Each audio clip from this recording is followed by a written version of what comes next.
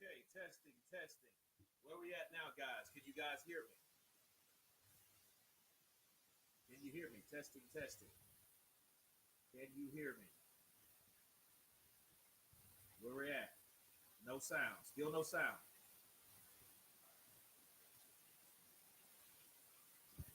A little. Okay. Let's see. A little.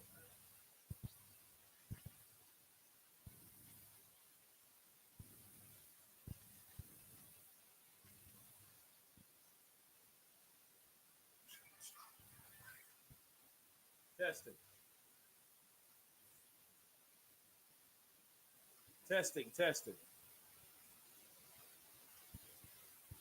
Okay, turn it up.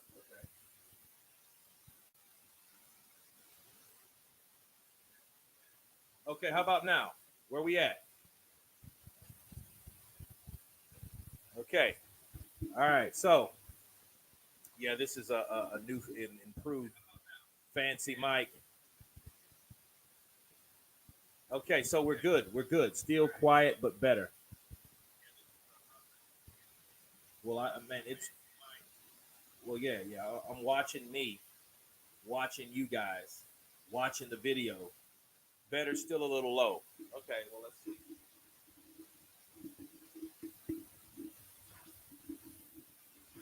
Okay, quiet, but better. Let's see. I don't know. I don't know what to tell you.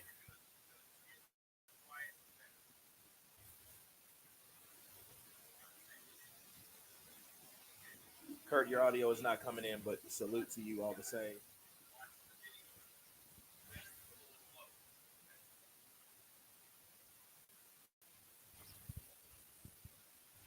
Open your window media player, right click on it, and crank EQ. All right, let's see. I'm doing all this on the fly.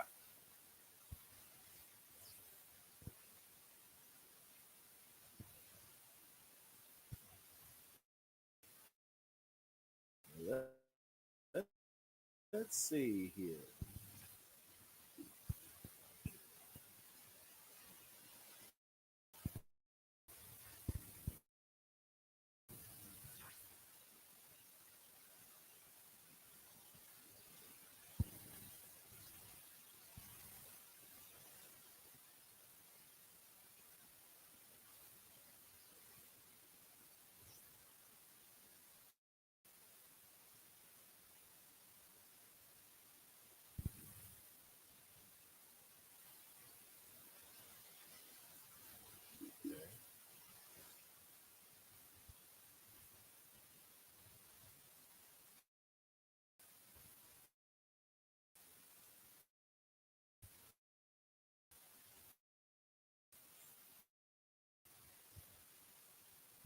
Okay, here we go. Sounds okay, but agree. It's not very loud.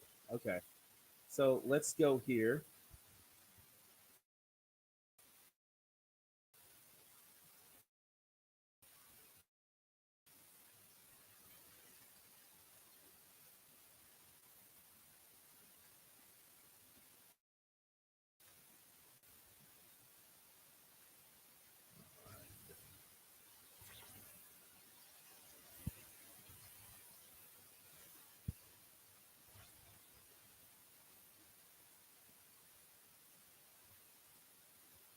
Right click on it.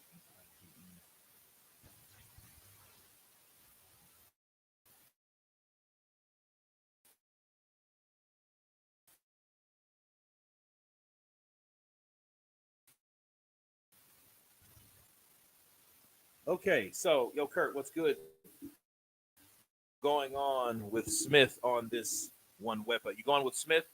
Well, I think. Uh oh, this is a brand new mic.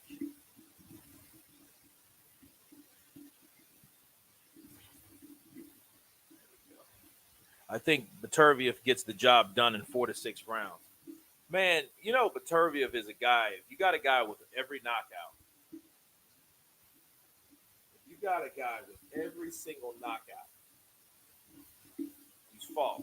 Every guy. There we go. Cool.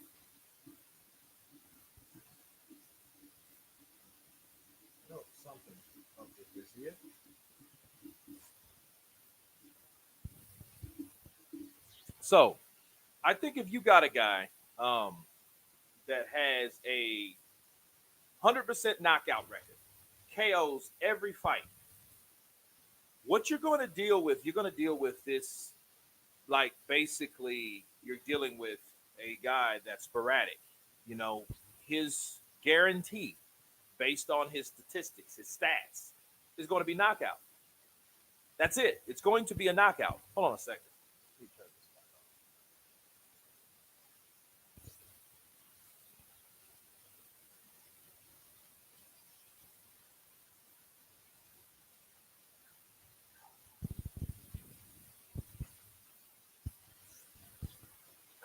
Okay. Yo, Kurt, what's good with you? I think Beterviev gets the job done. This is funny. Yeah, it is rather funny. Experimental stuff is always awkward. Like, hey, yeah, okay. Trying. Damn it. Biev KO. Ill lack. I don't know what that is. James Abon. What's up, Kurt? Counterpunch to you. Love your channel. I've been watching for years. I've always had Usyk over Fury, and I know you agree. How do you see the fight going? All the best, my brother. Appreciate you, James. A Bond in the building. Seems like James Bond. You mean I would be just Bond. James Bond. What's your name? James. What's your last name? Bond. James Bond. I'm James. A Bond. Appreciate you, brother. I think Usyk over Fury. I just think Usyk beats Fury, but we will see. You know, like a lot of times it takes two to tango. And I don't think Tyson will take Usyk lightly. And one thing about Tyson, he knows how to win a fight. So, and so does Usyk. They don't know how to lose because they haven't lost. You know, so it's difficult telling, hey, this is what I feel about these undefeated guys. You know? No, Junto Coro. We haven't heard anything. I think I've heard that who's going to be on that undercard? Someone's going to be. No one that's big though. Yeah, it's not. Look, listen. Let me tell you guys something, man. Look, the Day of Reckoning spoiled this.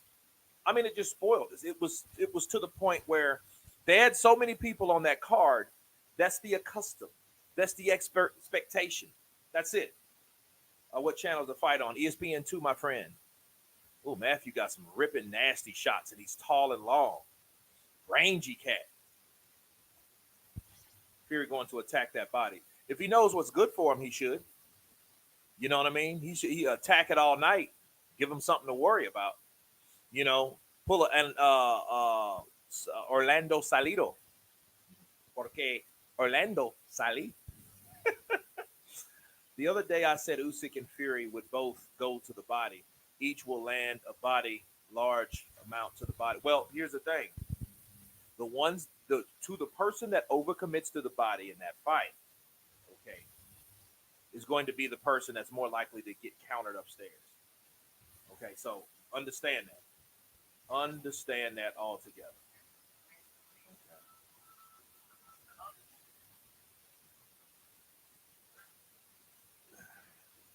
Ngannou 0-1, and it was a main event. Now he gets his second fight, main event. Wow. Well, hey. Sometimes when you win, you really lose. And sometimes when you lose, you really win. And then sometimes when you win or lose, you actually tie. And then sometimes when you tie, you actually win or lose. Shout out to Gloria. White Man Can't Jump, 1994. Great.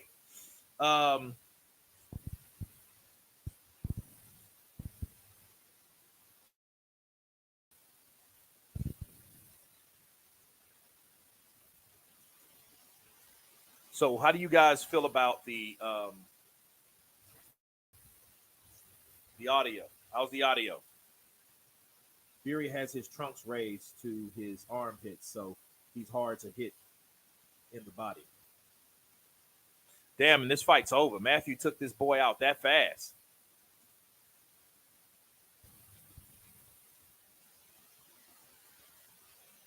Kurt, now that Spence has had an eye surgery, would it make sense for Bud Crawford to fight Keith Thurman?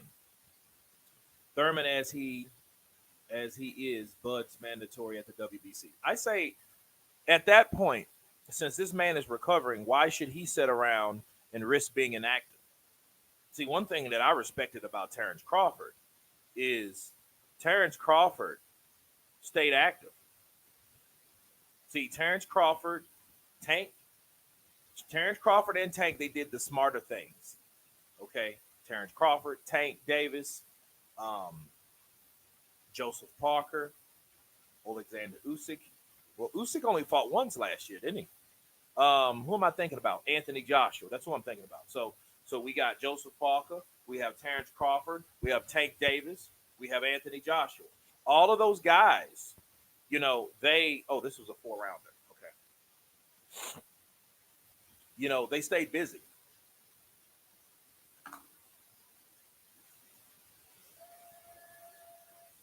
Hometown, I don't know. I really didn't watch a lot of that fight. I mean, he's 6-0. Wilkins Matthew from Canada improves to 6-0 with 3 KOs. We'll see what he does. And nice flower on the trunks, bud. Fighter needs to stay active. Look at Wilder. Yeah, that's what possibly could have been wrong with Wilder.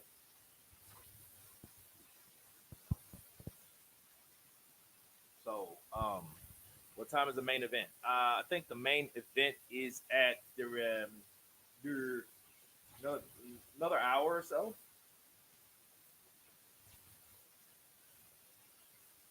Yeah, it is late in the UK, Richard. So it's basically uh, it's an hour because they're in Quebec, so they're an hour above us. So it comes on 11, so it may come on 10 o'clock here. So 10 o'clock here is probably what, four in the morning for you guys.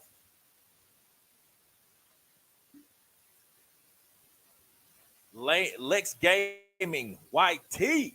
What's up, Kurt? This is how you know we have a golden era of heavyweights. We are here for a light heavyweight fight, and the main topic is still heavyweights. Lex Gaming YT.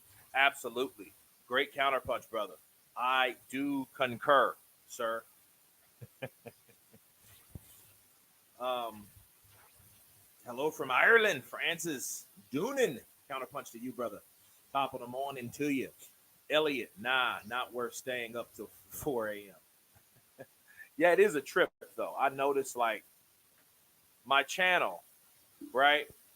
I have a British channel. 50% of everybody, 50% of my channel, my audience, of my entire channel is from the UK. So basically, if it wasn't for you guys, I would still have a decent sized channel. But you guys make it what it is. And the funny thing about that, since you guys are so far ahead, it's like, well, at about 9 o'clock, at about 9, because it's 6:29 here, p.m., right? So about 9 o'clock, you just see everybody here go, doo. You see, like, it's like 300 or 400 people go to 110. I hear Canada's cold, bro. Canada's ice cold, bro. Yes, ice, super cold.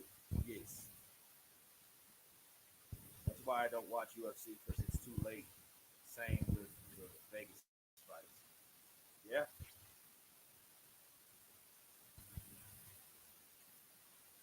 that's what it is, man. Kurt, do you think that we will see Dillian White in about for 2024? Joshua Little John, I am interested to see what Dillian White does. I mean, I think he owes it to someone because he's a big enough fighter. An interim WBC interim champion for what, 3 years. Top fighter. He's an M fighter. You guys don't know what an M fighter is. He's a fighter that fights that makes M's. Any fighter that fights and he makes M's, millions people. I think those guys are. You have to have some type of uh, notification about them. Tell us some news about what's going on with you. You know what I mean? Not just, hey, I had an adverse finding, I disappear. That's a bad look. Okay. That's a very bad look because what happens with that is when you're quiet and you're in a situation like that, people assume anything. Okay. They assume. And then when they assume, the assumption becomes perception, and the perception becomes reality. And that's not cool. You know what I mean? You can talk and think whatever you want about Dillian White if he's not speaking up for himself. You know, any ass can make anything, any narrative work and stick. All they got to do is keep repeating it, repeating it, repeating it. And then once they repeat it, it's like, and it's been out there. You know, all it really needs to do is get to the right platform that's big enough to get the news out. See, you can share news with anybody, and it may go to small circles. You may have someone, a smaller audience, but when it gets to that Joe Rogan, or when it gets to that even uh, guys like Seconds Out or something like that. When it gets to Seconds Out, IFL TV, when it gets to that level, then you already know that whatever was shared is what's out there, and what's ever out there is recognized as truth because there's nothing else to say. Oh man, you hear about Dillian White, man, he had the adverse finding, man, just like 19. You remember that's kind of shady. They didn't tell the other team nothing. Oscar Rivas, they didn't even know nothing. Right now he gets hit again. Oh, you remember back in the day he got tested positive for something when he was kickboxing. See, those type of things happen, and see, it all piles up, especially when you're not speaking for yourself. So saying all that to say this, people, I do think that Dillian White, he really does need to come forth and speak his business. You know what I mean? Because what's happened? Okay, he's suspended on some, right? He's suspended from somewhere. BBBFC, VADA, whatever. Okay, so we know that. So for all we know, since he's not saying anything, he's doing his time. He's just going through a suspension trial.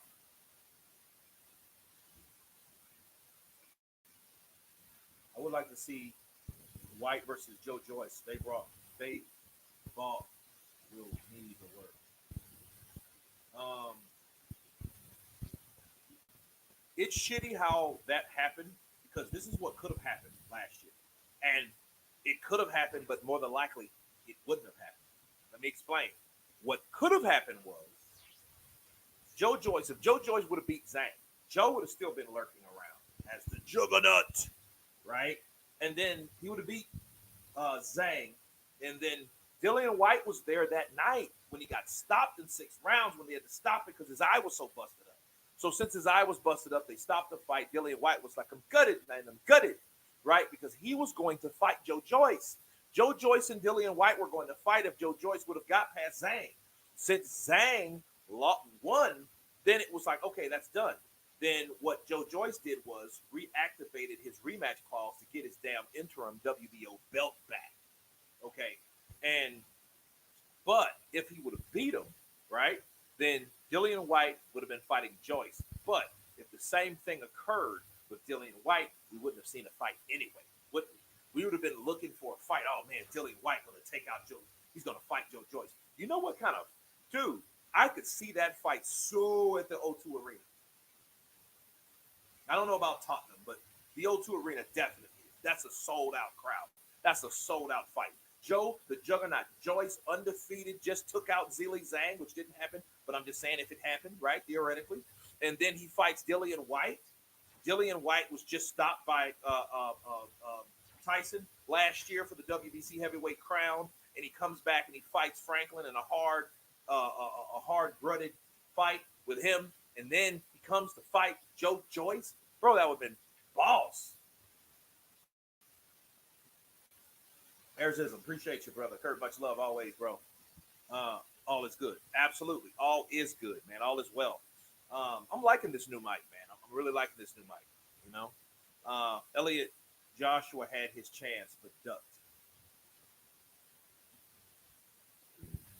We'll see Joshua Fury 2024, or if he defeats Usyk, who will take the belt. I don't know, because it's like this. What happens when AJ? This is what I want to see with AJ, and this is the long game with AJ.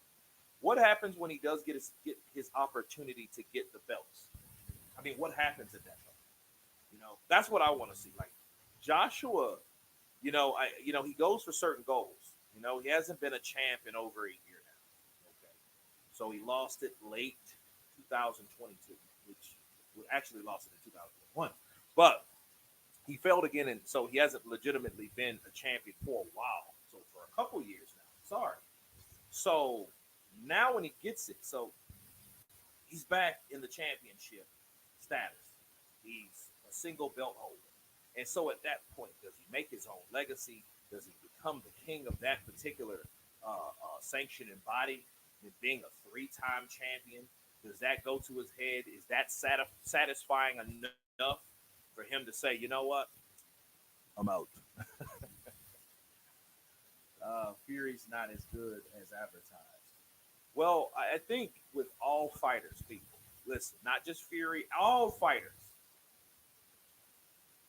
the more different styles and variety of fighters that you fight, the more adversity that you will adhere. Okay?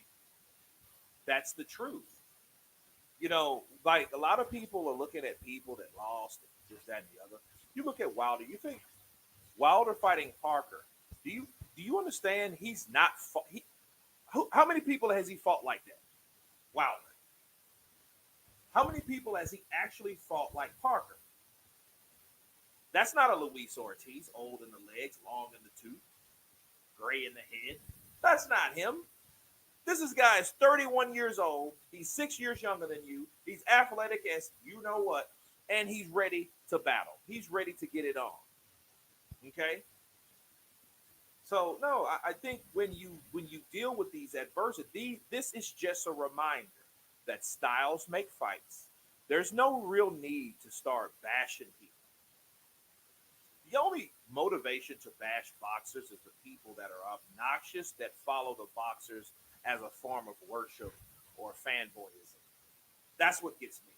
Like the love of the sport of boxing should be the whole key. The people cling on to fighters, and what we've seen about fighters, they all will lose eventually, or they all can lose eventually. Shout out to 200 people in the chat. Let's get those likes up. I don't know where they're at, bars, but let's hit that like button.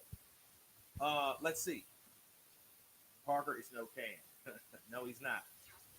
I'm hoping Zhang. I'm hoping Zhang continues to triumph. I believe he is slept on still.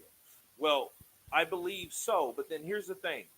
How many times have you came in and a fighter has came in and upset a fighter that you didn't think it would upset, and then that same fighter gets beat? So many times. Because it's the style. People look at the momentum of a fighter and they think that's all you need to dictate. That's all you need to be to dictate who wins is the momentum. No, it's the style of the other fighter. I'm hoping Zane can, okay. John Potter. He's welcome, Craig. Well, here's the thing about Joshua. Joshua has fought so many different type of fighters. He's fought Andrew Lee, he's fought Dillian White, he's fought Alexander Usyk. That's why I'm so interested in seeing what Tyson can do with Usyk, because it's a hell of a thing to say how shitty another fighter is, but it's another thing to say how better are you than the fighter you're talking about versus the fighter that beat him. How good are you when it comes to you fighting that guy that beat the guy that you're criticizing? How good are you? Let's see what you do with him. See, that Usyk, he got beat by a middleweight. He's a bodybuilder. He's a bum. Nobody told you to take that third fight with Wilder if you absolutely positively didn't have to. And I'm not convinced if he had to do it. I think Tyson Fury knew he was going to fight Deontay Wilder. That's why, remember the I Get Caballero fight was supposed to be for Tyson Fury, and it just fizzed away. Nobody ever heard from I Get Caballero. See, if I ran into Caballero, the first question I would ask him is, why didn't you fight Tyson Fury late 2020 in the heart of COVID season? Why didn't you fight him? He already agreed to the venue. He agreed to the purse. He agreed to everything. Then all of a sudden, he was no more. And I thought that was real, real strange. Too damn strange. Okay? Judge ruled Fury to fight Wilder third time. But I mean, St. Don, they didn't rule that in 2020. They ruled that in 21. They ruled that a day after Tyson Fury came on to announce he was going to fight Anthony Joshua for undisputed in Saudi Arabia. And I think it was like for 250 million pounds. I want to say that's what it was, 250 million or 500 million. Bro, something, it was huge. It was huge. Personally, don't think Fury will make the February date. Antonio Matthews, I believe that he will. Shut up. Don't say that. Because that, like, let's not speak it because I don't want to believe it. And we damn sure don't want to receive it. We don't want to see another year that fight don't happen between Tyson Fury and Alexander Usyk, man. I'm sorry. Like, I don't want to see any of that, you know? I go over Canelo in my opinion. I think Smith going to KO Artur. Brutal. He's got one punch knockout power. Guys, here's some. I heard that. We're putting that on the thing. We're in the trenches, people. I'm sure Fury knew beforehand he was fighting Wilder again. I think he knew too. I think he knew, and I know Bob Arum. Bob Arum was the one that gave it away to me. What made me believe that Tyson Fury was already going to fight Wilder was Bob Arum. 2 weeks before that fight was announced, he had already booked a venue for where they ended up fighting anyway. And I'm like, well, wait a minute. Well, why are you booking venues for a fight that is not even decided to happen yet? What are you doing?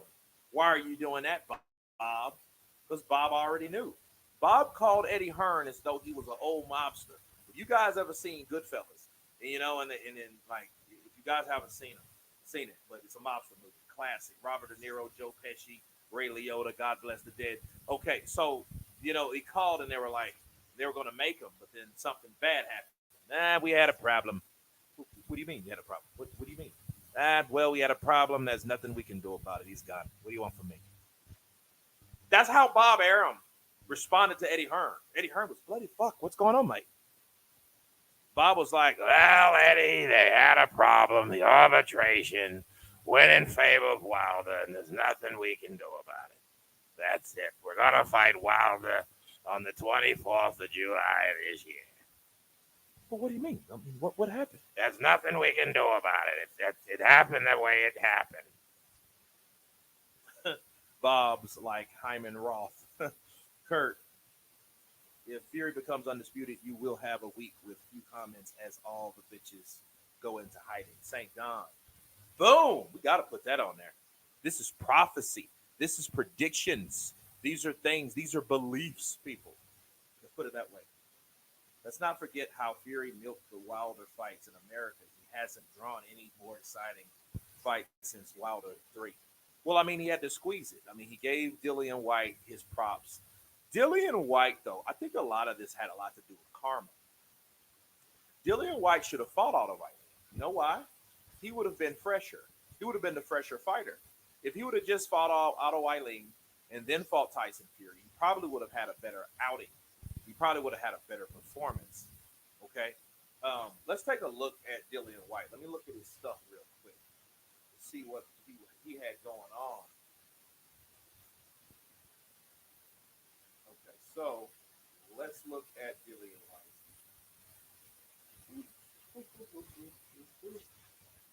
Okay. All right, so he fought twice in 19. He only fought once in 2020. Okay. 21, he fought Alexander Povetkin. Okay. He beat Povetkin. Now, between March of 2021 and February of 2022, he was out of the ring a whole year. Okay. And keep in mind, like, he only fought once in 2020. 2020 was knocked out cold by Povetkin. Okay. And he fought Povetkin again in March. He didn't do anything since then. So he waited a whole year. He should have fought another fight in between. You see what I mean? Well, I understand he wanted the Ruiz fight. I blame Ruiz for that. Ruiz after he beat or got beaten by Joshua in the rematch Like Ruiz was like this new shining, phenomenal, strange champion. Why do I mean strange? He was fat. He was very disarming, but he was also two faced. I see. I see. He was two faced.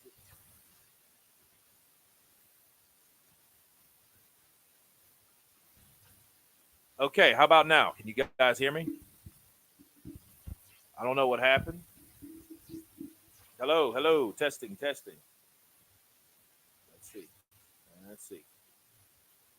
Volume is low. All right.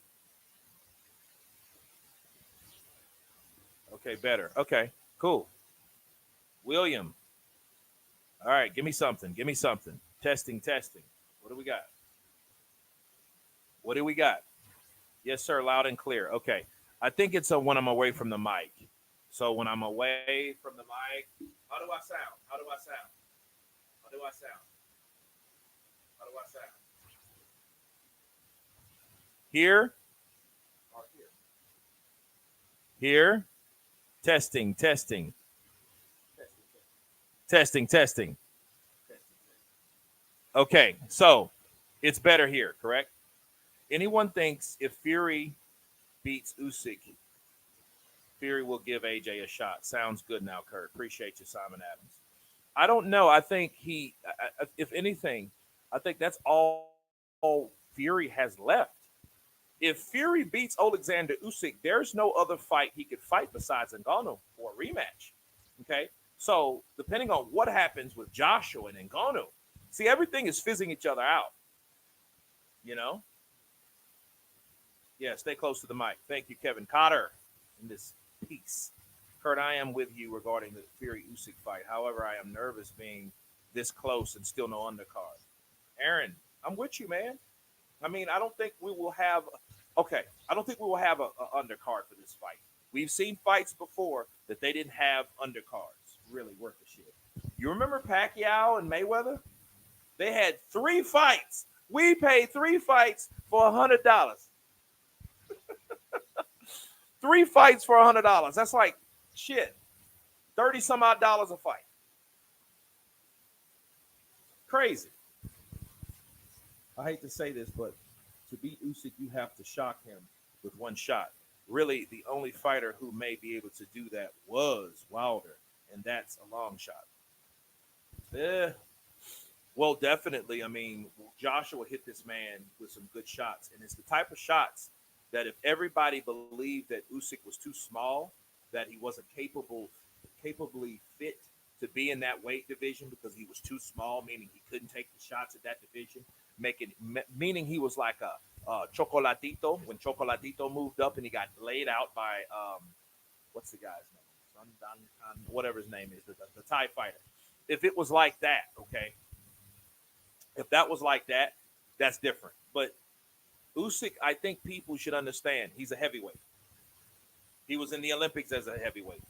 Okay, he was in the WSB as a heavyweight. He fought Joe Joyce at 215 pounds when Joe Joyce was 230 pounds, a long time ago. Okay, and Joyce fought the same way he fought now. Go in there, rush in, and attack. Is Frank Sanchez still fighting Ariola? Oh, I don't know. Yeah, wasn't he supposed to fight Chris?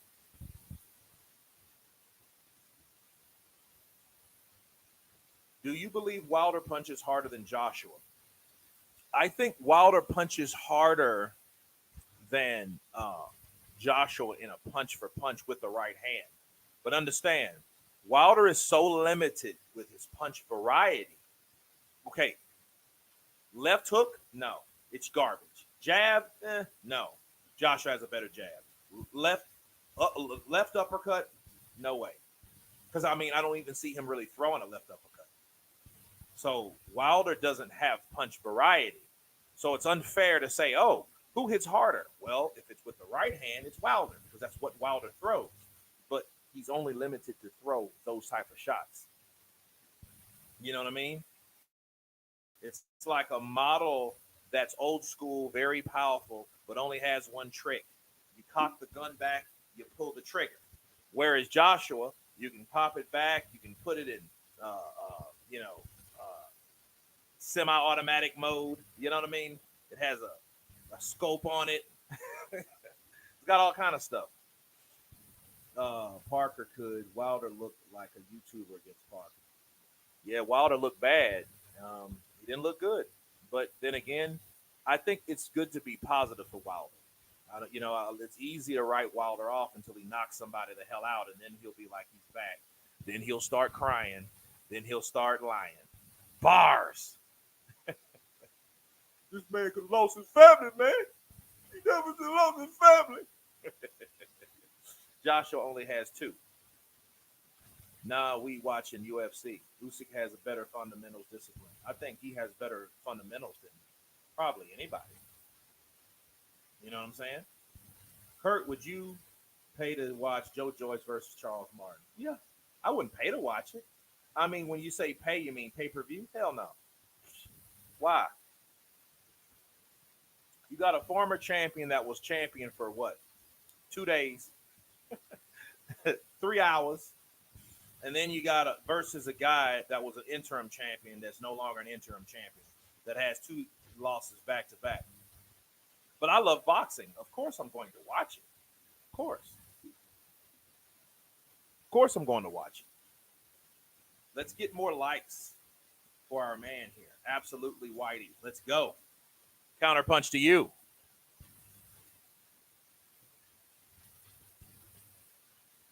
Ngannou is a complete fighter as an MMA coming to boxing. I can't say that. I just think he trains for what he knows how to do. The strange thing about Ngannou, his performances, like his pad work, was shitty.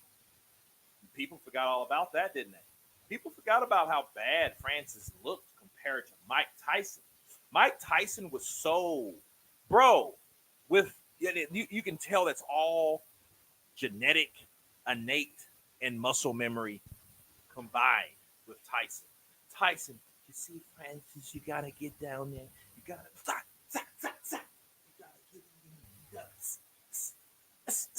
you know what I mean? And Francis was like, back.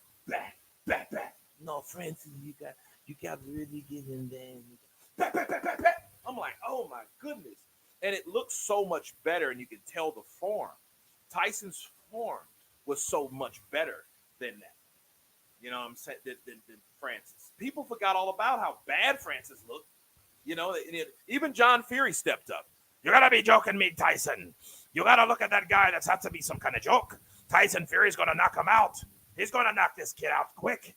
Now, that was a garbage. That was, what you call that, a joke?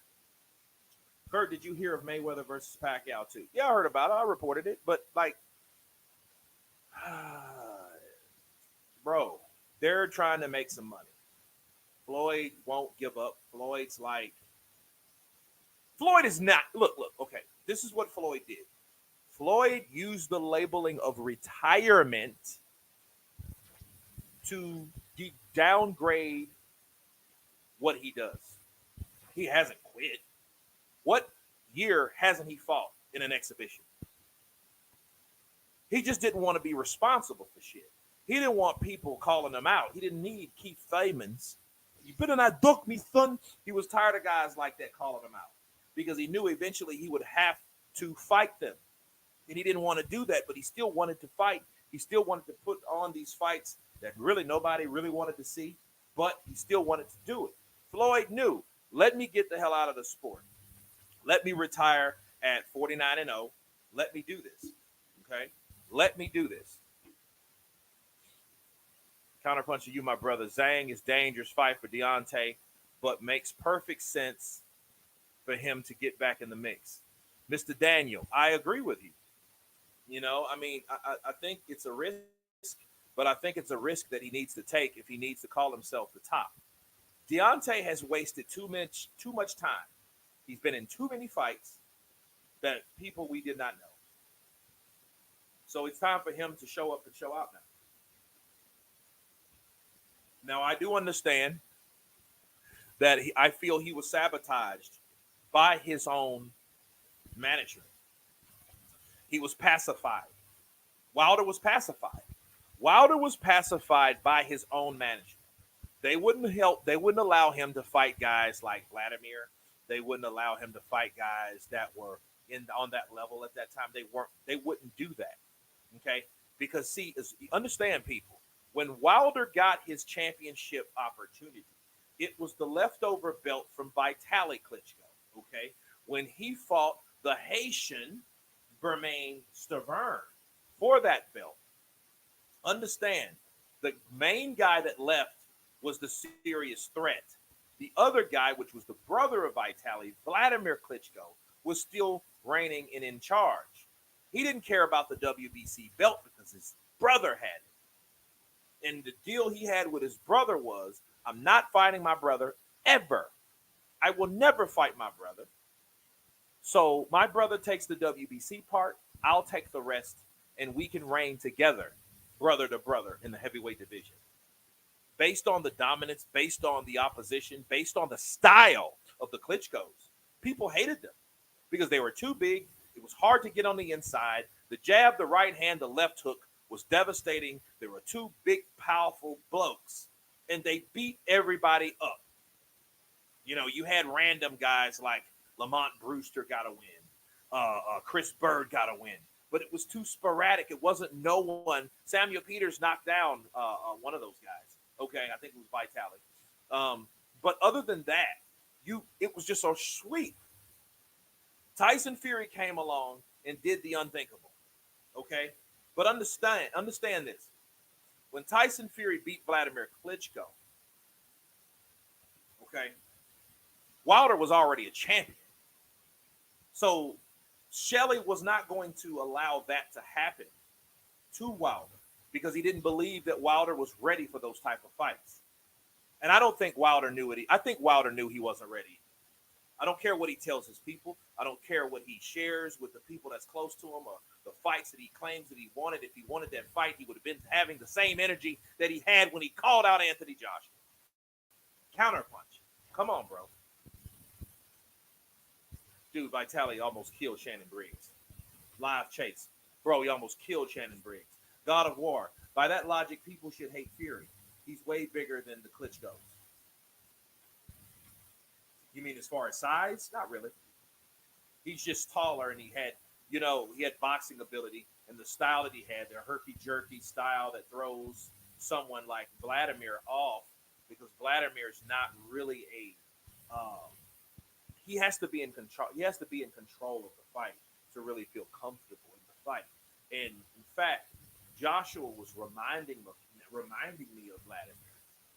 Okay. I don't think Wilder will fight Zane. They will probably invite Mark Namori back to fight Wilder. Man, he better not fight Mark Namori. I feel bad for him, but they're just using that man as a punching bag that you can pay. It wouldn't be right because Wilder would hit him and knock him out, and I wouldn't want to see that because to me, that's bullying. To me, that's bullying. To me, that's a bully tactic. You bring a guy that's 42 years old. That man was 42, bro. And he went in there with young ass Ergovic. Ergovic made it do like he hit him and he made him just kind of like he turned his back, bro. If anytime you turn your back, that means you should forfeit the fight. Anybody, they should make a new rule in boxing. Anybody that turns their back when you're hitting them, they should stop the fight. Because for one, it's dangerous. Because let's say your adrenaline's pumping, the guy turns his back on you. You know what I mean? You keep getting hit with the same shots. Okay, so where are you hitting this guy at? You're hitting this guy in the back of the head.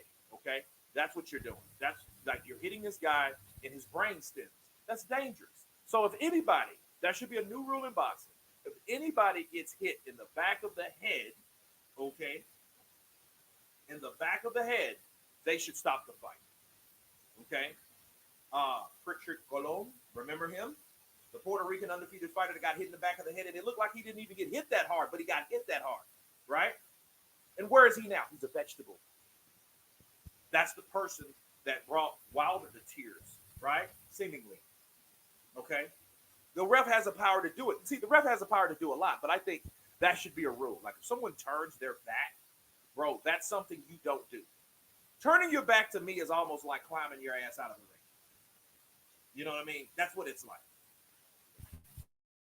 So, Fury took Vlad's soul. I don't think took his soul, because if he took his soul, he wouldn't be coming back to bowl bars. Vincent N, what's up, brother? Counterpunch to you. Ergovic versus Dubois. Ooh, Kevin Cotter. Kevin Cotter, welcome back. Ooh. That's a good one. Ergovic versus Dubois. Yes, I would love that fight, bro. What? Bro, that should be a fight that I would look. I want to see everyone fight. I really wanted to see Ryan versus Haney. Yeah. Bump Floyd. Yeah, I'm really trying not to throw F-bombs and stuff like that because, YouTube's sensitive. I don't want to, desensitize or demonetize this particular live stream. It looks like it's going well. The cerebrum being so fragile, we all know what happened to Mike McCollum. Yeah, I think, like the back of your head, bro, I don't think you should get punched right there. You're ducked the Vlad rematch. Yeah, I don't think that if you duck anybody in a rematch, you couldn't have taken. I have your soul. No, I'm not going to do that. You take someone's soul, they don't want no more. They want to repent, so their deity can give their soul back.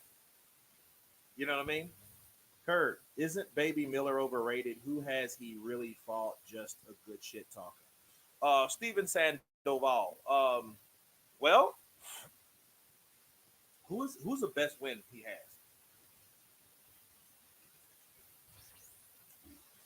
That's the question you ask yourself. As of right now, Steven, he's just a good shit talker. But based on his performance, it wasn't that it was like he's horrible.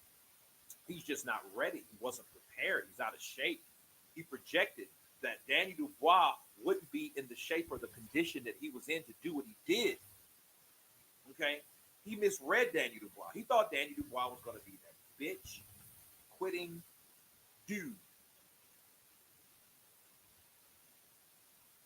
BQD. Bitch quitting dude. Right? That's what he thought. He thought that was going to be what he was going to do.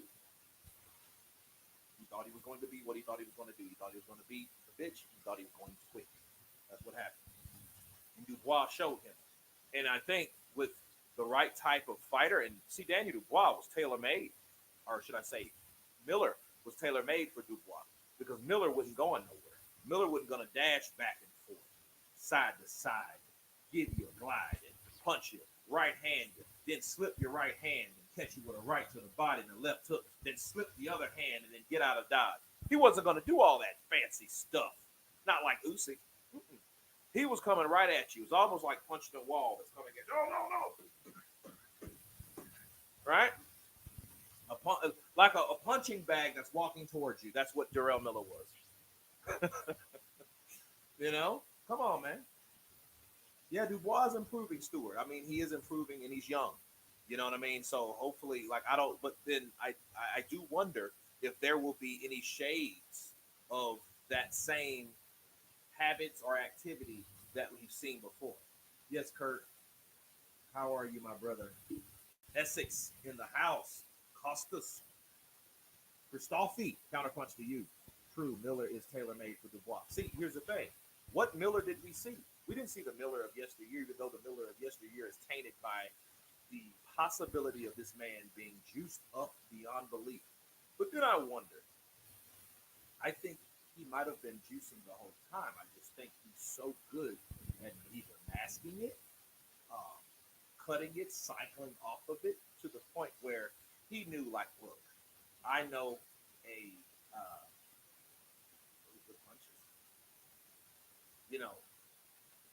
I got a remedy to this stuff. I got it down pat. I know what to take, when to take, how to take. I know how to take these performance-enhancing drugs, make a cocktail, and be victorious, and let me slim me down, because Jarrell Miller's a big dude. Look at his head and his neck, for one. He's a big husky bastard naturally. and I think he eats bad. I think he's the type of guy, he's built like a big black islander, honestly, or one of those Nigerians. You know what I mean? Like a Samuel Peters type guy. But he really reminds me of like David Tua. Look at the size of his head and his neck, and you know what I mean. And he looks like he's Samoan. He's built like a Samoan, but he doesn't hit like that. Robert Holland, what's up, brother? Counterpunch to you. James Bond.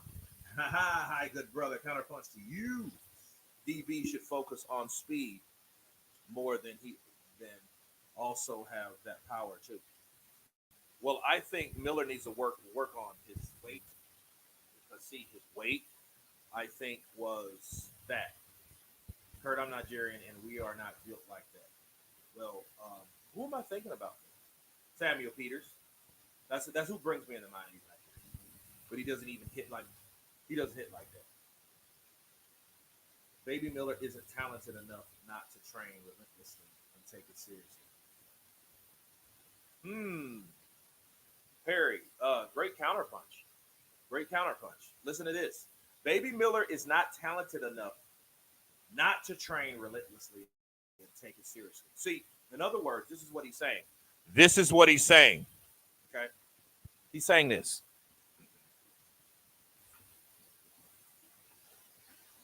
He's saying this. Okay. Malik Moncrief. What's up, brother? Counterpunch to you. Perry's saying something that made a lot of sense. Jarrell Miller's not the most talented fighter. But I think he needs to fill that in with conditioning. See, when you're not the best, you're not the skilled, you're not, you know what I mean? You should know that you should work on your gas tank, you should work on your stamina, you should work on your weight, you should work on your overall physical fitness and awareness. You should work on all these things, and then those things together comes with what you do have, and you can make a successful fighter. And I think Jarrell Miller could do exactly that, because it's not like he has pillows for fists. I think he hits hard enough. I just think he's a guy that he has to accumulate the shots that he lands. His punches have to accumulate on a fighter to make that fighter drop or to quit, or to eventually take a knee or whatever. And that's something that I thought especially, that he would be able to do with Daniel Dubois. Because Daniel Dubois, I think he's a guy that can't take accumulation and pressure, because mentally he's going to fold, because the idea of someone crowding him, punching him many times without him being able to do the same infliction back, I think he quits. That's what people thought. We thought, oh man, Daniel Dubois, he's either going to sink or swim. But I told you guys in my fight prediction between those guys, that's going to be the hardest fight in history, or one of the best fights. See, if Jarrell Miller would have took and picked up his bargain, he would have fought. Come on, if he had some Rocky in him, if Jarrell Miller was a good enough fighter as he was a talker, he would have been hell to Daniel Dubois. And Daniel Dubois knows he had to be equally hell back to Miller, because he knew, in so many words, Frank Warren told him, yeah, he has to show us what he has. And if he would have quit on Miller, he would have been finished. He would have been finished. He could turn all that fat into muscle, just get really strong. Well, he could lose weight too. Like muscle is heavier than fat. You know what I mean? I'm not convinced that was just muscle. I think he was just a fat boy that ate cheeseburgers and mayonnaise and ketchup and fries and waffles and pancakes, and you know what I mean? I think he's one of those guys that likes to eat. I think Jarrell Miller might be one of those buffet boys. No disrespect to anybody that eats at a buffet, but I think he was one of those buffet boys. That Viagra situation cost him 18 months out of the ring. And then see the inactivity too. He was inactive. He needs some fights. And I think he needs to stop calling out guys like Hrgovic right now, because you're not, and I know what he's thinking. He's thinking about cash.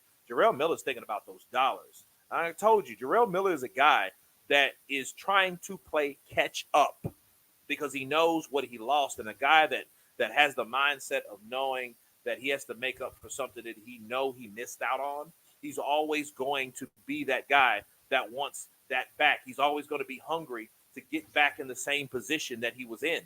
He can't think like that now. You know, I didn't know Jarrell Miller was 35 years old, so he's 35. Let's see when Miller's birthday, because some people said he was 34. It said on his stats that he's 35.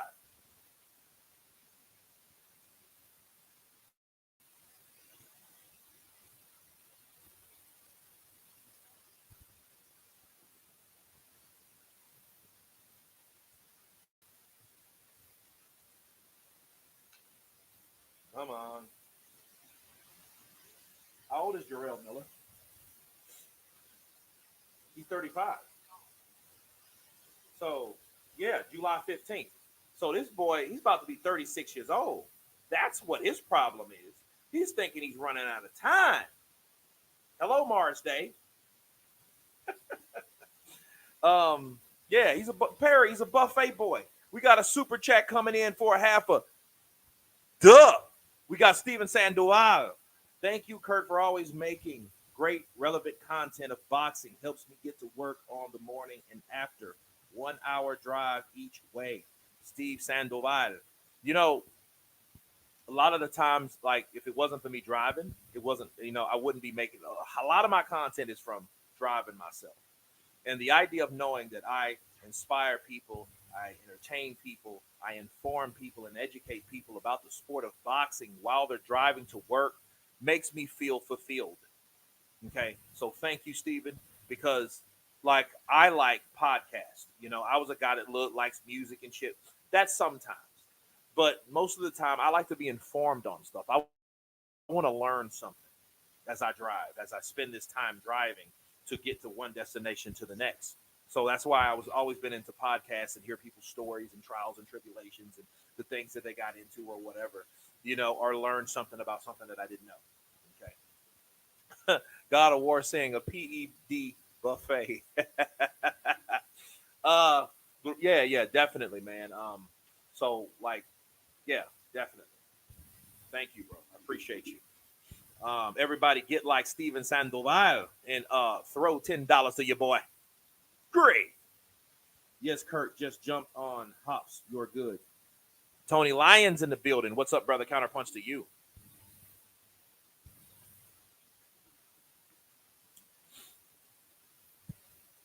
Kubrat Pulev returns in March in Bulgaria against Mahmoud Har. Oh, Mahmoud Char. For the WBA regular world title, he could be a contender for Usyk this time. Well, I mean, understand, this undisputed fight is going to be a one quitter hit or a one hitter quitter. All right. It won't have the benefits of someone that can defend all the belts. That's the problem. Because what we're looking at, though, we got Aman Katiev. Okay. Yeah, they were talking a lot of smack in the weigh-in. So I want to see this fight. First 10-round fight of his career. Okay, he's 5-5, so he's 5 wins and 5 KO. So he has a perfect record thus far. Let's see what he does. It's not confirmed, but it will be. Pulev versus Char, the battle of the geezers. Yes, I fight Pulev. He's a pussy. I want to fight Pulev, kill him, and feed him to my tiger. I want to see Pulev in BKE.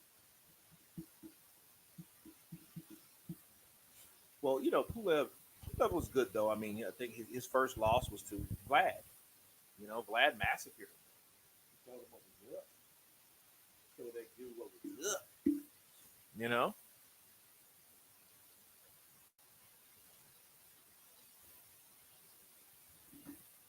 Kurt, do you see the Wilder Zhang fight being made? I see it being made. I have a video to do here after after this fight here. I'm going to do it sometime tonight. Ooh, good left hook. Ooh.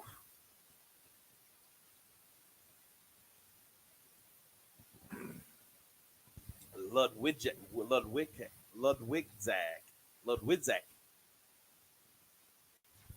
Ooh, good right hand. You get the way Kataev, that's his name, right? Kataev. His punches are landing, and you can tell all of these shots are hurting this guy. He's from Poland, right? Ludwigzak. Oh, good jab by Iman. I don't know what that was. Oh, good 1-2 and a left hook to the body. Overhand right lands for Katayev. Good double jab coming back from Ludwigzak. Good defense by Katayev. A nice tight guard because, see, Ludwigzak is on the attack. Oh, good left hook. That's why you should never spin out with your head straight up.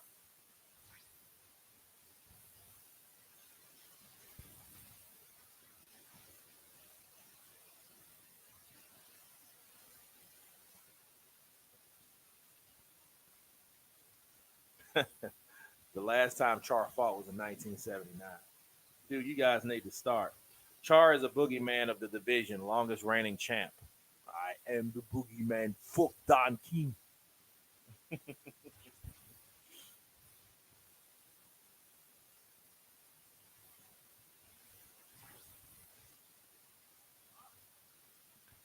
How long until Beterviev versus Smith starts? I hope this is the last one, so we'll see because we had a woman bout. Uh-oh. I think Katayev has already hurt Ludwigzak.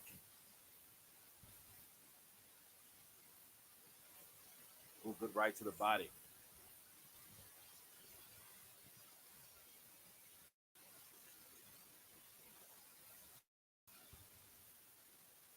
Pulev was happy heterosexual. Cheers, mate. Counterpunch to you, brother. Ooh, good right hand by Katayev, and he ate that.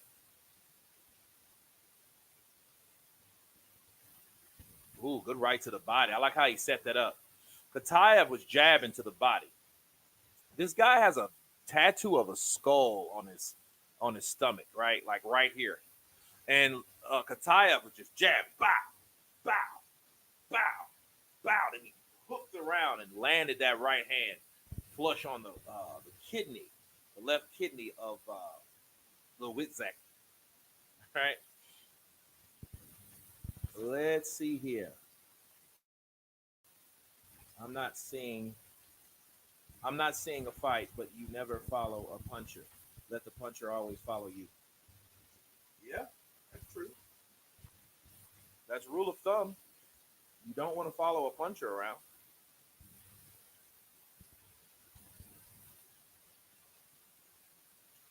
When you try this, score the main fight, only a clear rounds while you watch, expecting a KO, but would be interested. I don't think this fight. I think this fight is not going to go the distance because I think with the style, somebody's going to get caught coming in, somebody's going to get caught coming out, somebody's going to catch someone hard on the inside. Like look, I'm here for the KO. I'm here for the KO. That's why I'm excited because when this fight, listen, people, this fight's supposed to happen in August of last year. That's why I was bummed out. August was supposed to be because we had Usyk versus Dubois.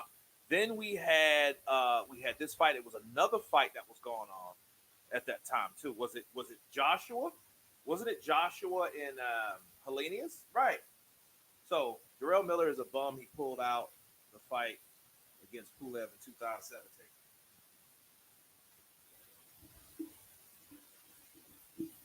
Do you rate Derek James above Malik Scott? No. I think, if anything,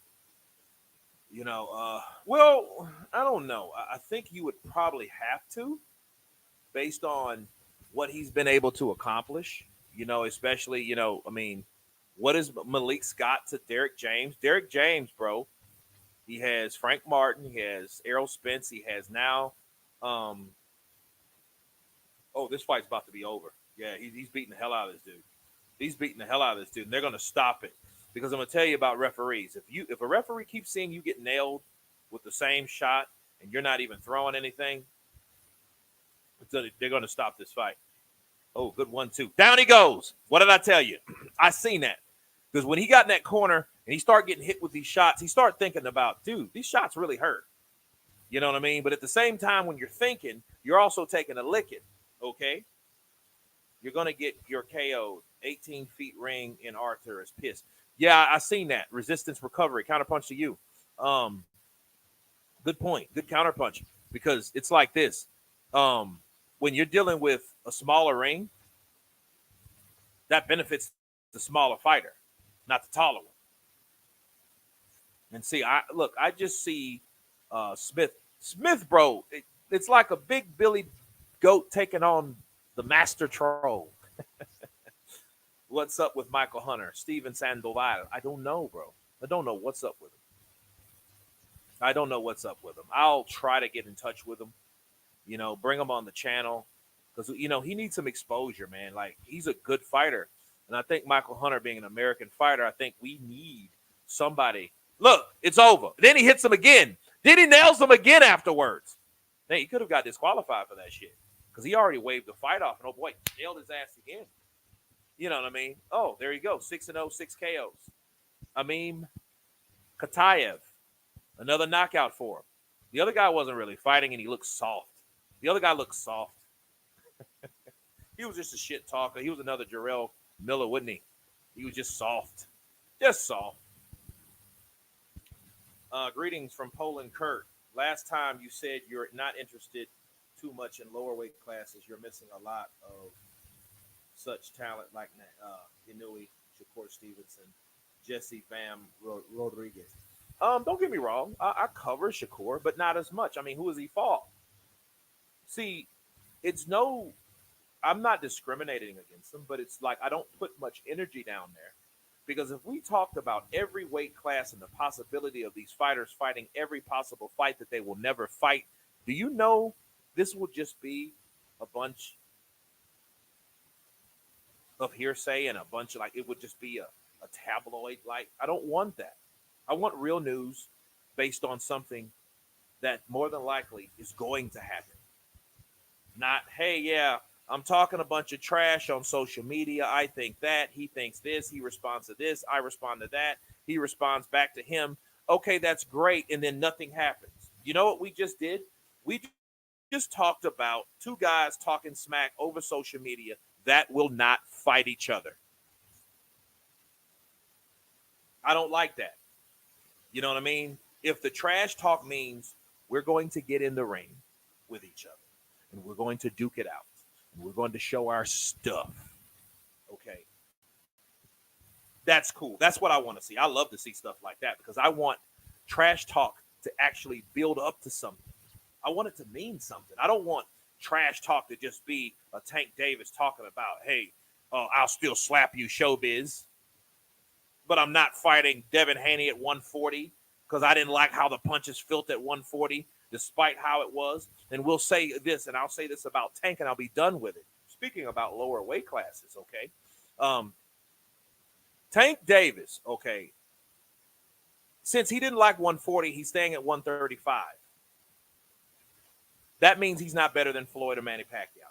That means you can't talk and speak or mention Tank in the same conversation, in the same sentence as Floyd, Money Mayweather, or Manny Pacquiao, because those guys were much smaller than he was, and they went up way past he was and where his comfort zone was. The same for Lomachenko. Lomachenko is not going past 135 because that Leonidas fight scared him, so he wasn't going up no more.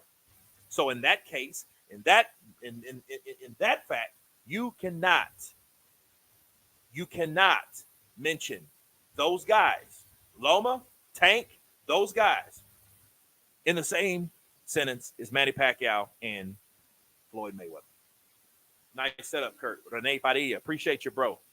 Junior Fa has seen in a number of Wilder training camps the absolute perfect opponent for Wilder and Saudi. Heard of which, man, John Potter, stop.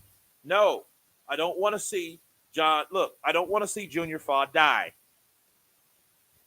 Do you see what happened when Frank hit that boy? Frank hit that guy. Something happened to him, man. That wasn't normal. That was not normal. When you get hit in the head like that, normally, your body, your eyes roll up. Something happens. Your legs stiffen. Bro, he got hit And this man, you could have sworn it was like a stunt man that just took a fall.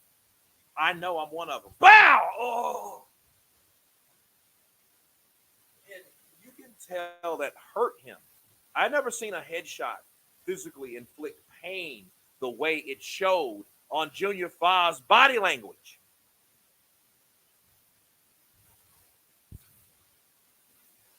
Shelly Finkel is trying to get Fred Zokendo out of the nursing home for Wilder's next opponent. Fred's the big old Okendo. Shit, he can't say that no more, can he? See, he used to say the big O because he had no losses. You know, his biggest win is Black Clifford the Black Rhino ATN from Baton Rouge, Louisiana. Now he's doing like fucking 200 years and yeah, he's in prison. Yeah, very sad stuff. You know, I mean, he was that dude. He got knocked out by Mike Tyson. Right after that, he went and did another armed robbery, like crazy. I think he did a children's book. Now he's painting, so he's at peace, bro. Some people just can't handle the outside world like that successfully. Unfortunately, you know, maybe they don't have the right people behind them. You know, I don't know. Uh, Pacquiao is Tank's height. One has the heart of a lion, and the other has the heart of a pea. Well, it's hard to figure out who the pea is, isn't it? um, Mind you, with all the crying and excuses, it's hard to argue that Fury didn't take Wilder's soul.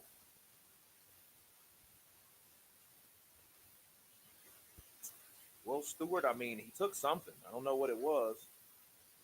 You know, but that's what was that's being said now. That Fury took his soul. Fury did something to that boy that he ain't been able to recover from. Sup, Kurt? CP to you. Love the new professional look with the mic. Psycho crushing the building. Man, look. I just hit, and I need to tell you this, guys. I just hit 85,000 subscribers. We got 15,000 more. I think each and every one of you guys that have subscribed to this channel, that has unsubscribed to the channel, only to subscribe back to the channel. I thank all you guys for where you're at and for where we are. Where we are. We are as a community. We are as a boxing channel forum. We are as a force in the boxing YouTube community. Okay, so I thank you guys. I thank you guys for getting me here. I never thought that I would ever be here. If you'd have asked me, 5 years ago, is it safe to say 5 years ago? No, how about 6 years ago? That, hey, you will be here with this type of following and support. I will say, no, you're tripping. I didn't see that coming at all, okay? I don't like giving Fury credit, though, so I'll stick with blaming Breland for Wilder's decline. Yeah, it's Breland's fault, bro. It's not Fury's. You know, Breland, he could have kept that fight going, and you probably would have ended up killing Wilder because Wilder's not smart enough. You know, I'm not going to beat this dude. Frizzo Kendo was a desert heavyweight, not great but decent. I have, is that decent heavyweight? I have one of my man, the Black Rhino paintings. Dude has talent. You are my favorite boxing channel. Yeah, thank you, Carl. Yeah, man. Look. Clifford the Black Rhino ATN was one of my favorite fighters based on the way he fought. He fought with this Philly shell defense, and he was very entertaining. Even when he lost to Fred Kendo, you could see him trying to land the shots.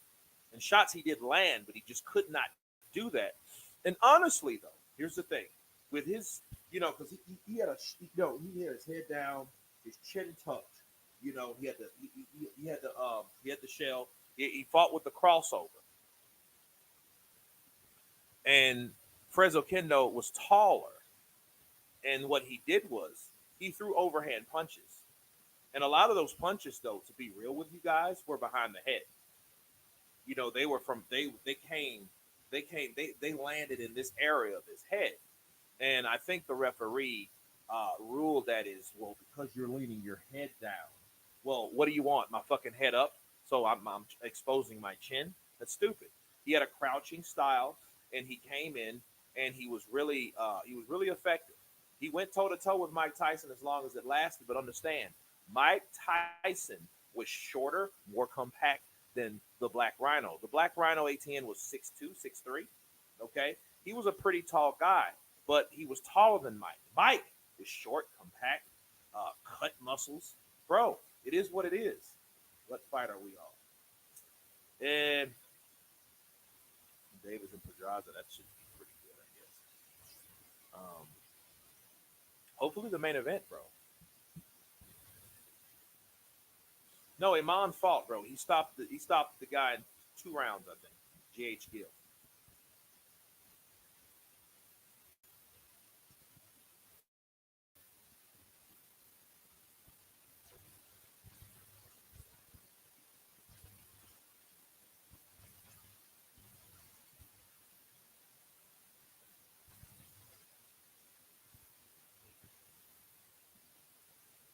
They're playing.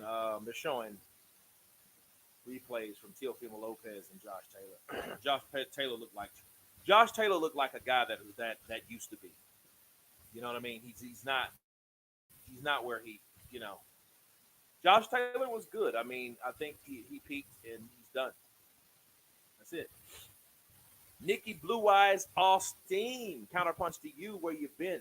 I'm here just listening. Is the fight on the zone? No, it's on ESPN Plus. So I don't know what that is over there. I'm thinking maybe what BT Sports maybe. Shout out to Barry Hanley, man. He has all that shit. He has BT, Sky Sports. I have it all, bro. He's Irish. He's like, yeah, man, I got it all, bro. Look, I got it. I got BT. They don't have that shit over here. These Yanks don't have it.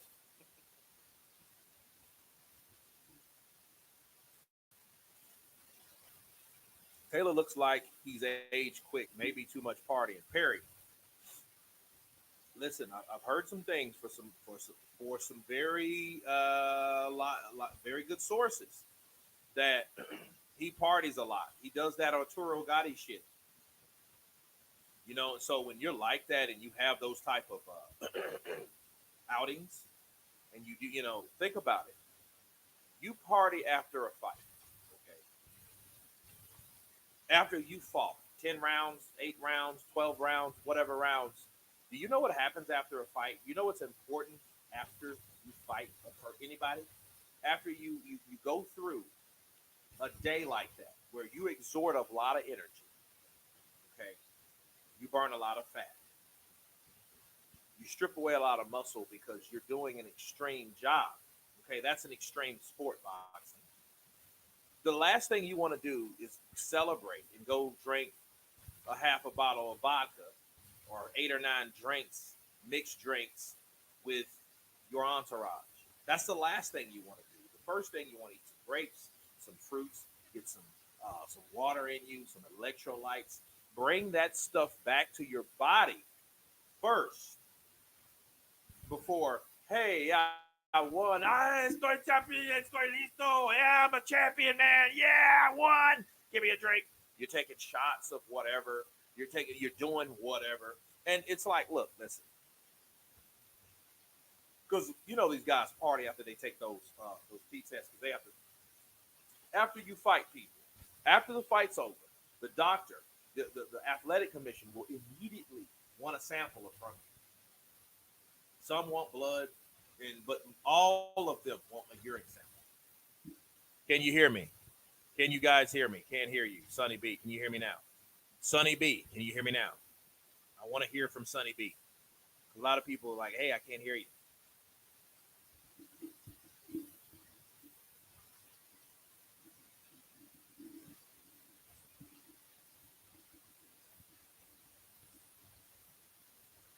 Loud and clear. Great.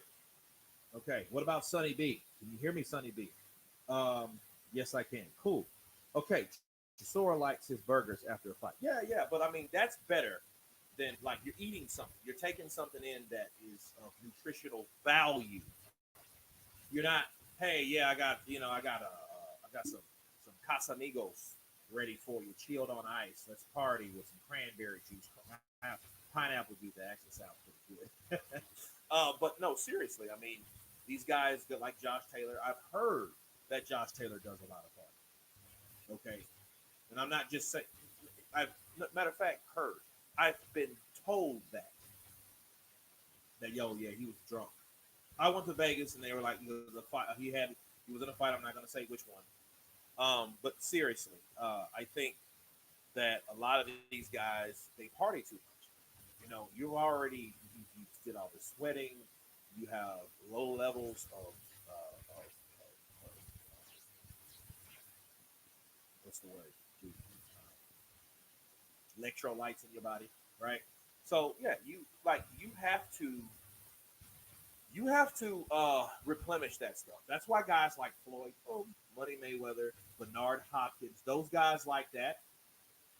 That's why they're fresh. That's why they stay at a certain level. They don't damage themselves after getting damaged in the fight. Just because you're trying to celebrate to honor yourself of winning the fight, you're doing more damage internally to your body. And not hear you too. I don't know what to tell you guys. I don't think it's the mic. Maybe you just can't hear me because what I normally do. This is what I do. I'll check with overall. Let's see.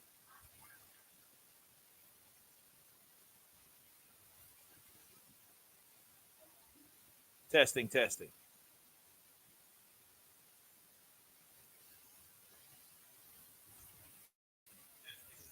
There we go. Yeah, I got to get closer to it. That's all. Um, Cranky.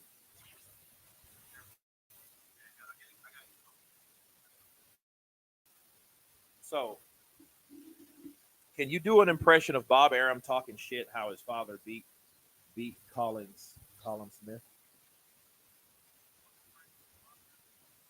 Okay. Um.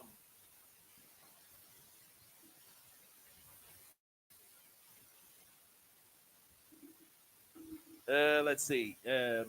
Talking shit. How his fighter beat Callum Smith. Yeah, yeah, yeah, yeah. Here we go. I told you that Brit was not gonna beat the Russian. He's Russian. He's disciplined. He's hard as nails. He's Muslim. He doesn't eat anything bad.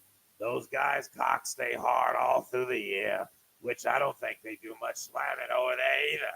The guys just fixate on kicking ass and taking names. I told Eddie Hearn his guy was absolutely trash, and I knew his guy was going to get the shit beat out of him. I told everyone that.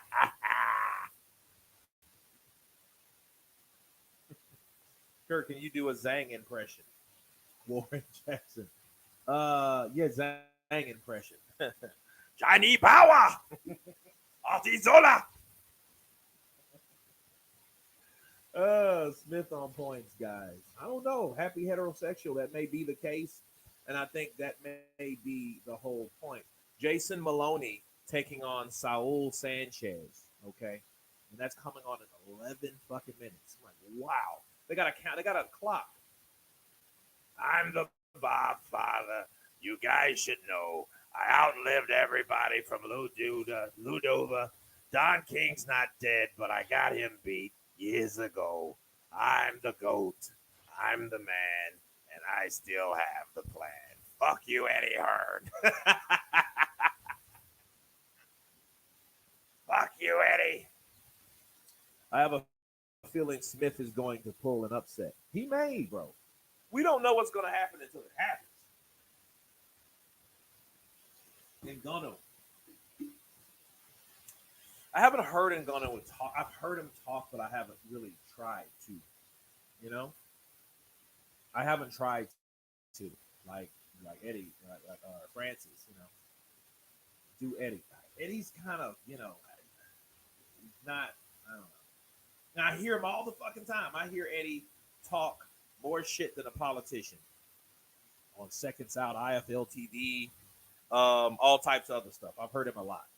I remember when I was boxing, they told me to stay away from chocolate and soda. I remember. Yeah. You don't want sugar, bro. You don't want that. You know?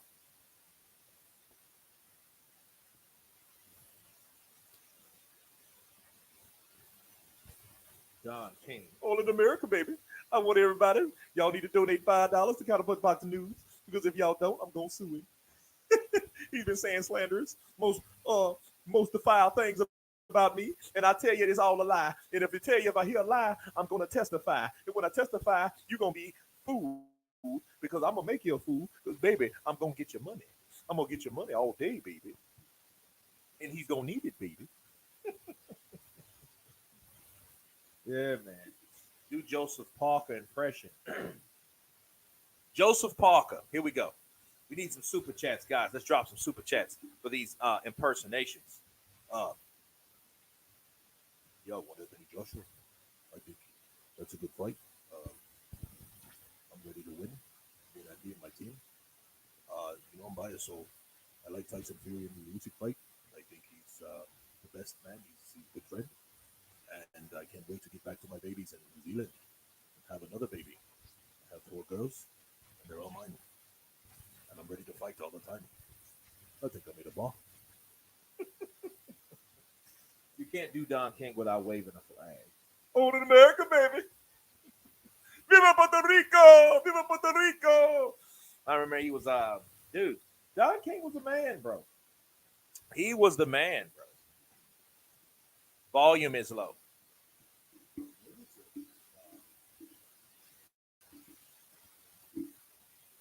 Can you do an AJ impression? AJ impression. AJ impression. Let me just do the live.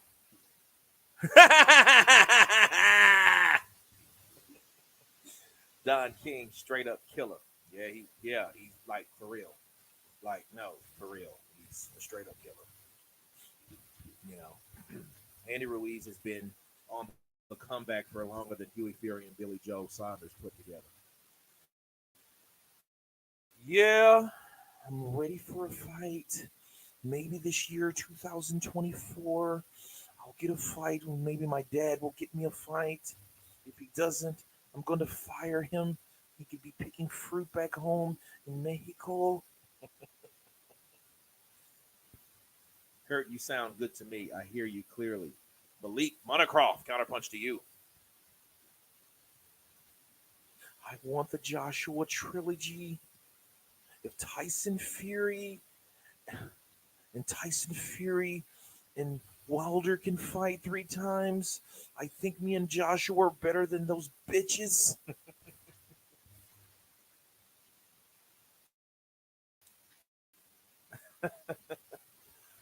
Oh, guys, here's some. Appreciate the love, my brother.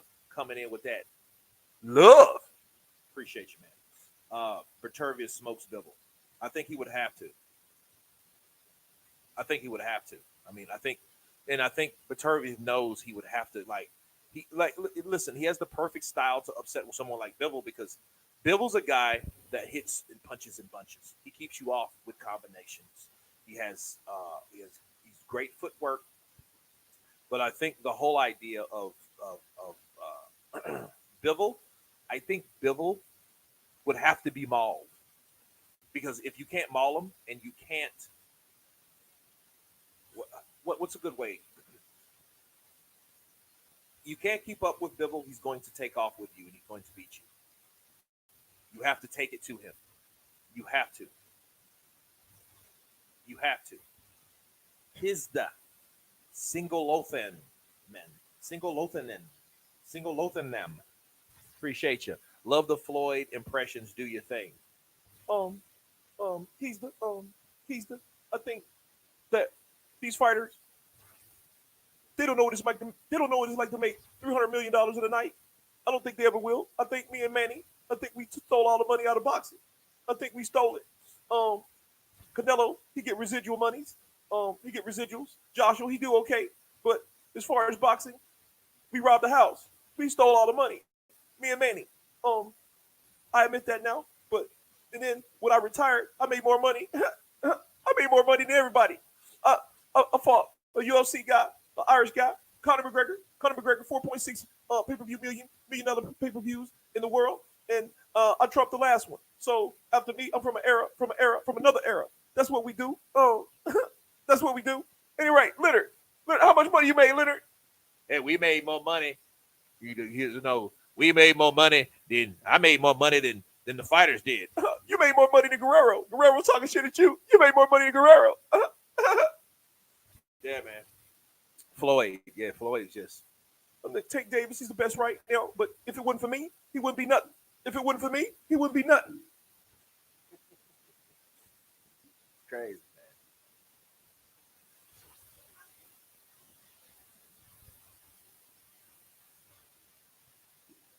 man. Low. Scans ran to the building. Counterpunch to you. Mate, you'd be cracking up a few beers on fire. Man, you know what? I haven't had a alcoholical beverage this year. My last drink was December 30th of last year. So it is what it is. Yeah. Kaz. What's up, brother? John Fury impression. Here's John Fury before and after. Before the Usyk fight got signed and after it got signed.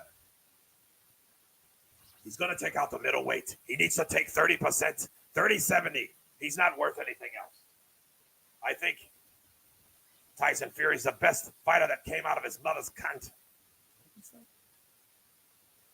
He's born a man. He's the best ever. He'll beat Usyk. Usyk's a little middleweight. He can't square up against Tyson. Tyson's going to maul him. After the fight has been made. I don't think that Tyson Fury could win in this condition. I don't think that with Sugar Hill. They're yes men. They're 10% men. I'm a real man. I'm a fighting man. And I tell you, what goes, it goes. I don't think he'll beat Usyk in this condition. I don't think he properly trains. I think the way that they're fighting, the way that he fought Francis, he's going to lose against Usyk. Usyk is very, very, very good. I'm like, wait a minute. I thought he was shitty. He's very good, mate. Fuck you.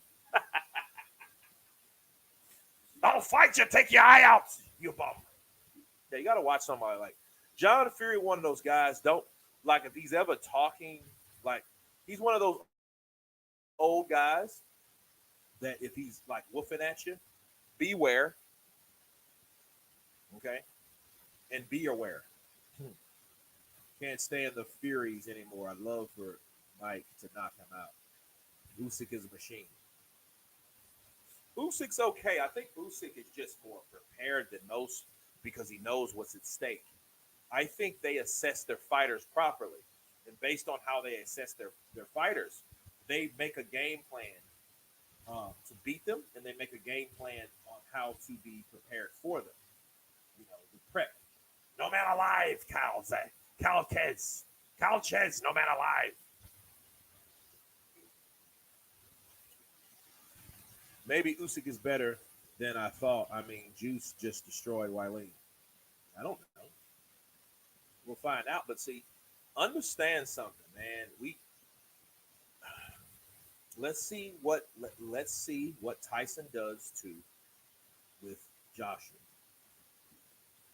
Because I still think if Usyk beats Fury, the Fury fight and the Fury and Joshua fight could still happen. The only problem is it won't mean as much because if Usyk beats Fury will try to fight him again. And I don't see, and based on what we see in the first fight, I don't see Tyson beating Usyk. Usyk gets you once, he can get you again. We've seen it. We've seen him do it. Eddie is talking real sense right now.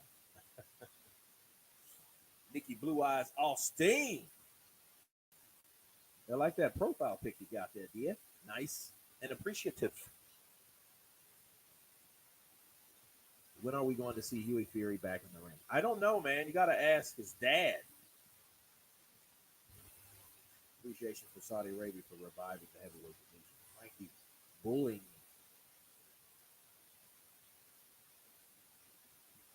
Oh, we got some bantamweights in the building, people. Speaking of lightweights, okay. I want Zhang versus AJ. Okay, that's cool.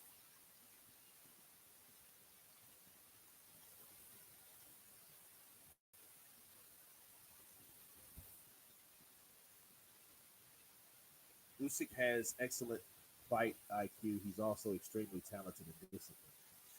It's going to be a hard fight for Tyson. If Tyson comes anywhere half stepping, it's going to show later on more than likely. Because what's going to happen, the person that's excelled and prepared is going to pull off from the person that's not. That's all. And you're going to see it. You're going to see, like, anybody that's able to do a certain task and they've prepared properly for it. And they've done it time and time and time again. The person that has not won't. And don't let it be a double negative. Don't let just Usyk be overall better than Tyson. It'll probably be it will probably be looking at Manny Pacquiao versus Oscar De La Hoya. Now that would be some shit. If Usyk makes Tyson look like Manny made Oscar, oh yeah, yeah. There shouldn't be a rematch, and there would be no reason for one. I don't think Tyson will want one if he gets beaten that badly. And then I'm just waiting for how he takes the loss. See, it's not the fact that I think Tyson will lose. I think everybody should lose to see how they take the loss. Wilder took it probably the worst. Wilder probably did. Joshua second. I wouldn't even put Errol Spence on there because Errol Spence until now. I had cataract surgery. That shit, no wonder he hit me so many jabs and hooks. That man, I couldn't get. I don't understand. I got hit that much, man. And I had a cataract going on my eye. I couldn't see nothing. I couldn't see. I would have liked to see the fight live. Yeah, the fight's on. They have one more fight until the main event. So hopefully this is a quick knockout. I hope this guy Maloney is worth a damn. He has some heavy hands, and he's coming with that thunder. And he puts this dude down under. Psych. Clarissa Shields is starring in a boxing chick with wait. Okay, whoa. Clarissa Shields is starring in boxing chick with a dick. Okay. Very talented dude. You need some writers behind you. Liking the mic, Jimmy Boo. Counterpunch to you. Bars. Appreciate you, man. This is actually a Christmas present, man.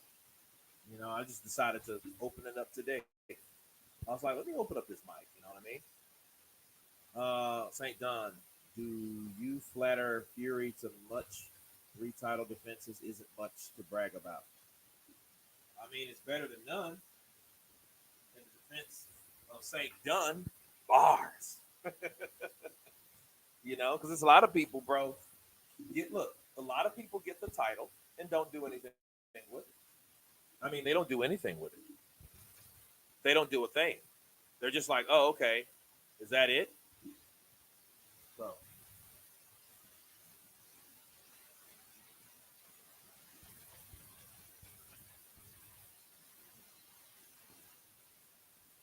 Benavidez is a hype job, in my opinion.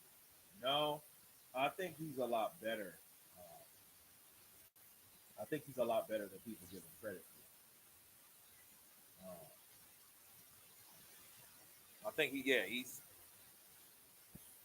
Everybody has their match, and I just think he needs that challenge to show how good he is. That's all. That's all that is. And then we'll know how good he is when he starts getting hit as much as he lands on other fighters. When he's in there with a person that's just as aggressive, just as powerful, just as hungry.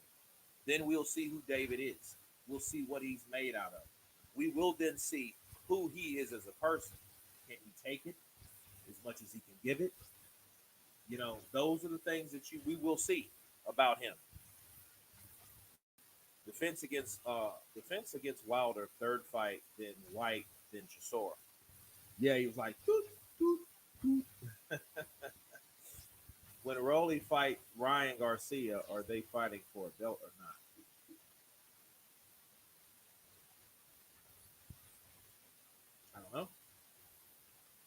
I have no idea. No idea. All that YouTube money, bro. You need a better microphone. Damn, Charles, that's cold blooded. I thought I had a better microphone. Hey, we got Manny Robles. Can't hear you, buddy. I don't know. I haven't moved since then. I think it's the internet connection. You guys think it's the internet connection? Let's see.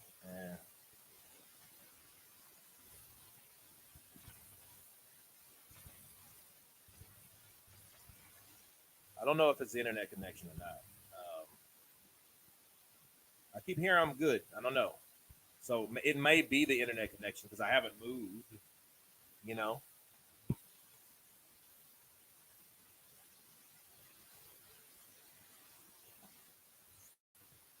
Jasor beats Wilder. I doubt that. I think Wilder. I mean, it depends. Let me do this. Let me hook up my Ethernet card. Hold on a second. Let me plug in, guys.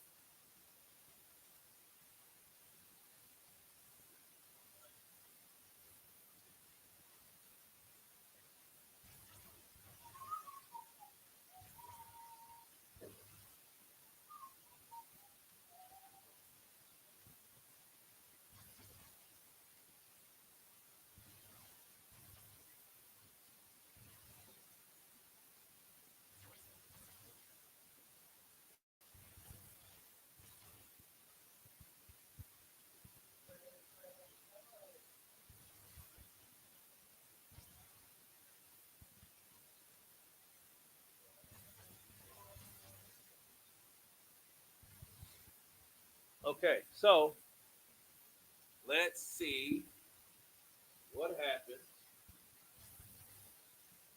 We plug this sucker in.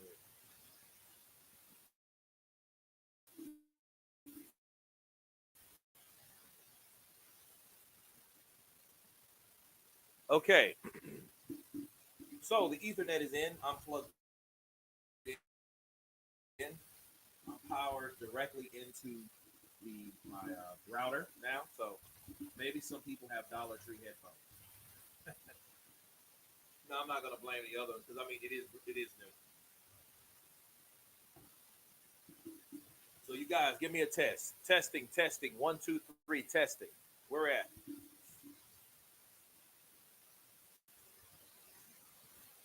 Testing, testing. 1, 2, 3. Testing. Where are we at? That sounds really mad. That's worse. Still bad.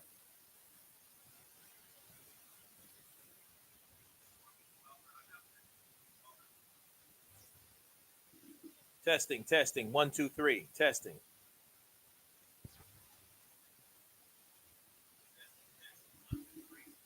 Well, shit, if I was any closer to the mic, I'll be kissing it.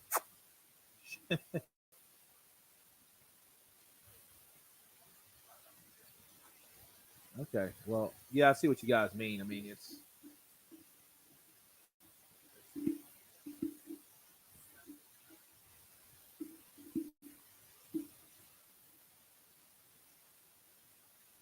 okay. Testing, testing. 1, 2, 3. How's Maloney doing? I've been messing with this mic.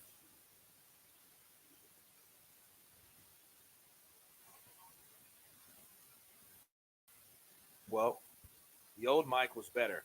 Probably so. I mean, I still have it. I just wanted to try out some good stuff, some more stuff. Yeah, you know what? That's a good. Aya, everybody. Counterpunch to you. Yeah, getting you clear here in Brazil, Seth. Counterpunch to you.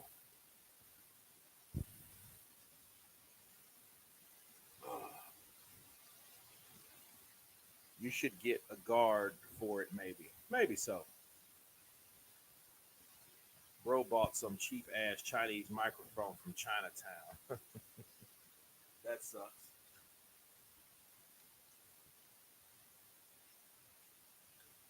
Benavidez is the real deal. Why do you think Canelo pisses himself every time someone mentions his name. Okay.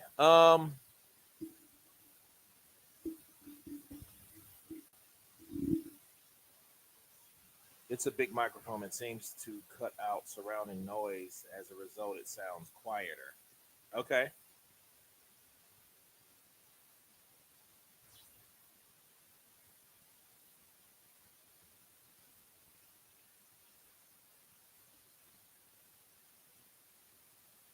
The AJ versus Agono fight is only 10 rounds. Why is that? I mean, because nobody has a belt. That's why. Nobody's fighting for anything else to get to a belt. It's not an eliminator. It's pretty much a cash grab. It's just a heavyweight bout. That's it. Nothing's on the line and anything. Right? That's it. That's all it means. That's all it is.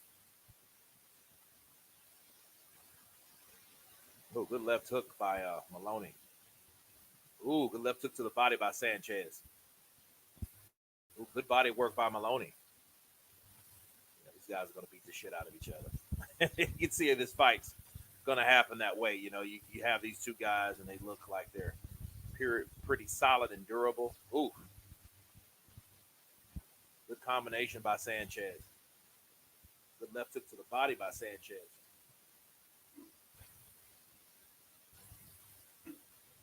Probably some technical BS. It's always some technical BS. Well, yeah, I mean, but you had a like, why is this only? Oh no, it's 12 rounds. Okay, okay, I thought it was 10. Loud and clear, bro, Tony. Okay, Finnegan against Fury and Gano tried a Superman punch in the ninth round, but missed. Yeah, that would have been dope. But then again, they would have been saying, "Oh, he's cheating." Okay, yeah, like the elbow, right? Like the elbow against Fury and Gano. It goes to the scorecards, AJ by decision, and they will hug each other after the fight. Well, I don't think it will go to a decision. Somebody's going to go down, you know, because the way Ngannou fights, Ngannou likes to crowd you. He's just gonna no, no, not at all. Let's hit that like button. Let's hit the like button. If you guys haven't hit the like button,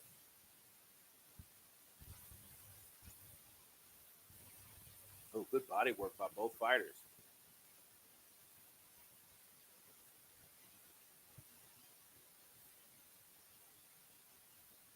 Against Fury and Ngannou try to.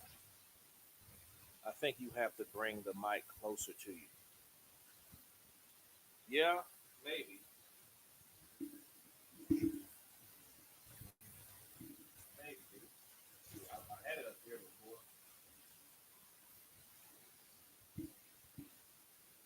Okay, it's not the mic. Okay, sometimes there is a removable foam if you unscrew the headpiece used for transport.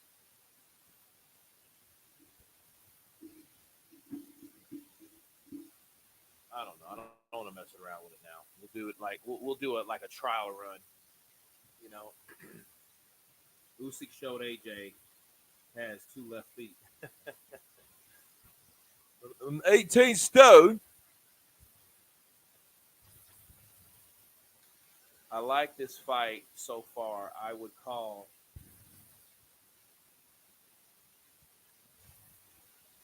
it even after 2 rounds. What about you? I would have to say the same. I mean, nobody's dominant. You know, it's not boring. It's not a fight you sit there and you yawn. You just, wait for this shit to go over, dude. You know, stuff like that. Joshua is going to redeem boxing. He is going to batter the MMA fighter.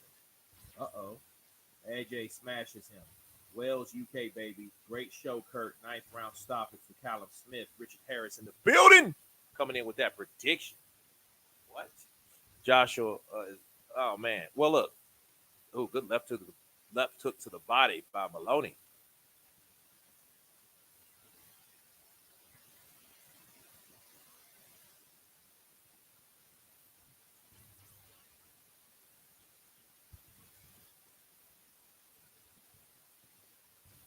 You know, a lot of low blows come from the fact that the other fighter is able to land a damaging body punch.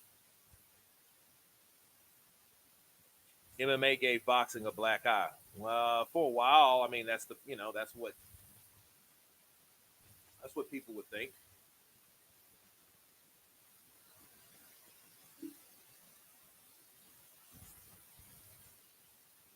Hey, Maloney's cut. He's cut on the right eye. You see that? First blood. Yeah, and it's bothering him. You can tell it's bothering him because he's pawing at it.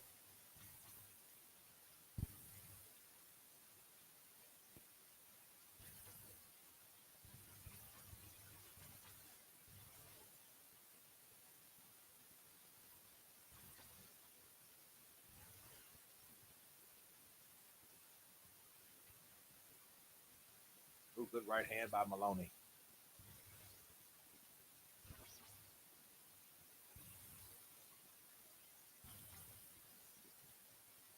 Ooh, good right hand by Maloney. Maloney's trying to keep him off of him. I don't know how that cut happened, but good jab by Sanchez. Ooh, good right uppercut by Sanchez, followed by another jab to put Maloney back. Oh man, they're trading overhand rights. Damn. I mean, they're like back. You take that, and I'll take yours, and you take mine. Ooh, good jab.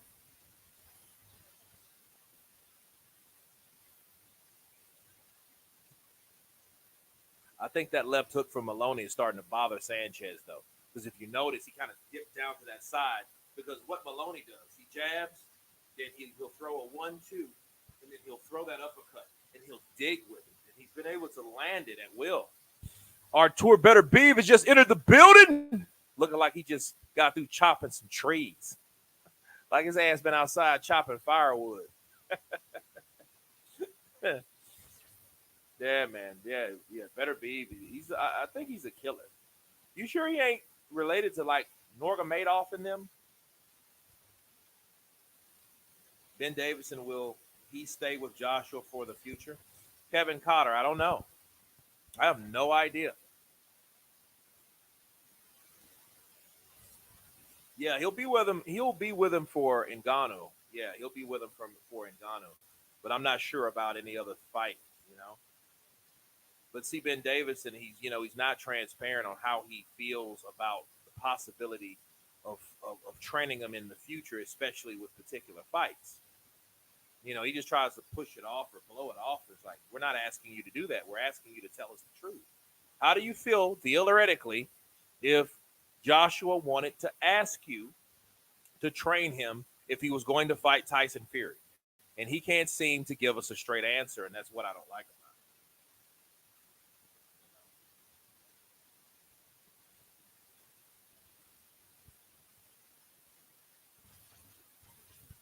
So that's what I don't like about that. Oh, good right to the body. Oh, good left to the body by Sanchez. Now Maloney returns another left hook to the body, but I don't think they were as damaging or as impactful as the punches or the hooks to the body that Sanchez just landed.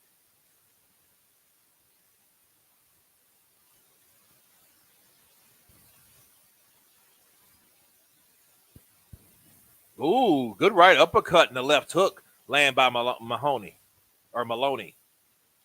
Ooh, good right from Maloney. Oh, look, you know what? Maloney's now, he's starting to really use that footwork. Look at that. 1, 2. Then he steps around. Then 1, 2. Then he steps around. Then 3, 4. Then he steps around. Uppercut.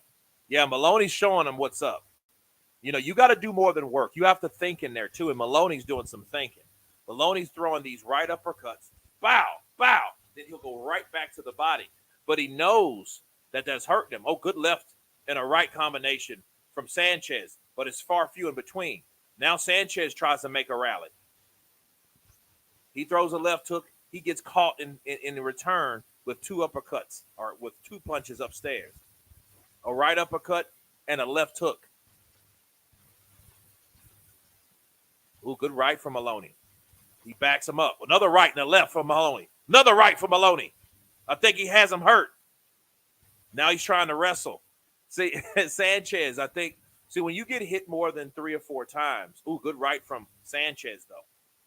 Sanchez now is trying to get off those ropes. That's what's happening. So he grabs him. He tries to spin him around. He doesn't, I don't think he has the athleticism to spin out and circle and to throw a counter left hook coming off the spin. Okay? So when he pivots around, I don't think he has that. Oh, good right uppercut, left hook. Overhand right from Maloney. Oh, that cut's looking bad, though. It's getting worse, bro.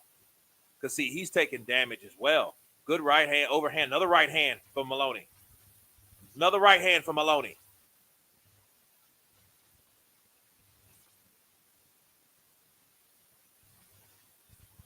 I'm checking that right eye out, man, because it's looking worse. Yeah, that doctor's there, too. You can tell he's all instigating. Damn, I can't see it. Nah, it's not too bad. It's bleeding a lot, though.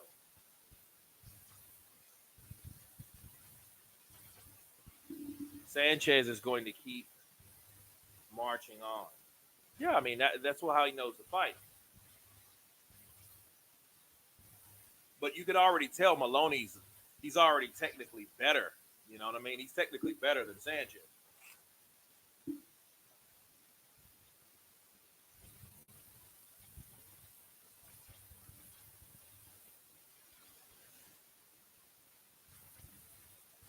Manny Pacquiao versus Edwin Valero. Ooh. Yeah, I think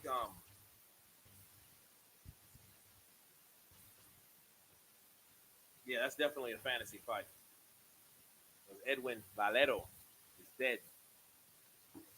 Sanchez is going to keep marching on. The cut is from a clash of heads. Okay. That's good to know.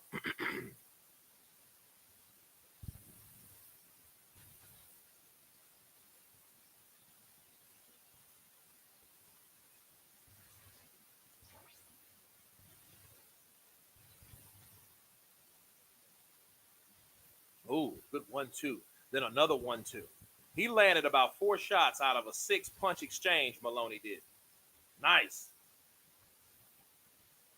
See, Sanchez is throwing, but he's not as accurate.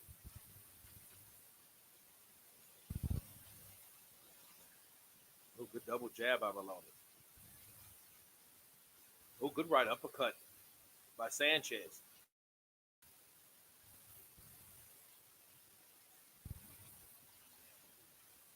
I've seen Sanchez get a couple of these sneaky right hands over the top. Oh, they trade left hooks to the body. Oh, good right uppercut. See, that's what happens. Once you're throwing punches to the body with both hands, by default, you could get countered, and that's the easiest punch to set up. If you're throwing to somebody's body, your face is exposed, dipping under, going to the body, especially in close proximity. And then what happens? Oh, bow, bow. That's what happens. That's what Maloney's doing. It's like, oh, I see what you're doing. Take this right uppercut and this left hook with you, you bastard. Oh, good jab from Sanchez.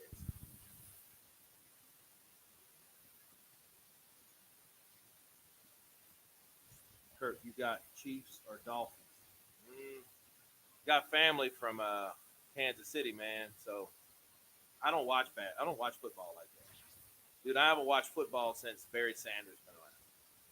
Yes, I said Barry Sanders. Valero was a scary little dude. Yeah. He was trouble, too. And I hope what happened to him is not what really happened to him. If that makes sense. Dude, they're fighting in the phone booth. And see, once again, Maloney got his ass against the ropes. He got him against the ropes.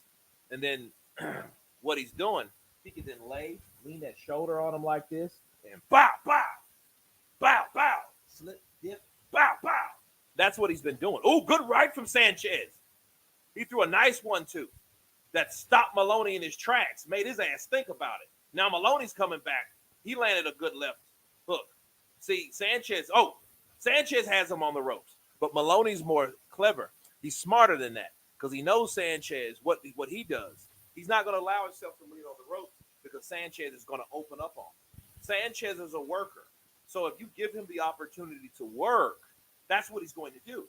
And Maloney knows it. He caught some good shots. Damn, that blood is oozing out of that eye now. Are we going to get another Holyfield fight someday? Another Holyfield? No. That could get worse. Yeah, Nikki, it is. You see that thing?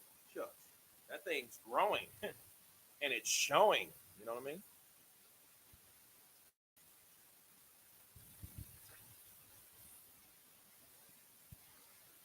Oh, that was a clash of heads. Okay. They were both trying to come in to throw hooks. And that's when it happened. That sucks. I hope Callum fight on the outside and doesn't go meeting him in the center and trade like he tries to do. He is good for a tall guy on the inside, but he gives away all of his natural advantages. Fook noose. Fook nose, should I say, right? Fook nose. I got to agree with you, but something tells me he's going to do that. Something tells me he's going to try to prove a point. But if he's smart, he will try to stay on the outside and box. Don't give, try to set up those bigger shots that he's known for. That's how Callum Smith has changed this whole thing. Be the boxer until it's time to become the puncher. To set up the right types of punches. Not give away too much. See, Maloney's winning this fight on the ropes. When he gets Sanchez there, Sanchez is he's not as effective to do much. He immobilizes him after that. Ooh, good 1-2 punch from punches, combinations. Ooh, nice one from Sanchez. Oh, nice. 1, 2, 3, 4. Yeah, these guys are banging, bro. I'm loving this. I'm loving this type shit. Right uppercut, left hook lands for Mahoney. Huge left hook to the body lands for Sanchez. Another right uppercut, left hook to the body lands for Maloney. They're just going back and forth. A lot of those punches were smothered. Good jab by Sanchez. Oh, left uppercut to the body. Two left uppercuts upstairs. Oh, overhand right from Maloney. And the Maloney, he finishes off with that left hook to the body. Good stuff. Oh, nice. Oh my goodness. Back comes Maloney with a 4-punch combination. Yeah, Maloney's using his head. He's putting his head in there. I'm like, dude, that's not a good idea having a big ass gash like that. Dude, you got a big ass gash and you're trying to still use your head. Come on, bro. Come on. Ooh, he just missed that right overhand right.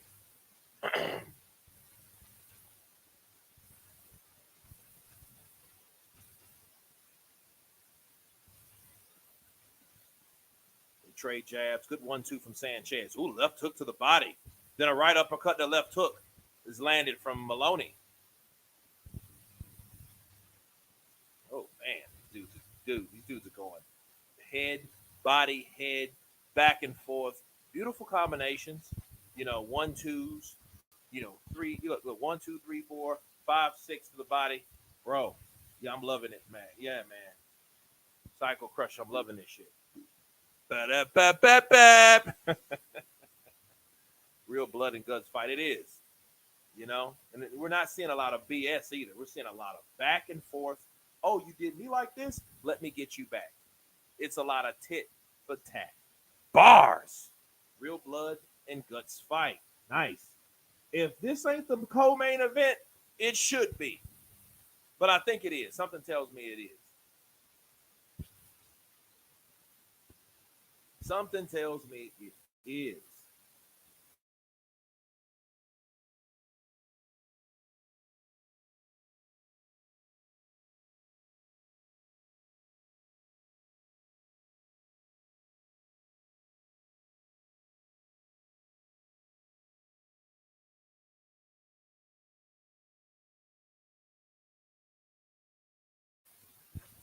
Little uppercut thrown in the mix as well. That was nice though, bro. That was really nice. Wow.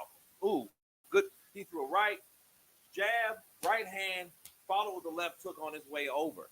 Man, that was a nice combination.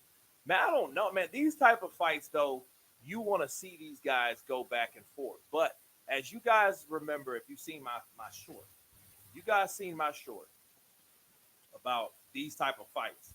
These are these type of fights that these guys are not the same.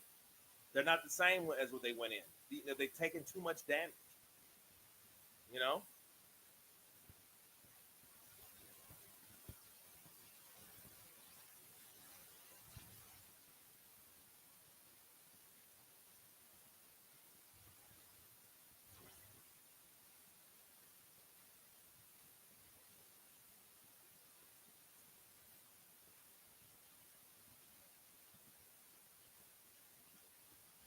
Good left to the body by Mahone. Oh, 1, 2, 3 punch combination.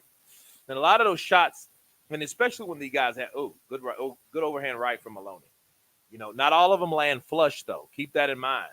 Oh, they good. Good jab. They trade jabs. Sanchez comes back with a left hook that gets Maloney's attention. Oh, good left uppercut by Sanchez.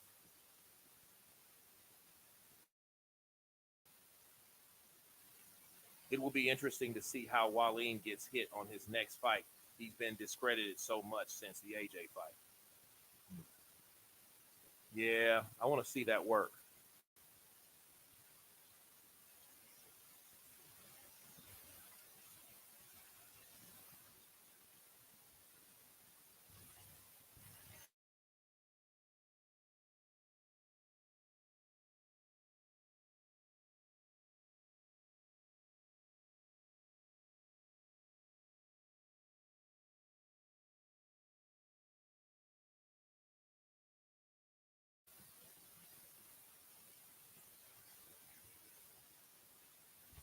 From what I saw, it looks like Wallin needs a new style or something. No, at this point, he's only going to be what he's going to be. You know what I mean? Like Wallin, he's good. I think he's a good C+ fighter. Um, you know what I mean? I always thought that. I mean, I think he's good, but like I think he needed opportunity. So I think the magnificence of him, or the significance, should I say, of his career is he finally got what he was asking for. He got what he was asking for. That's it. You know. Oh, good right and the left. That was a good counter from Sanchez. And see what's been happening now. Maloney is trying to slow it down with just overall boxing because he's went back to a boxer's stance. Okay, and he's taken a boxer's position in this fight. But Sanchez is coming for counters. He's out for blood. But see, he's not as technical. See, now Maloney, he's moving. He's moving. He's getting off that center line. He's getting off the center line. Man, this is a good fight. This is a very, very good fight. Very good fight, man. Yes. Look at Beterviev. He's just chilling in there. Beterviev just chilling on the couch. It's still cold, and I'm still angry. I'm waiting for my soup after the fight.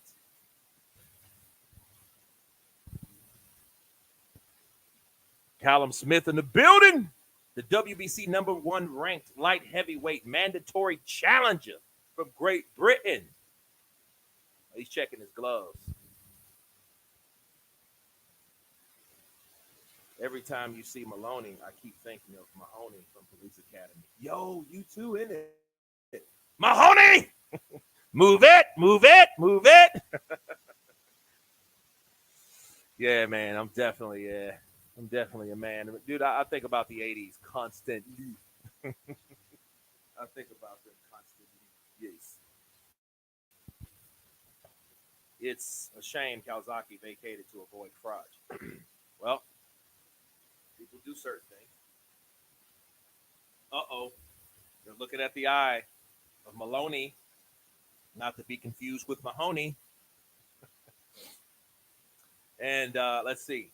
And you know, it's already 8th round. Ooh, good left hook. And see, Sanchez is starting to counter. And then that gives him momentum because he knows these guys are talking about stopping this fight. And, you know, I don't know how that's going to work. If he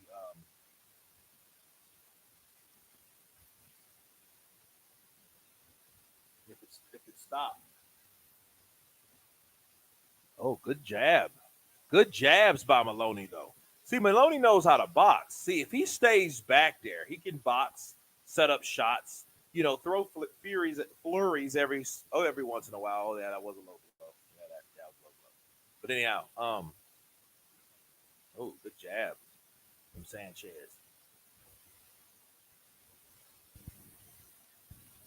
Oh, good left hook. Another left hook by Sanchez. Good left hook to the body by Maloney.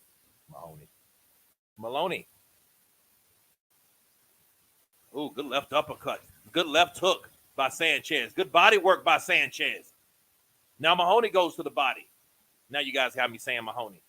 Then he goes 1, 2, 3, 4. Good left hook by Maloney. He comes back. And they're in the center of the ring. Ooh, good left hook to the body. I think that hurt Sanchez a bit. He took that. When he got hit, he grabbed him because he wanted to stop him from punching. That's what happens. Body language. Things you do when you're hurt. And you can't go, ow. Ooh, good right, overhand right from Sanchez. Good body work from Maloney. Damn. Guys are beating the shit out of each other. I mean, they're going back and forth, man. And it seems like somebody's going to start the middle ground, and then the other guy comes back. Bigger, badder, and stronger. But Maloney's face is looking like shite. It's looking like, oh, good 1, 2, 3, 4 punch combination. And then Sanchez comes off the ropes with 2 neck snapping jabs, making Maloney say yes when he should make him say no. Oh, good right hand from Sanchez. Oh, good 1-2 punch combination from Sanchez. Yeah, these look. It's still round 8. Oh, Maloney comes back with a jab, right hand, left hook.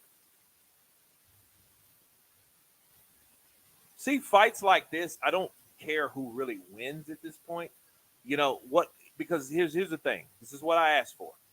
I don't care about the winner if a fight's this entertaining. What I care about is how it was scored and how the overseers viewed it. So if it was some shit like, 115 to 112 or 117 to 111, shit like that.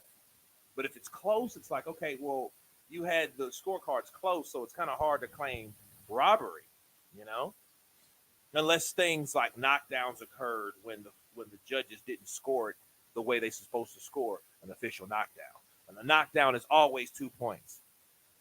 So if you score 1 point from a guy that knocks another guy down, that's still justifiable because the judge didn't say, well, he won the rest of the round besides a knockdown, so I gave him a 1. I gave him a 10-9 instead of a 10-8. That is a dope mic. Blaine Walker, appreciate you, and I think it's a good fight. Bars!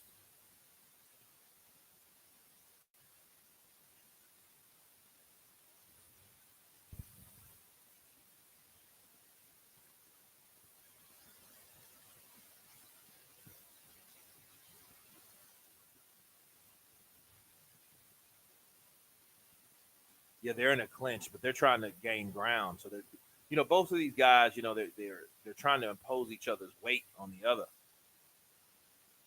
Oh, good right uppercut. See, if look, Sanchez, he needs to know how to step, and he doesn't. He turns, but he doesn't have the footwork to warrant that particular effective style. Because see, he's not turning the way he should. And if he was able to take that step to the side and throw a shot, he's not able to do that. And I see Maloney is, though. Oh, good right uppercut by Sanchez. Oh, man. 1, 2, 3, 4. Another right uppercut. Now it's Maloney. He looks like he's kind of wobbled a bit. He lands a 1-2 on the inside. He gets close to Sanchez. He doesn't, you know what? I think Maloney needs to stay out of position, because if he gets mid-range, he's going to get caught. And that's how Sanchez is able. And I think Sanchez hits harder than Maloney. I think Maloney's more talented. I think he has better footwork. But I don't think he's a harder puncher. I think that belongs to Sanchez. I think Sanchez hits him and makes him think about that shit. So he makes him smarter. But he's fighting fire with fire. Now, Mark Kriegel's scorecard is 76-76. You think I'm going to contest to that? Why? These guys are beating the hell out of each other. There ain't no one-way ass beating. Look. Now you got Maloney on the ropes, giving him a 1-2-3-4 punch uppercut combination on the ropes. They spin out. They break. Okay, now there's a huge uppercut by Sanchez, and he comes back with another 1-2 punch combination behind that. Now Maloney comes back with a 1-2 combination behind him. Bro, this is crazy. The way these guys are fighting. Uppercut to the face, another uppercut, and return to the body. That's what we're having. Uppercut, left hook city by both guys. I'd love to watch this here. This is what I'm talking about. Left hook to the body by Maloney. And then Maloney, this is where he needs to be. This is his comfort zone. Good right uppercut by Maloney. He needs Sanchez on those ropes so he can lean on him and land those shots. Now Sanchez unloads a 3-punch combination. Double left hook lands. You better watch that shoulder. Oh, Sanchez pushes him off. And that lets you know he doesn't like it. Oh, good left hook from Maloney.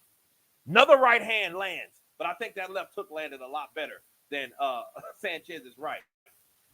That left hook, bow! He did like a stunt. Oh. That was a stunt sailing left hook, but it was a real one, right? So here we go. Nice. And that was round 9 ending. And look, it's like this fight when you have activity, entertainment, battle to battle, mano y mano, toe to toe, flow to flow. This fight's going by fast. It's already the 10th round. It felt like if this would have been a bullshit fight, you swear it's in the 3rd. Time is a perception, bro. Look at that right uppercut. Hey, Maloney gave him a right uppercut, and Sanchez gave him a shoulder. Back, bow, back. Left hook Lacey. That was an ass whooping. Oh, yeah. Old Jones, old Hopkins. Yeah, that is true. I mean, like, keep it a buck. I think, and that's the problem. Like, that's why you should never fight someone old, because you will never really get the full credit of beating those guys, especially if those guys are over the hill. They're just a name. That's just like when Kirkland Lang beat Roberto Duran. You think Kirkland Lang is, you know what I mean? You shouldn't be parading that around. You beat an older Duran. Ooh, that's not cool. Good right to the body. Ooh, good right and a left uppercut and a right uppercut by Sanchez. Now Sanchez is starting this. Oh, good left hook from Maloney, though.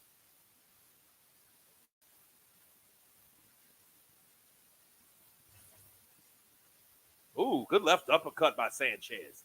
But then Maloney comes back with a 1-2-3-4 punch combination. Crazy, bro. Crazy. Good left hook to the body, but Sanchez. That's it. Look, I think they instructed Sanchez to fight his way off the ropes, because what's happened, Maloney has had a fields day and he's had a lot of success when Sanchez has been on the ropes. And Sanchez leans there, then Maloney back, starts getting in landing shots. Now Sanchez is saying, okay, mother sucker, I'm going to punch off of this. I'm going to fight off of these ropes. Ooh, good right hand over the top. That made Maloney kind of lean in a bit from where he was. Okay. Jab. Okay, Maloney. Maloney has him on the ropes again. You know what I'm thinking Sanchez is doing? I think he's doing an unorthodox Mexican-style version of the rope-a-dope. He's letting Maloney get to him. Ooh, good jab. They trade jabs with that. Ooh, that makes Maloney suck wind. Bow! So you see someone do that? Oh, yeah. That got his attention. Ooh, good right upstairs by Sanchez. Now Sanchez has Maloney on the ropes. Ooh, good left hook by Maloney. See, the good thing about Maloney can fight in any position. Ooh, good right hand by Sanchez. Ooh, head, body, head. Left uppercut, left downstairs from Maloney. Then followed with a right. 2 hooks from Sanchez. and then 2 upstairs. Double jab by Sanchez. Overhand right for Maloney. Oh, good jab. 1-2 combination from Sanchez. And guess who's on the ropes now? Maloney. So now Maloney is on the ropes. He brushes his way, uses his shoulder to get himself off the ropes, and he's able to fight himself back in the center of the ring. Okay? So Maloney's off the ropes. They're in the center of the ring. They're going toe-to-toe. Now it's a wrestling match because they're trying to dominate each other's position to be where they want their fighters to be. Then Maloney comes back with a 6-punch combination. Oh, wow. Then a 2-punch combination comes back. Then Maloney comes back with a 3-punch combination. He's just trying to out rapid fire him. Okay? So here we go. This is what you call toe-to-toe. This is this Morales, Barrera type fight. Barrera, Marquez type fight. You know, this is what we have. Eubank was never at the same after this. Watson Eubank. Okay.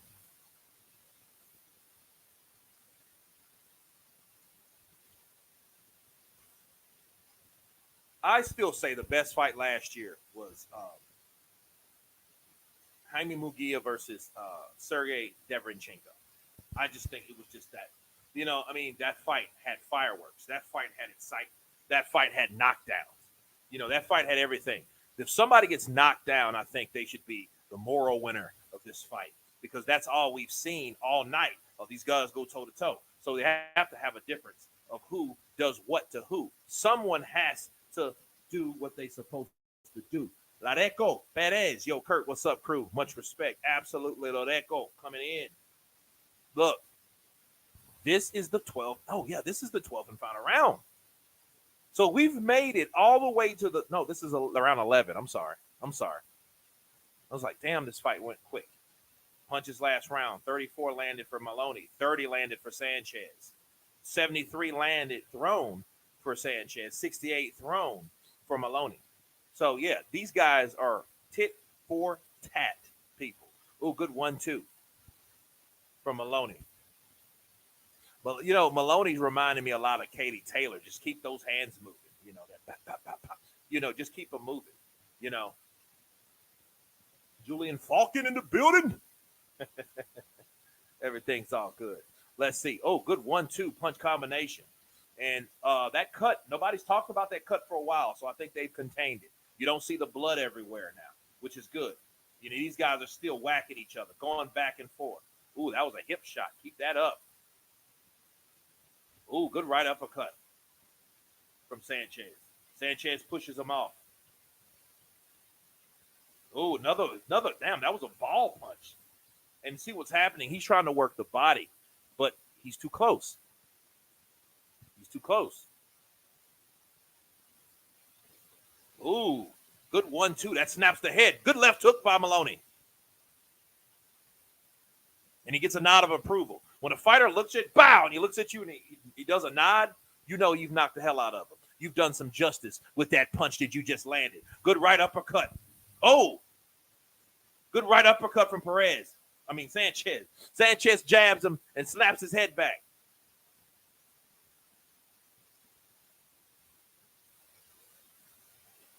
You got Bob over there. Bob's like, what the fuck is this? Oh, 1-2-3. Punch, 1-2-3. Oh, good 1-2-3 back in return from Sanchez. This is crazy, man. This fight's wild, and it's exciting because everything's happening. The referee's like, okay, I'm seeing he's looking like old boy from Night Court with a hole in his natural. Ooh, good right hand lands. See, I think that's that rope-a-dope. See, he was on the ropes, and he caught him slipping him. Bow! Caught him.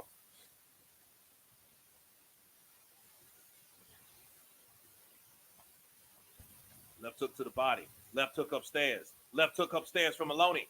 Right hook and a left lands for Sanchez. They're going back and forth. Right hand. Left uppercut lands for Sanchez. Right punch lands for, right punch lands for Maloney. They go back to the ropes. It's 10 seconds left in the 11th. Oh, good left to the right. Oh, good left to the right. Oh, my God, this is crazy. Dude. Yes. In defense. In defense. Yes. Yeah, this is what it's supposed to be.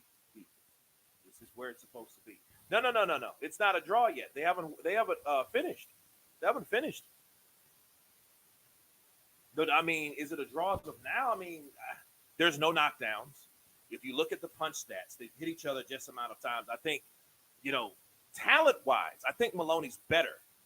But I think Sanchez, Sanchez, you're starting to see his forehead swell, you know, and look, Maloney's face is speaking for itself. It's looking like a raw steak here. Yeah, this is pretty exciting, man. And this is the 12th and final round. It's crazy.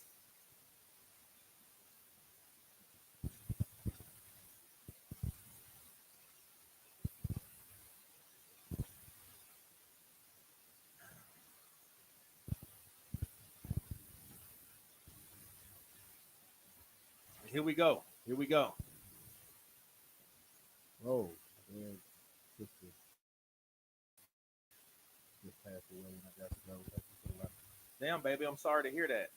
Yeah, look, damn. You guys sent a prayer for Nikki Blue Eyes Austin. Her aunt just passed away. Damn, I'm sorry to hear that, baby.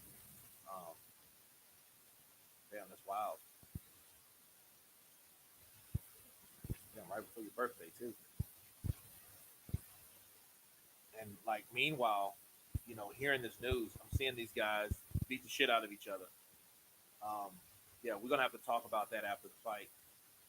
Nikki, if you're still there, guys, give Nikki some love, show Nikki some respect. You know, things happen at the damnedest time. You know what I'm saying? You know what I'm saying though. This is the 12th and final round, right? We're seeing more hugging than ever before. We're seeing more lethargic, like they're both lethargic. And I think Maloney, oh, good right uppercut. And then when I say that, Sanchez is coming back with uppercuts, left hooks to the body, snapping the neck of Maloney back. Wow.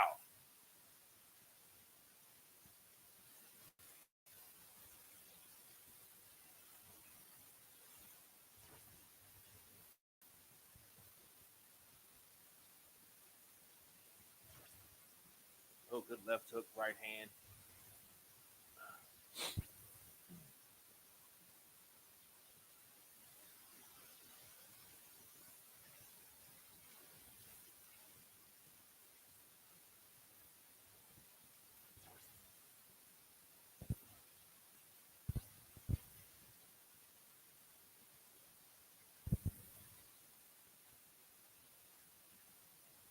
Yeah, these dudes are just in. They're in a phone booth right now. They're fighting for dominance. You know, um,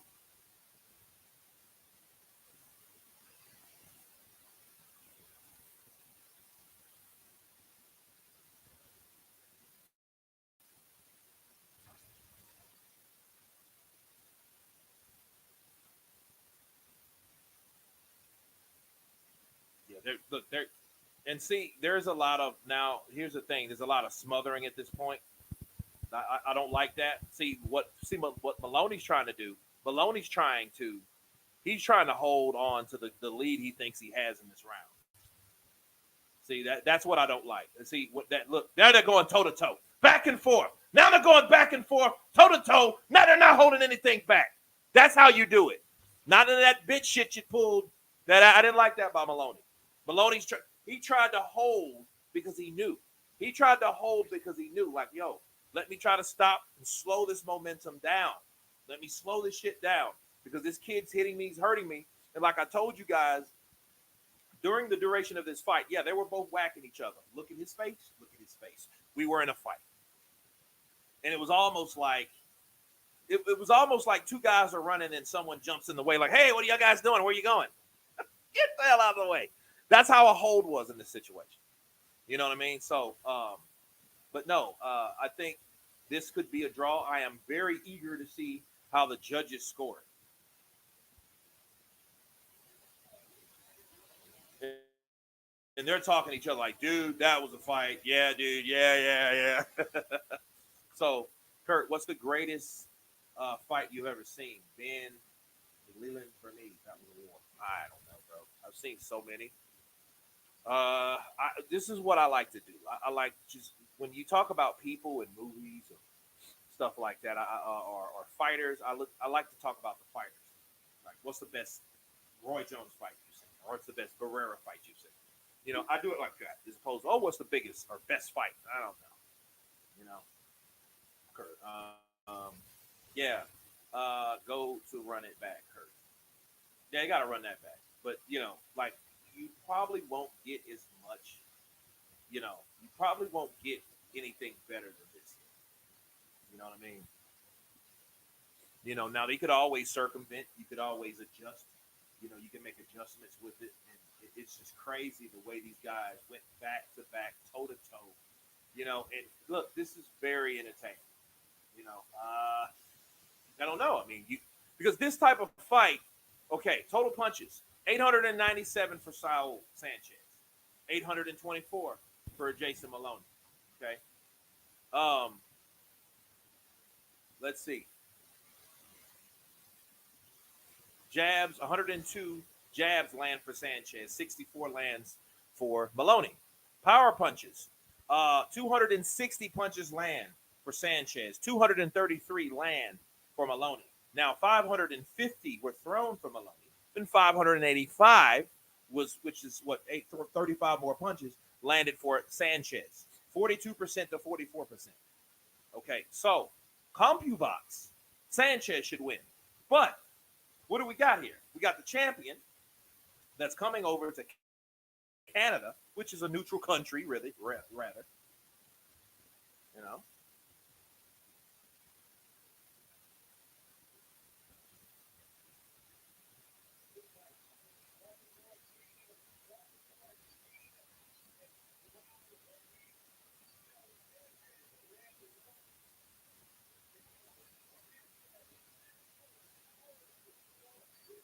Yeah, that's crazy, man. Smoking Burt Cooper versus Michael Moore, 5 rounds of hell. Maybe Maloney shaded that fight. I don't know. Got to go. It could go either way. Yeah.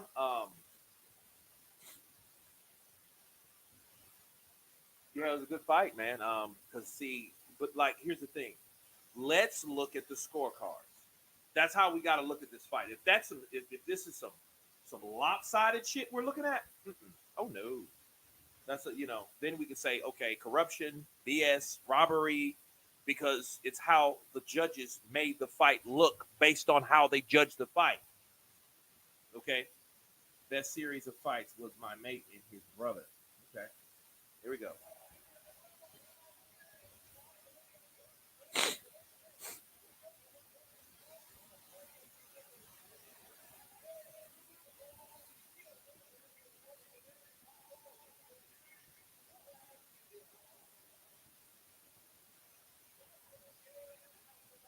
Okay, draw. Okay.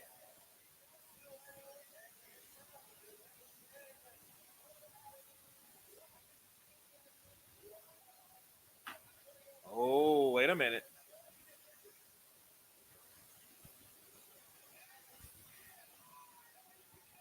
Okay, well, so two judges had it 8 rounds to 4.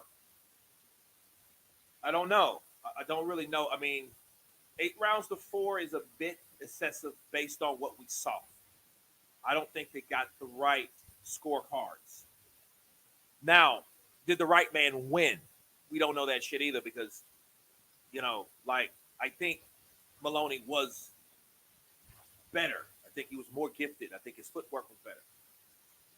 But what Sanchez was able to do and the punches he was able to land, you know, I don't know. I mean, yeah, they got to run that back. They got to run that back. I'm sorry. They need to run that back.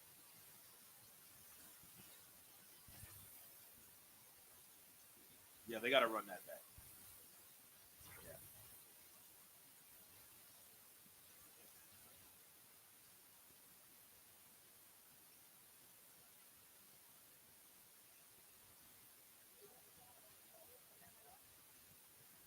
That I think that's the case.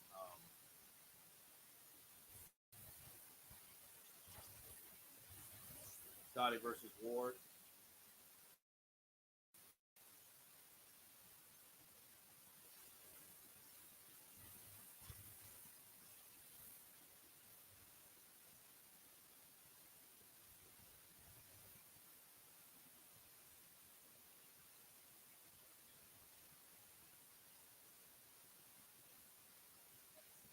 I don't know, man. I think I think the judges didn't score it the way they should, but you know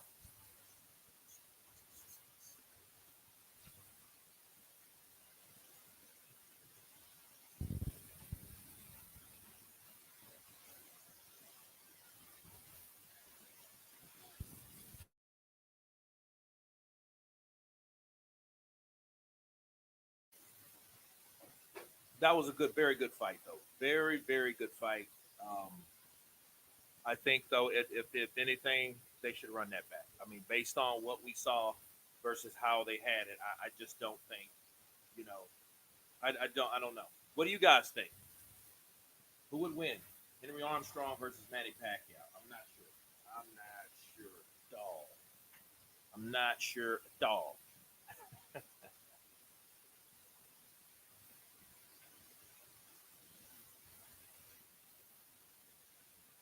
Maybe Maloney shaded the fight. I don't know. Go either way. I don't know, man. I don't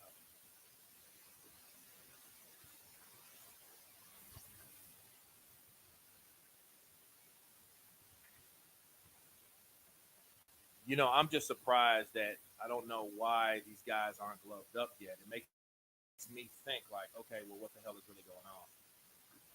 You know, Marvin Levet or Leve.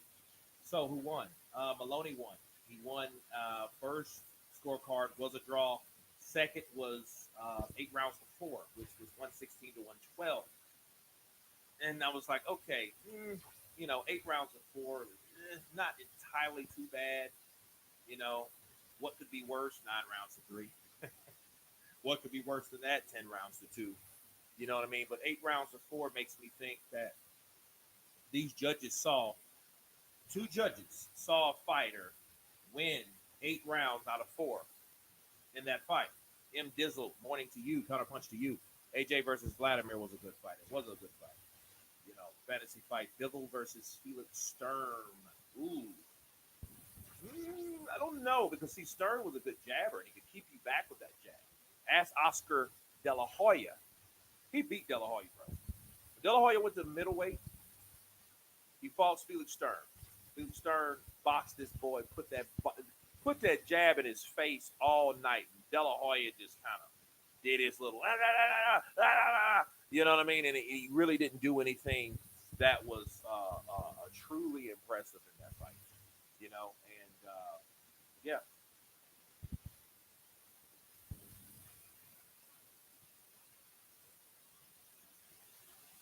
Nas versus Floyd, I'd like to see that.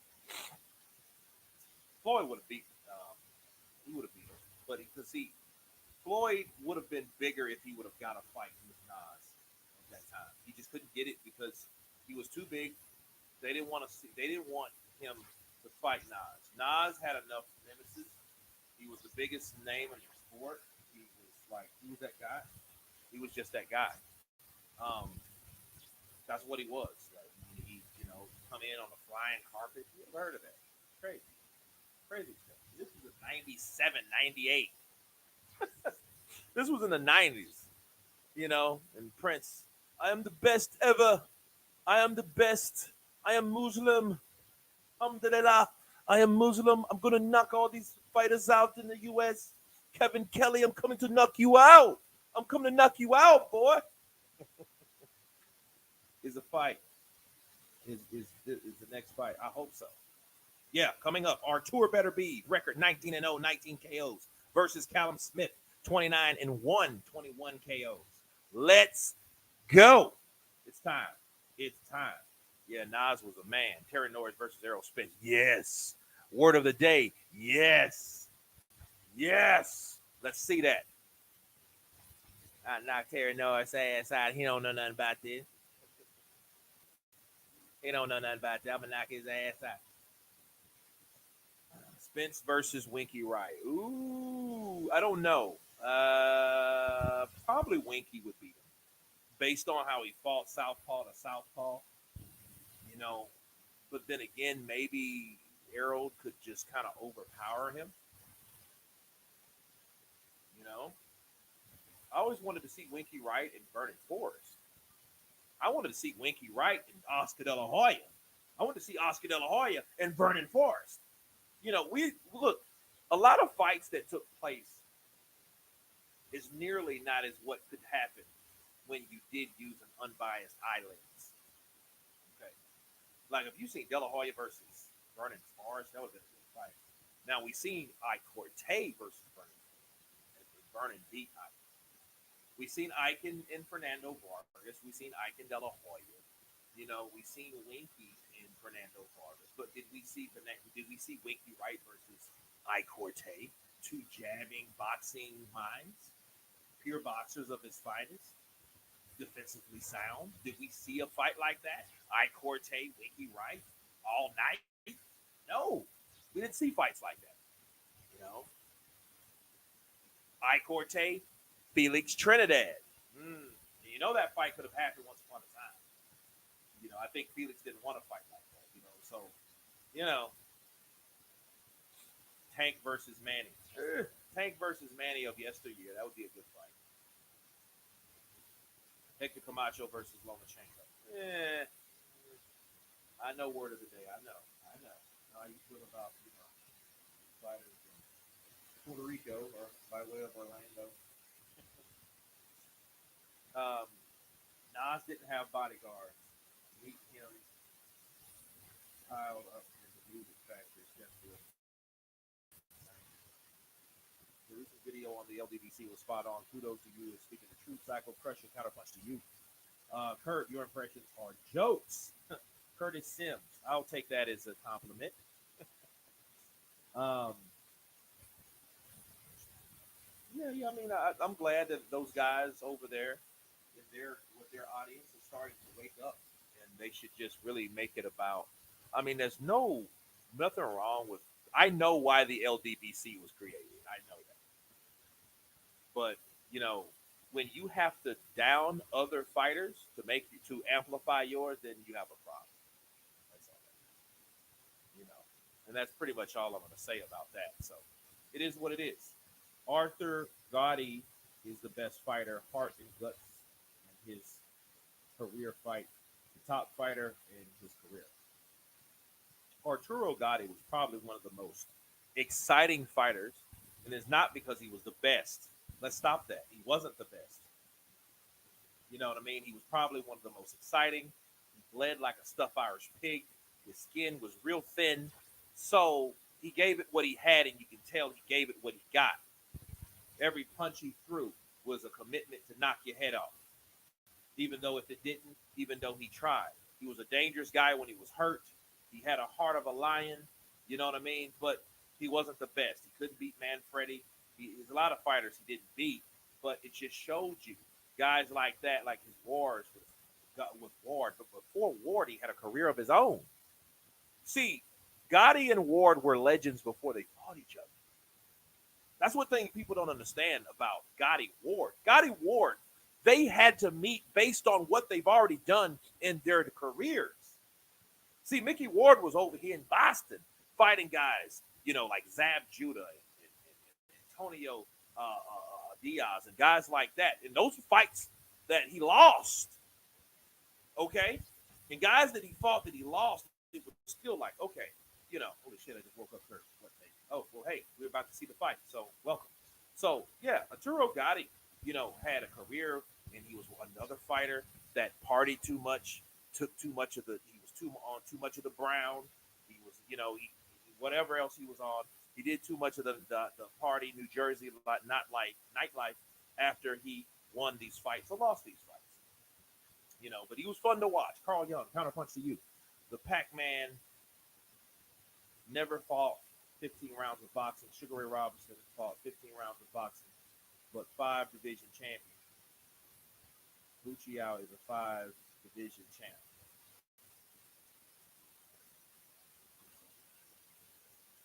No.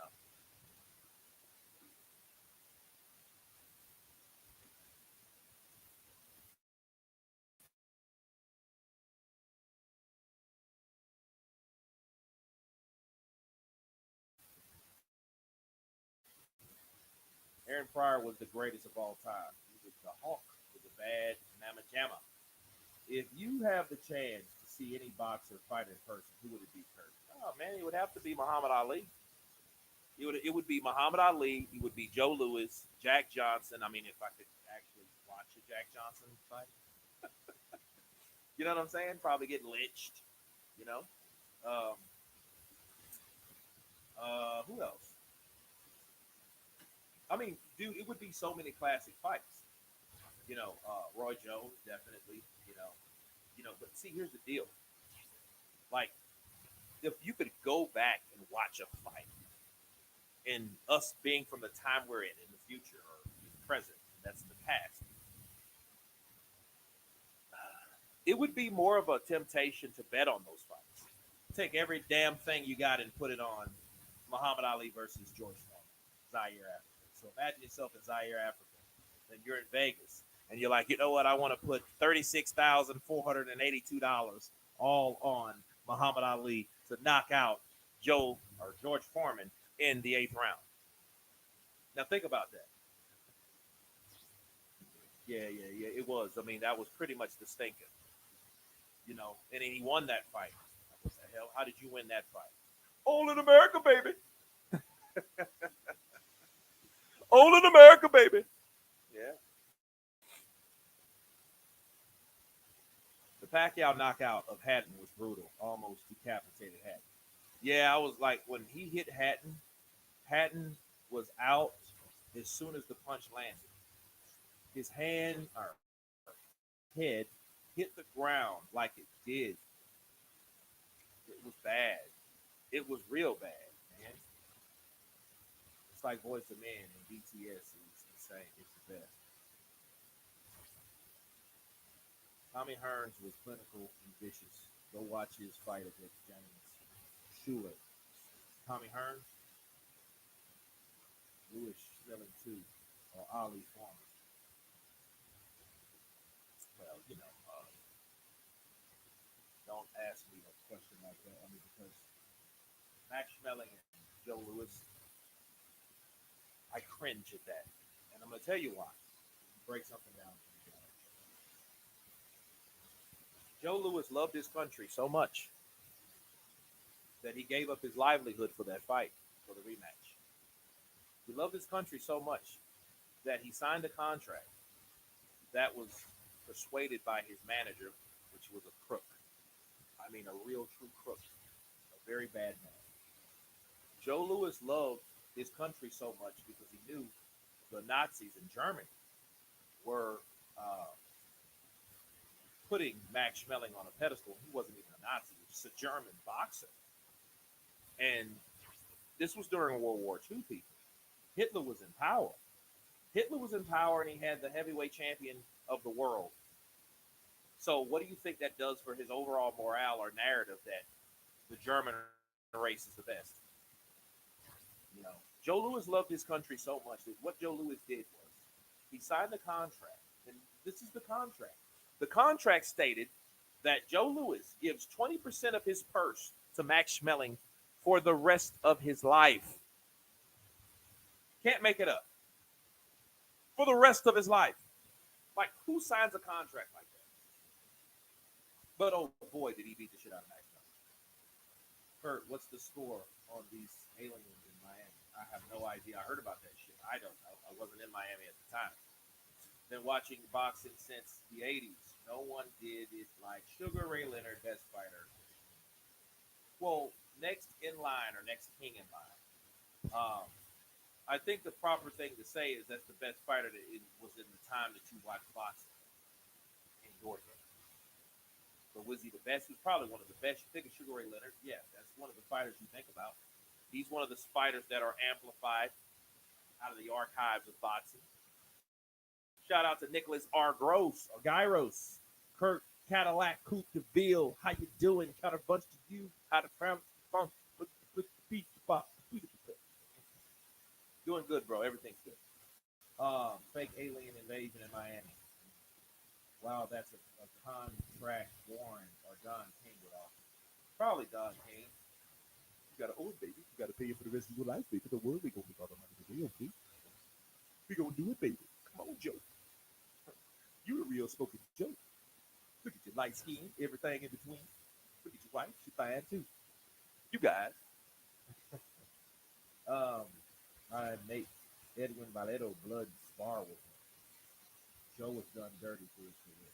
Well, another thing, what you guys don't know, he joined the army, and the army made him pay taxes as though he was a boxer, but he was an army airman. No, well, he was in the army, so he was an army serviceman. He did exhibitions for people. He did a lot of change when he was there, because what Joe Louis did, he noticed that all the servicemen that were able to watch him spar, or not even spar, but hit the training bag and all that stuff, they're all white. And he looked at all the black dudes; they're all in the back, or not there at all. And he was like, "Well, what's the deal? Your volume mad low through it." So it was my fun. Okay, cool. Kurt, you remember Michael Nunn? No one mentions him no more. He was good. Well, I remember Michael Nunn. But like you say, it's like when a fighter is at his best, he's done all he's going to do, won all he's won, people are going to look at that. Kurt, what's your thought on the Equalizer 3? I saw that with my father. It was a good, I can't get tired of Equalizer. Now, I think they should be a 4. I think they should stop it where they're at, because if it gets any more, you don't want one of them to suck. Equalizer 3 sucks. See, Drexel did thinks it sucked. I think thought it was pretty good, because it was, to me, the character. I think it was more for the character redemption, because he was a guy that lost everything. Nobody knew who he was, and he started saving and helping people. The second one was, okay, you got to know him a little bit more. You knew he was married, his wife's dead, and his best friend's killed. Okay, and he's getting revenge on the people that he used to oversee. The third one is redemption. The third one is about him going somewhere and a blah, blah, blah, blah, blah, blah, blah, blah, blah, because I'm not a spoiler. There you go. Kurt audio needs a boost again. Okay, I don't know what's the deal. I never seen something like the old Equalizer with Edward Woodward. Yeah, I remember that show. That's what I thought about. That's exactly what I thought about. I thought about the show. I'm like, the Equalizer. You mean the old British dude that drove, what was it, the old BMW? He had I think he had some kind of small caliber Ruger, right? No need to keep the mic in your mouth. It sounds good. Dude, I don't know. Because this is all experimental at this point.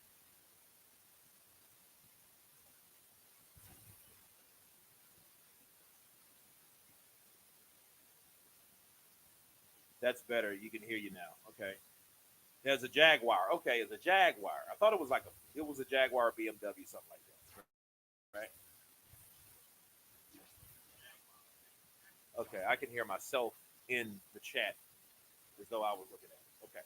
So, when you're in the gym, a lot of Hazen invite you to places you don't want to go, but you have to go. I don't know what that is. What's Python? Python? Is it Python? Throw this mic away. You sound louder without it before. Revelation TV. Okay. Kurt, who do you think would win? Nikolai Valverde. I don't know who that is.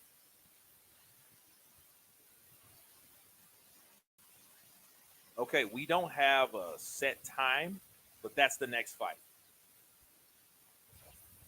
You just need some tuning. Yeah, I'm gonna work on it, man. Let's see what it is. It's probably something that I haven't done. Whatever.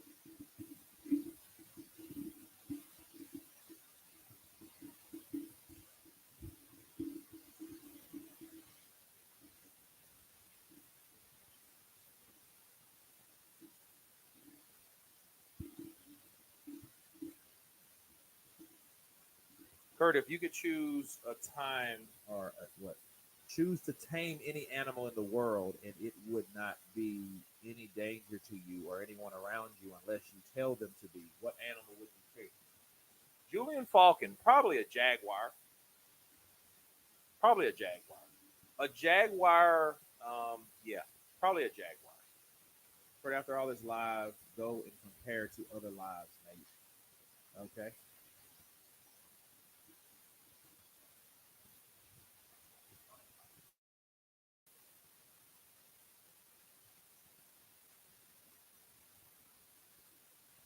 Michael Nunn went to prison for a long time.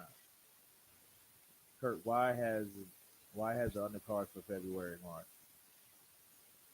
I don't know. I don't know. Something's wrong. Something's wrong.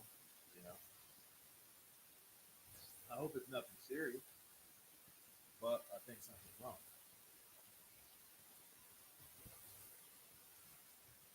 I think something's definitely wrong. Um, so I think something's wrong. Definitely.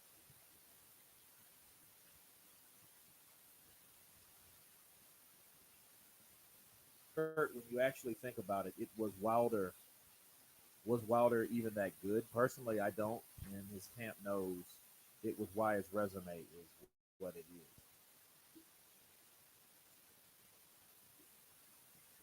Okay. Yeah, I keep hearing that, and kind of tired of hearing it. So, what we're going to do, we're going to pull out old Samson. Let's go for Samson, guys. This was one of the first mics that I had, and time to get it up. Time to disconnect this bad.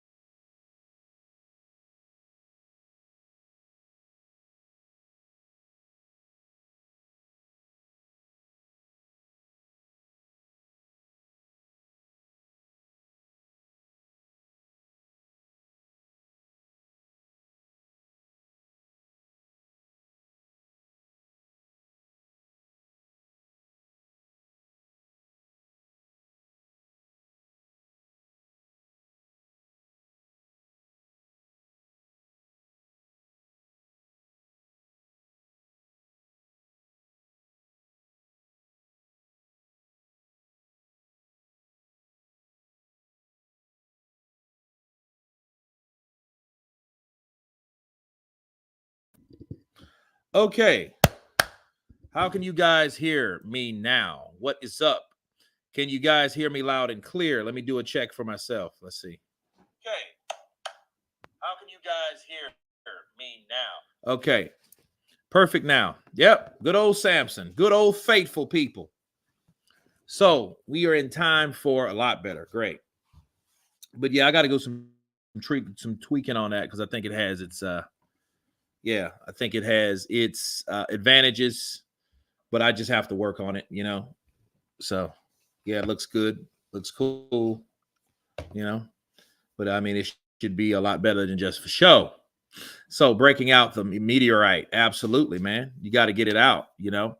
This is what I use to travel anyway, but I'm looking for something more stable, you know, more at home or whatever.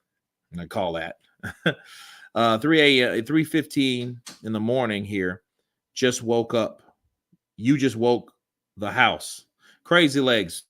Sorry about that. I hope it's a good wake up. Hope it's not like bloody hell. What the? Can you repeat that?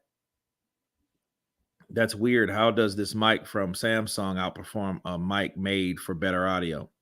Dude, I have no idea. Maybe I just have to look and tweak some settings for it. I don't know. Crystal clear, right? Loud and clear. Let me do a check for myself. Let's see. That's crazy. That's crazy. Thanks for the live, Kurt. It's not easy being this active for 3 hours plus. Yeah, it has been. Just hit 3 hours, man. This is work. This is what we call work. Cuts, putting in that work. The CP energy in that house. Counterpunch. Yeah. I mean, I want to wake people up. I want to wake people up. What's up, fight fans? Like, what the fuck is this? Yeah. Definitely, man. Definitely. I saved hundreds with Liberty Mutual. Definitely, man.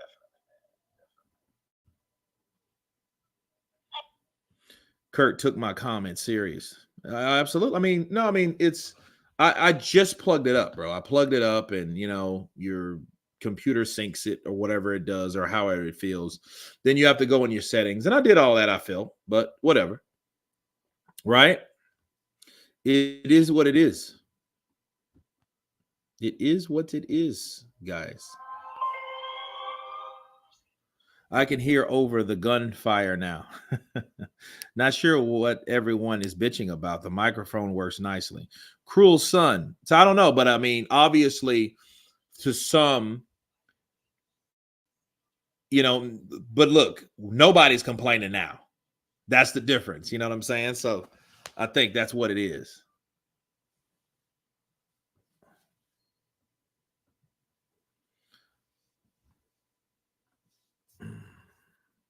Anyone else drinking a glass of scotch? Ooh, scotch. No, not at all. Not scotch, bro. Scotch is like the devil. Scotch is like the devil.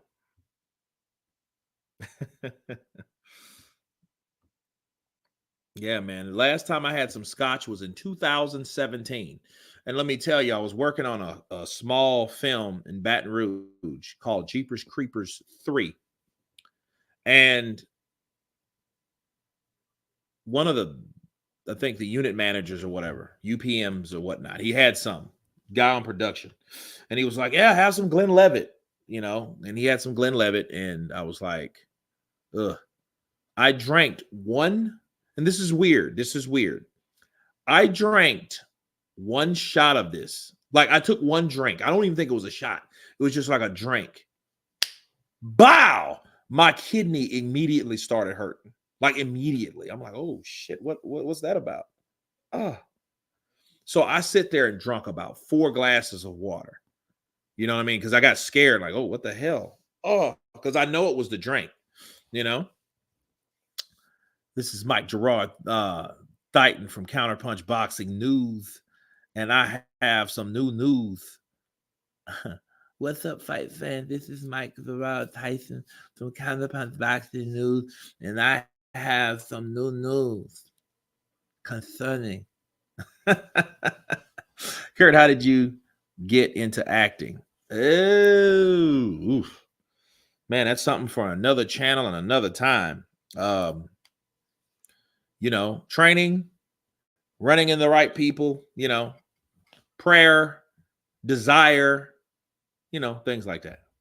Ngannou is in for a rude awakening. He's going to learn you don't play boxing. Stuart, it's crazy. Can you mimic Obama? Can I mimic Obama? Barack Obama. What the hell is this?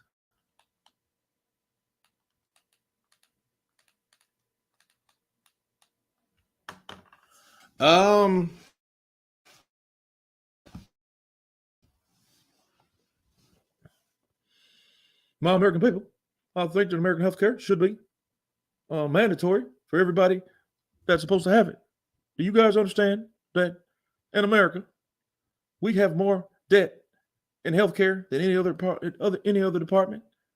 I want free healthcare for the whole American system. That's why spirits kill you. It tricks the liver into thinking it's water. Damn. That's shitty. Usyk will knock Fury spark out. Damn. Watch that space. Ooh, Buster B coming in with something brutal. That's definite. Kurt used to Jack Daniels and not Scotch whiskey. Well, Jack Daniels is it's not top shelf.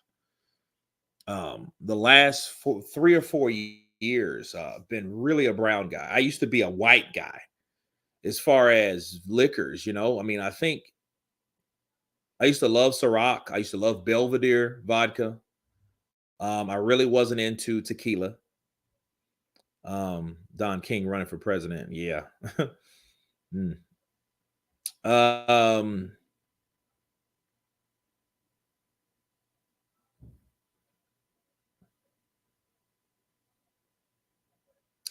yeah, I think what else? Now it's been all about, you know, Willet, Crown XO, you know, stuff like that. Usyk will win on points. That's more believable to me. I think, you know, if he does something like stops Tyson Fury, he will be the first one to beat Tyson Fury. Then he'll stop Tyson Fury. You know, it's crazy. AJ about to learn you don't play Ngannou. Ooh, Vincent Salamatino is coming in with these harsh predictions of AJ versus Ngannou. Okay, here we go. Here we go, guys. Here we go. 1800. Kurt, besides Vegas, where would you mostly want to watch a big fight? New York. But I've already watched a big fight in New York. So, but yeah, Madison Square Garden. Absolutely. Kurt has gone into hiding. Why? But Dillian White, BS Wilder would have the best buildup ever. Even Chisora versus Wilder. I think Wilder feels he's too good for someone like Dillian White.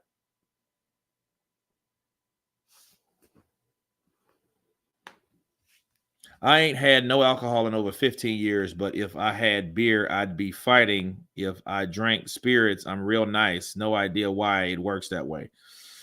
Tony Lyons, it works that way because they all do different stuff. I mean, all of them make you feel a certain way. A drug is anything to affect the way your mind and body works. Therefore, different things, different drugs affect different ways on how your mind and your body works. So, you know, they just do different stuff, you know, different ingredients, different chemicals, you know, your chemical net makeup and, you know, how you feel about those certain things and, you know, your background, you know what I'm saying?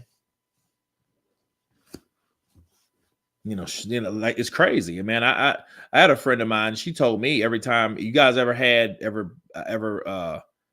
tasted it. I can't believe it's not your father's root beer. No, it's not your father's root beer. That's the name of it. You guys ever had that? Hey, yo, who is Callum Smith black? Why is Callum Smith black? I don't understand. Wilder looks like he fights on stilts and has no balance. Beer and weed, fine. Spirits are British type, bitter, and I'm scrapping. Yeah, I mean, some people, you know, they just like to fight. You know, that's what they do. I had a friend of mine I used to work with, well, a coworker, and this dude was just he would like drink alcohol and get drunk, start crying, and then want to fight. He tried to fight me one time, like, dude, and this dude's like 130 pounds, maybe 140 if at best.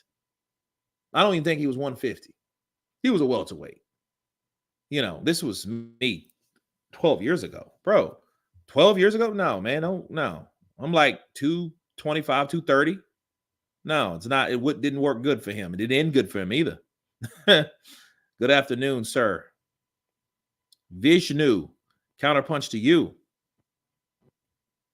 I was saying a joke because I thought Smith versus Beterviev was next, but now it's these two. Don't tell me that. Oh, God. These motherfuckers are getting like the zone. I could have sworn they said it was next. Okay, so.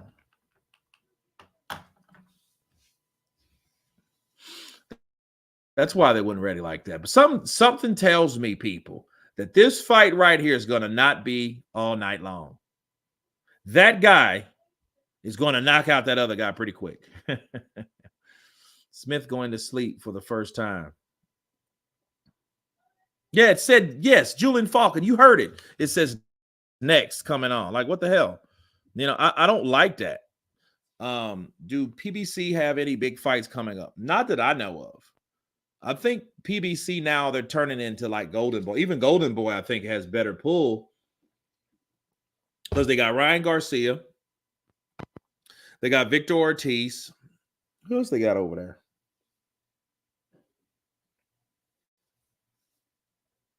Ryan Garcia, Victor Ortiz, Jaime Munguia. You know. Well, no, I think like would I be overly surprised if Artur gets beat? No, because of who he's fighting. That's why I'm excited to see the fight. I'm excited to see this fight simply because I like this is the type of fight you want to see. We want to see what these monsters do with these type of fighters like Callum Smith. Callum Smith is 6'3". That dude's huge. Kurt, don't you know ish about boxing? Yeah. Actually, I do. I think. I want to think. I want to believe. That long delay for these guys. Yeah, that sucks.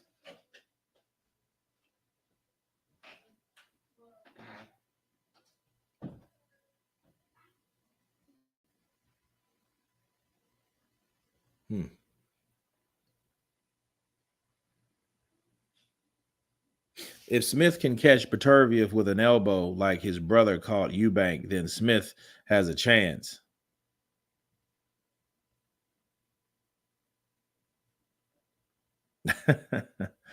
Oh, man. You know, he hurt Eubank, bro. Eubank ain't never felt that way. Eubank, I'm going to tell you how hurt he was. He didn't know because he wasn't experienced in being that hurt. He was still up trying to throw punches. Chris Eubank was drunk, bro. He was like he was on some type of drug. Rooting for the Russian Canadian. Word of the day. Yeah. What part of Canada you in? Word of the day. I think you're where you at? Oh, good jab from and Billy. Murdoch's an Aussie.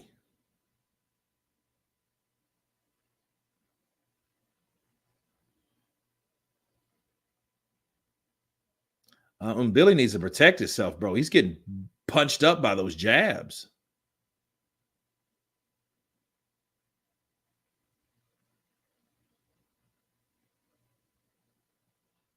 Oh, good right uppercut from Murdoch. Overhand right. Oh, good right hand from him, Billy. That woke him up. Bow! I was like, oh my goodness. That was from down under.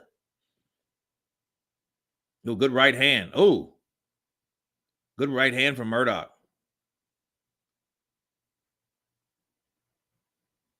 Damn, this is a 10-rounder.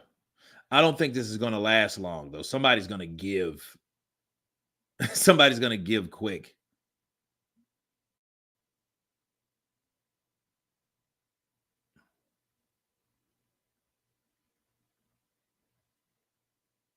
Oh, good right hand from Murdoch.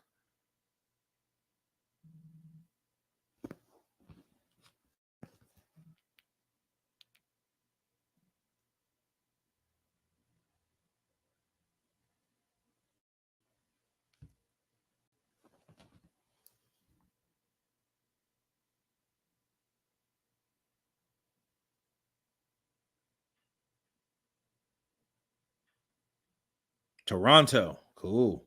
Yeah, I was in Toronto a couple years ago. Now, well, about a year and a half ago.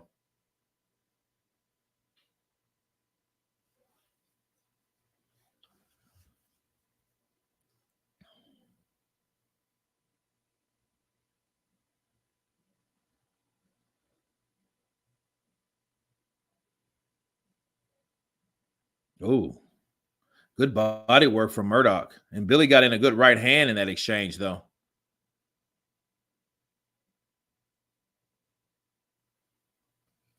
$39 right now. Negative 39 right now. Oof. I'm in Canadian almost as cold as Artur.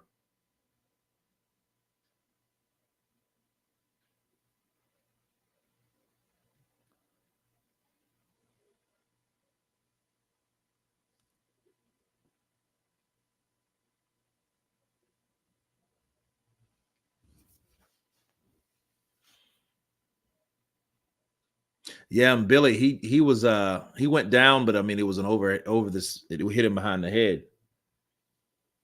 Yeah, Murdoch is eating a lot of, well, I mean, they're both eating jabs, bro. They're not really good at you can tell these guys are green. He said, how do you live somewhere so cold? Man, I mean, that's how it is. I guess, you know, people like that type of stuff. Amir Khan was a prime example of a glass jaw bum. He just had a glass jaw. I don't think he was a bum at all. He just didn't have a chin. That's all. I mean, you know, he was good.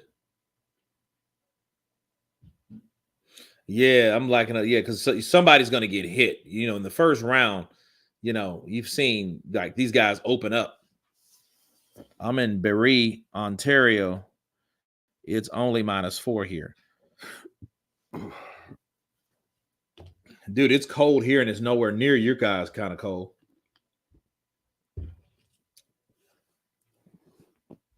Crazy people calling world champions bums. Yeah. Oh yeah, these guys are banging. And then look, they're gonna punch at each other until somebody lands. They got Beterviev. He's on a treadmill in his room. That's kind of strange, ain't it? I guess he has to thaw out, bro. I mean, it's cold up there, huh? Ah, okay.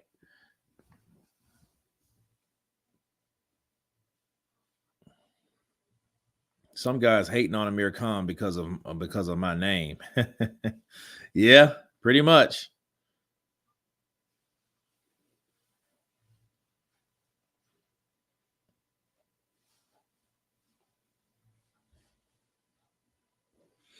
But yeah, I remember that AJ and Amir Khan beef. AJ tried to take his wife somewhere to meet. Yeah, that was funny. But he was like, "Nah, I haven't. You know, I haven't been with her, but I wish I could have." Yeah, he would have. Nah. Oh, good right hand from Murdoch. Knock him, get him, take it out. Yeah, that's what you get for clowning. Don't stick your tongue out of somebody that's punching you in your face. Bow. That's what happened to him.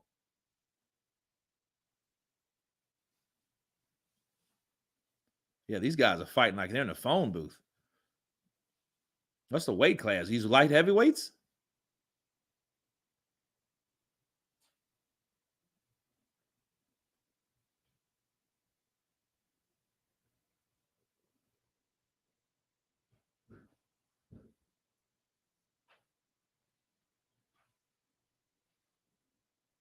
Oh, good right uppercut. Oh, another overhand right by Murdoch. Yeah, Billy, he needs to get off those ropes, bro. Billy needs to get off those ropes because if he keeps on, he's going to get buzzed. Because what could happen is this guy, the way he's getting punched, he might. Oh, he look, yeah, he looks like he has a pretty good chin though.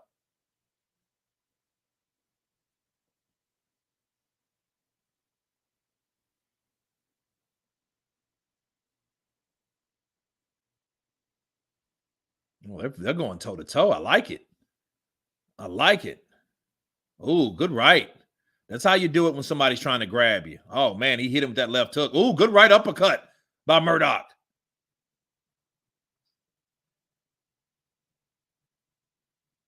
Oh, good left hook. Another right hand lands for Murdoch. Left hook to the body. Overhead right. That hurt him. That hurt him. I told you. This wasn't going to go long. Three rounds tops. Because we've already seen. He's got his punch placement in. He's already got him measured out. Copy, very intelligent attitude of thinking. I heard in Canada they don't lock their doors. Really? Well, I've been to Canada twice. I went to Montreal and I've been to Toronto. And it wasn't really cold. You know, I wasn't there in a cold season. I mean, I was there, I think, twice. Once in August, and then the second time was in August. There I'm on that kosher kush. It's the best in Canada. You got to be careful because if you go outside with this weed in your system, it's going to crystallize your lungs. Yeah, round 2. Screw it. I'm glad we got the extra fight. Yeah, man, I'm not pissed because it's not going to last long and you're getting entertained. I never heard of these guys at all. Oh, good body punching from Murdoch. And see, Billy's taking too many shots and he's just on the ropes. I'm thinking he's trying to pull some type of rope-a-dope the way he's clowning. He's just getting hit, bro. He's getting hit on the side of his guard. Good body punches by Billy, though. He needs to keep going down there. Because, if a guy's hitting me like that, the best I can do is go to my body. Go to the guy's body. Oh, good right hand from Murdoch. Oh, good overhand right from Murdoch. Oh, good right uppercut from Billy. Another right uppercut from Billy.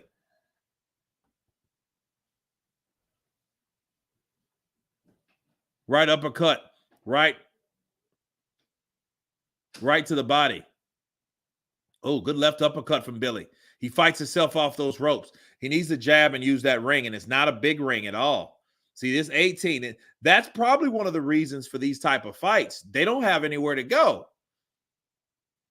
Oh, good right uppercut to the body from Billy. Oh, good right. Oh, good right hand lands from Murdoch. Left hand lands from Murdoch. Right hand lands from Murdoch. Dude, this is a fight. And look, yeah. Oh, yeah. See, these type of dude. Oh, good right uppercut.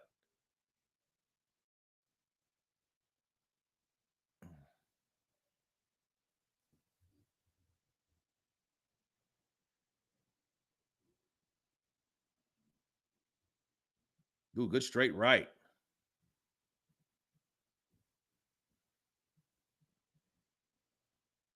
Oh, good left hook to the body from Billy. He misses with that overhand right. Now he's trying to get his own rally. Oh, good right uppercut from Murdoch. Jab from Murdoch. 1, 2, 3. And a right upstairs for Murdoch. Hey, yeah, Billy's holding on because I know he's like, dude, this every punch he throws. Now look, this is only the 3rd round. I'm thinking somebody will be down by now. Oh, good right hand. Wait a minute. I might have spoke too soon because he landed that shot. And boy was kind of, oh. Dude, these guys are banging. Oh. Yeah, this is not going to go. Oh, another right hand for Murdoch. Right to the body for Murdoch. Right uppercut for Murdoch. Body punches from Billy, comes back. Another right over the top for Murdoch. Oh. Left for Murdoch. Oh, yeah, these dudes are banging. This is one of those fights. This is a good fight, man. I'm enjoying this, man. This is a nice little treat. This is a nice little treat. Getting some names wrong, getting me confused.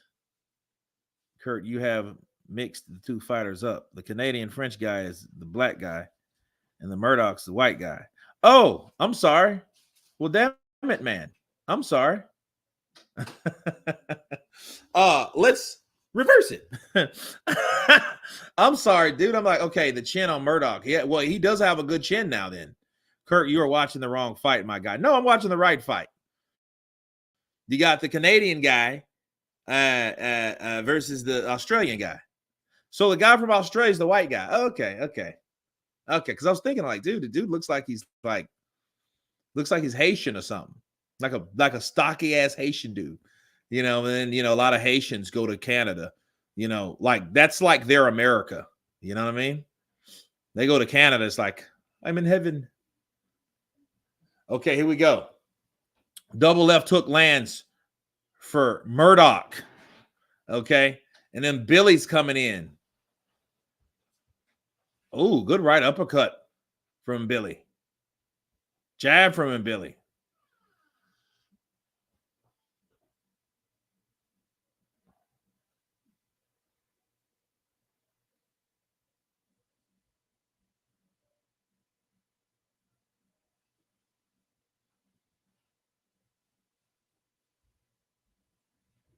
Yeah, Murdoch's tough though, bro. He took some shots. He's supposed to be out by now. And it's not like you thinking Billy can't punch. I don't know. I don't know what we're looking at. All right, Kurt, time to make it up for us. You got to say all the lines you said before, reverse that fight.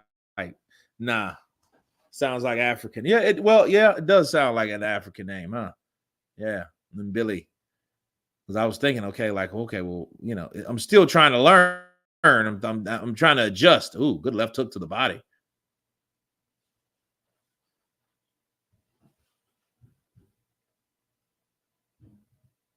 Oh.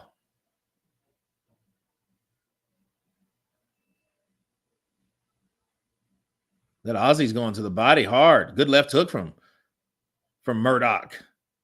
Now it makes sense. Okay, because I've seen the Punisher. Yeah, it's like, okay, what the hell is that?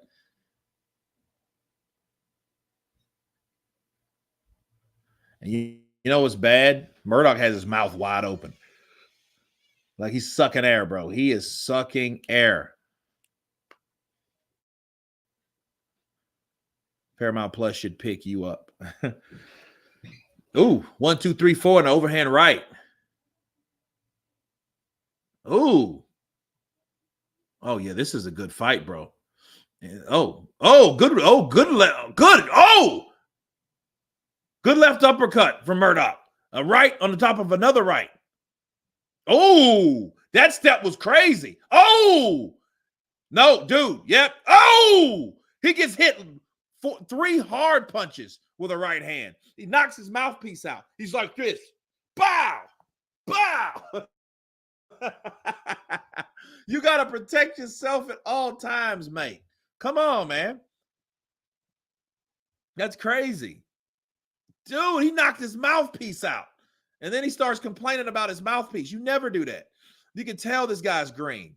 And I thought he was doing his thing. I thought he was doing a good job. Dude, he knocked his mouthpiece. That shit was beautiful. Bah! If he had a thicker neck, he would be built like Mike Tyson. Like a little Mike.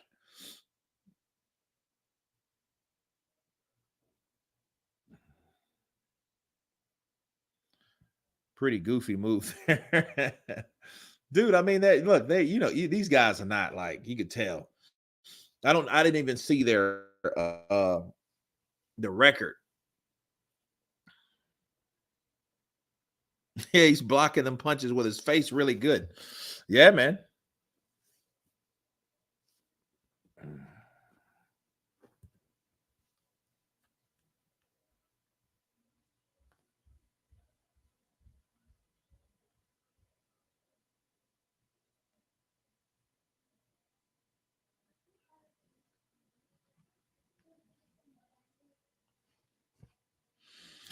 Yeah, we have a commercial here. Let's see.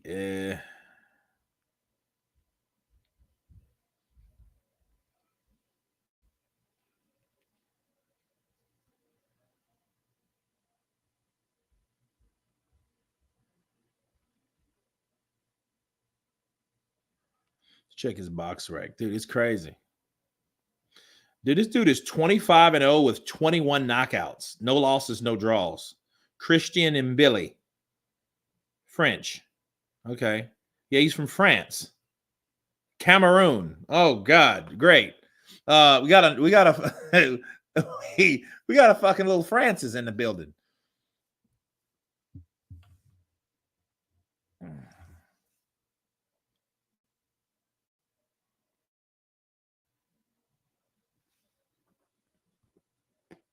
Yeah, these dudes are banging it out, bro.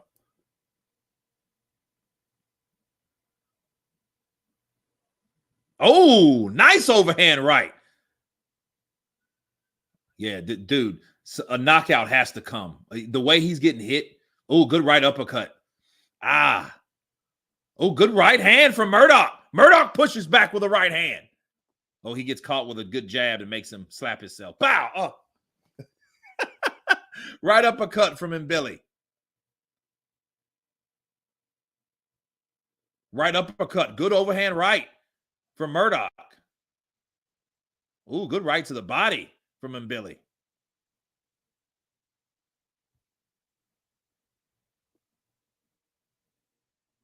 Oh, good right hook and a right hand. Oh, man. He lands a right hand. Bow! Murdoch eats that shit like a whopper and a half. Damn.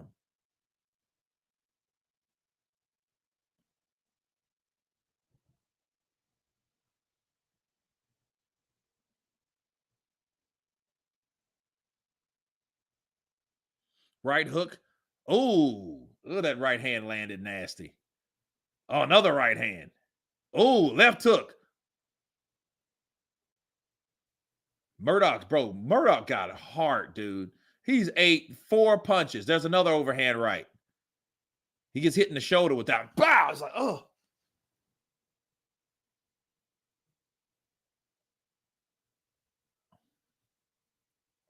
Oh, good right. Oh, good right from Murdoch. That made him Billy come over. He needs to work on his offense, bro. He needs to throw these shots. Good right uppercut. Oh, another right hand. Oh, that made him stumble. That made Murdoch stumble. Oh, man, the way he's another right lands. Oh, left hook lands. Left hook to the body. Right hand lands. 16 seconds left. Left hook lands. Left hook. Right hand lands. Another left lands. Another right hand lands. Oh, another right lands. Whoa. Whoa. This kid Murdoch really knows how to take a beating. Murdoch needs something. Yeah, dude. Stop the fight. No mas. Yeah, dude. He's getting bow. Bow. Bow. Bow. Bow. He starts. Yeah, dude. Stop. Cruel son. You cut that out. You quit it. You cut that out. That was dirty, bro. That was dirty. They get beat like a slave. Man. Let me see who he's fighting. Let's see if they. Yeah, Rohan Murdoch. Let's see what his record is. Rohan, look, he's 27-2. He's been knocked out once before with 19 KOs. Okay, so let's take. I'm on his box rec right now. So, okay, let's see here. He got beat by Zach Parker, TKO, and I don't know else who he was beat by. I don't know.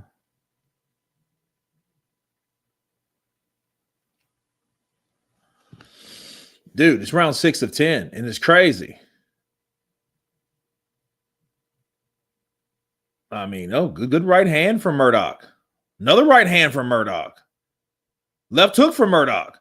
Murdoch needs a jab. He needs a jab. Good right hand. See, that's what he needs to do. Because if he gets in range and gets hit with more of these sledgehammers, because this guy, Billy, he believes in his shots. Look at that. He just left. Bow. Left to the body. Left upstairs. Left to the body. Jab. Double jab. He gets caught in the face. He already got his mouthpiece knocked out. He's trying to go for his teeth too. Come on, man. Look, good right hand from Murdoch. Right uppercut from Murdoch. You know, and I just don't think he has the box. Like, he doesn't have, and he has the heart. I just don't think he has the power like the other guy. But I think Billy is taking a break. Oh, good catch and shoot. He threw the hook off the right hand. Oh, good right hand for Murdoch. No, Billy hits him one. He hits him back. Good jab from Billy.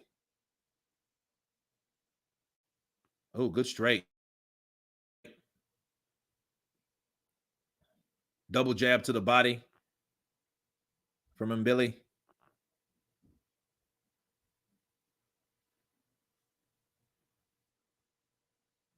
Uh-oh. Oh, good right hand lands from Billy. But if you notice, Billy's nose is bleeding. You know? Oh, Good uppercut. Oh, good right hand. Another left hook lands from Billy. Right uppercut lands. And see what's happening now. And Billy's just taking his shots. He's just picking them, you know?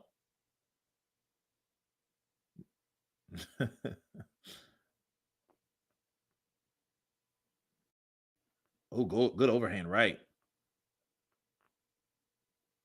Oh, good overhand right. Oh, good left.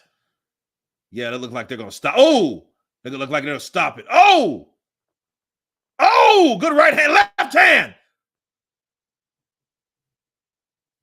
Oh, yeah, I don't know. I don't know if that, I think they're going to wave it off. Wait a minute. I think they're going to wave it off because he's getting hit, dude. The type of shots he get, yeah, and Billy seems like he's taking around. Look, he took time off to like, you know what? Let this guy get started. Hold on, let me see what he says.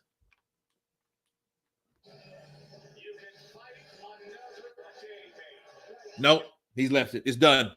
It's done. It's done. Because see, that guy like that, he's brave enough to get killed. He's tough enough, brave enough, tough enough to die. That's what happens. That's what happens with these fighters. 27-3 now. But he's 27-2. He was 27. He's 27-3 with 19 KOs. Yeah, bro. Because like that, see, that would have been a massacre. That's the type of fights that I was telling you in my short, the last one I did. It comes with a price. Like that's 6 rounds, right? Okay, let's let that go 4 rounds like that. Do you think you want us? Okay, yes, it's entertaining for us. We know that is. Look at that right uppercut. Look at that. That made him bobble a little bit, but he's still game because he's too stubborn. Boom! Look at that right uppercut. He's too stubborn. Tough kid. Don't take nothing away from him. That's how you're supposed to take it. But yeah, good stoppage because that guy told me like, no, bro, that dude there, no, bro, he's what 27. Wait, where is he at now? What? No, bro, that's not. No, I'm glad they did that. Good job by this corner. That's what Derek James supposed to done with Errol Spence 2 rounds earlier. That dude was bleeding all out the face, fucked up. Dude, no, that's supposed to happen. Okay. Now he's 26-0 with 22 KOs. That's the same record that Jarrell Miller had. Jarrell Miller had a draw, but his draw was against who was his draw was against? I lost coverage of the fight. Who the hell is locked? Who the hell knocked this Aussie out? Was it George Effin Foreman? Excellent stoppage from the corner. Yeah, he was getting hit, man, and he didn't know when to quit. He was too legit to quit. And you know, and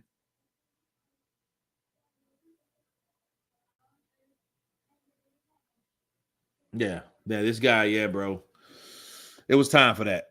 That was a Murdoch. It was face how he was taking punches. Yeah, he got, dude. I'm glad it's over.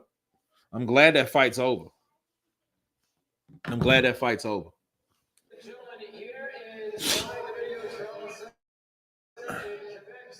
And he didn't want to stop it, but bro, you're getting hit with shots, bro. He was on those ropes getting nailed. No, bro. No. Yo, you want to make money? Who doesn't? That was Murdoch. It was face how he was taking punches.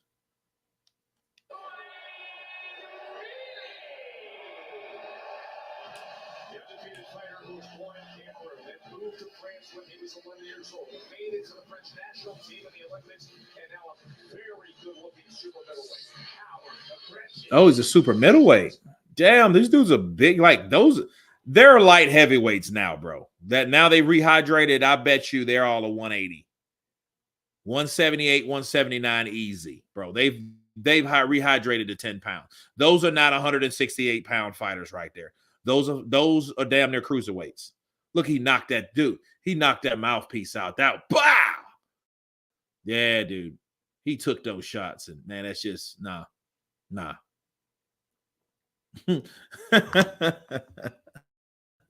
I know, right? I know. Like, yeah, it's crazy. It's crazy. Start off with your promotion, Jeff Mayweather and you and Tile SBT, Black Entertainment Boxing, and see how it goes.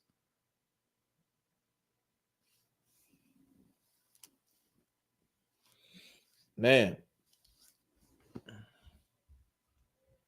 that dude will be sore in the morning. That's going to leave a mark. Yeah, I believe it will.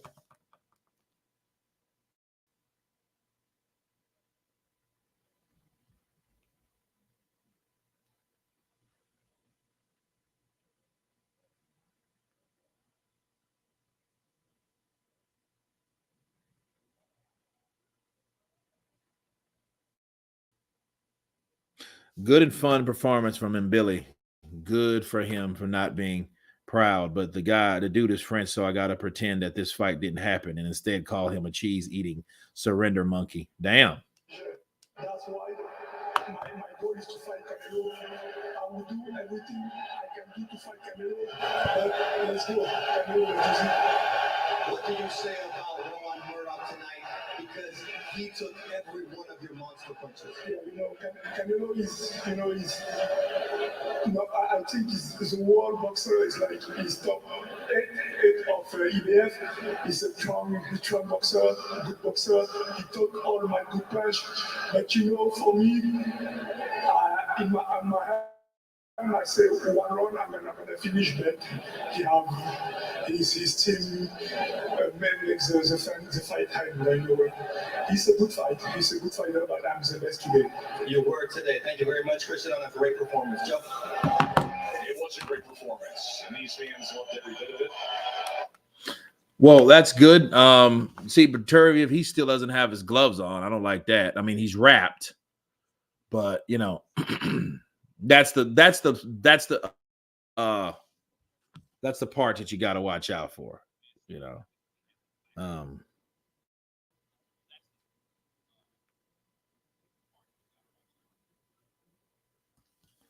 What's up, Kurt? It's morning here in South Africa. Beterbieve must win this. No one will have. He sounds like a Kamboy Matumbo.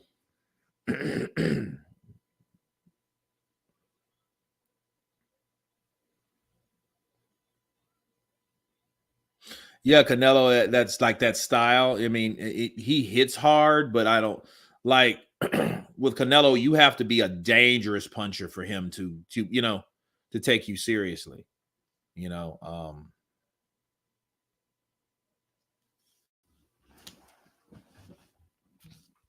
I'm a hypocrite. I love cheese, but at least I didn't surrender to the WW2 World War II because I wasn't even born. Yeah, it's a good thing.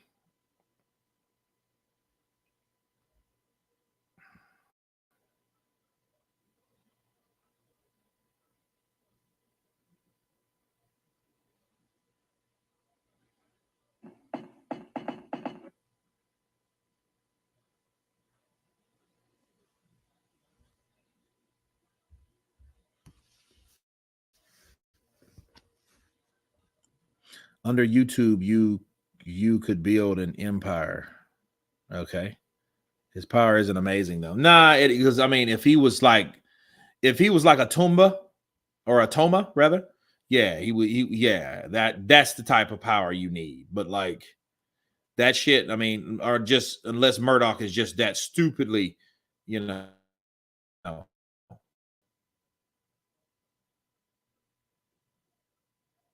gifted, durable. I served in Gears of War. In Halo Wars. Okay.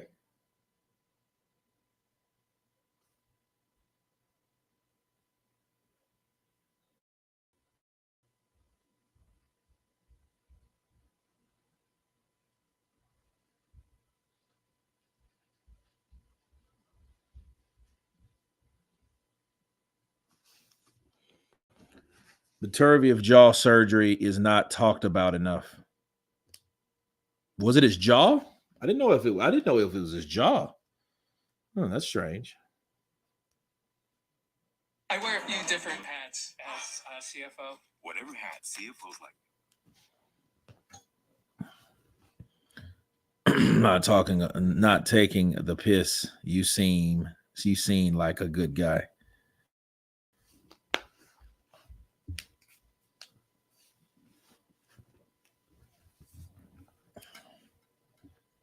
We'll see how good Beterviev is at fighting tall guys. Yeah, we will. And that fight is next, people. So let's get ready for that.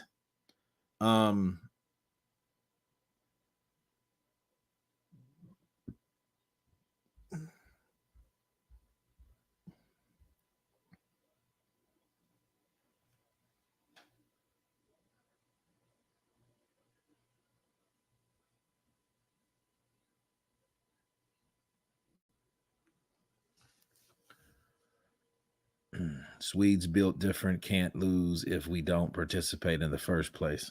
Mm-hmm.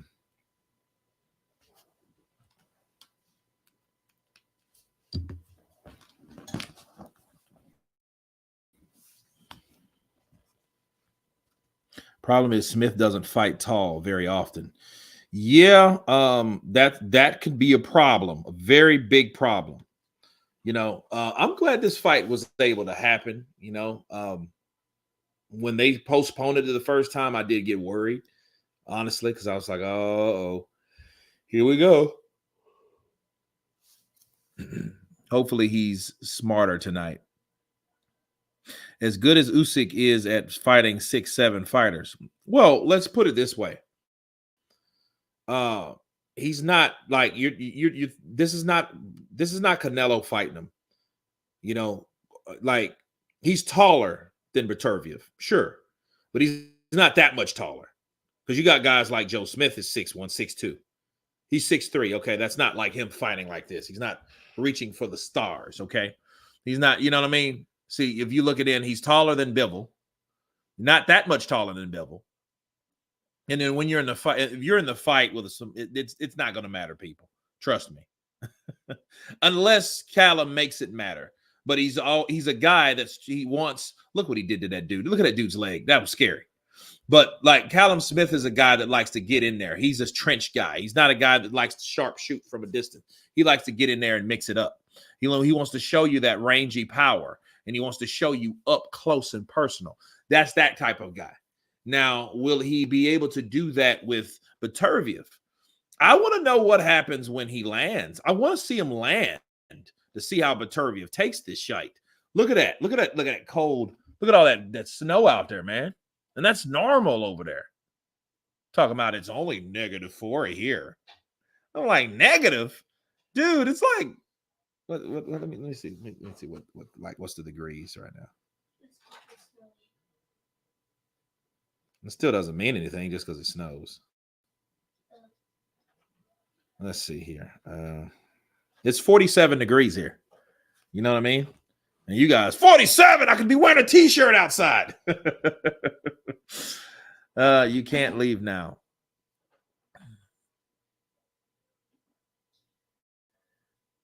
Yep, I don't think that works versus Beterbiev, but we'll see. Kurt, what do you think of Tyson Fury coming in big in weight? I don't remember where I read it, but some sparring partner Fury hinted that Fury is bigger and he's not gonna bulk a boxer. Bulk a boxer? I don't know what that means. But let me use the John so we can get ready for the last one. Hold on a second, guys.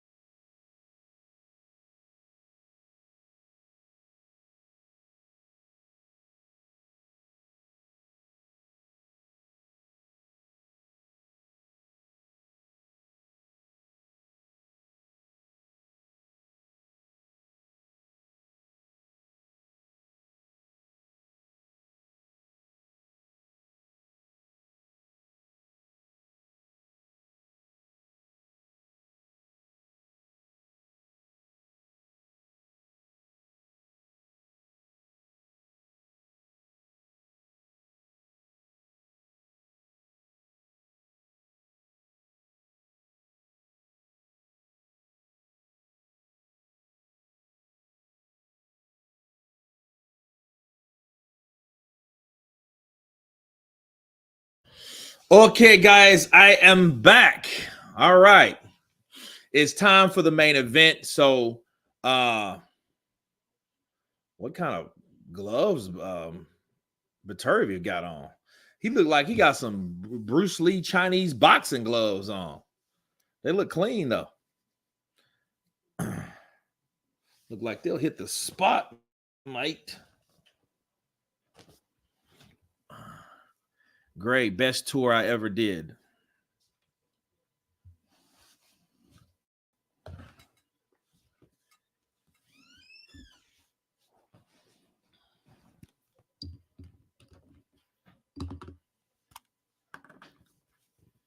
Hey, Kurt, good morning from Liverpool, England. Double D in the building.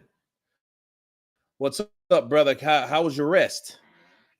Beterviev reminds me of Brutus from Popeye.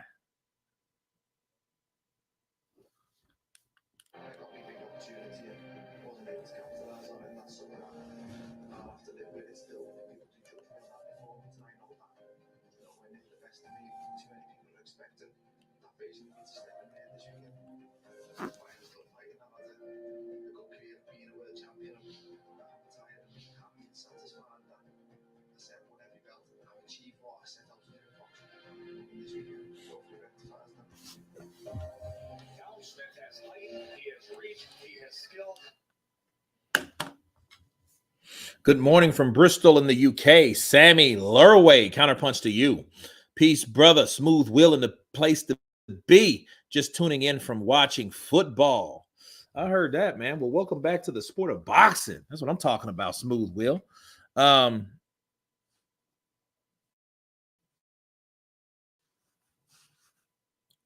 Curdy, bruv. What's your prediction? My prediction is 9th round KO by Beterviev. Yeah, I said in round 9. I said the 9th round. You know what I mean? And because I think it's going to be a little chess match because, you know, the difference in height. Look at Eddie Hearn back there. Yeah, that Lennon Castillo fight, that shit was bad, bro. He hit him like, dude, bow! When he hit him, it was like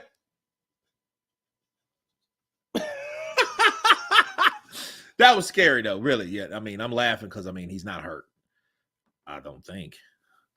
Kirk and the fighter like Inui continue to carry over talent and power up the divisions. Junto Coro, it depends. You know, like I think, look at Beefy Smith over there. Beefy Smith in the building. He got a win over Chris Eubank, and then Chris Eubank came back and took him out. Well, and they both fought Canelo. That's crazy. Why can't Artur speak better English if he's lived in Canada for years? Because he's probably listen, man, when you move to another country, you know, like especially like Canada, you know, you speak that's more French, right? Well, maybe he's speaking French more, you know. I mean, it's not like a total English speaking country, but you have different, you know, places.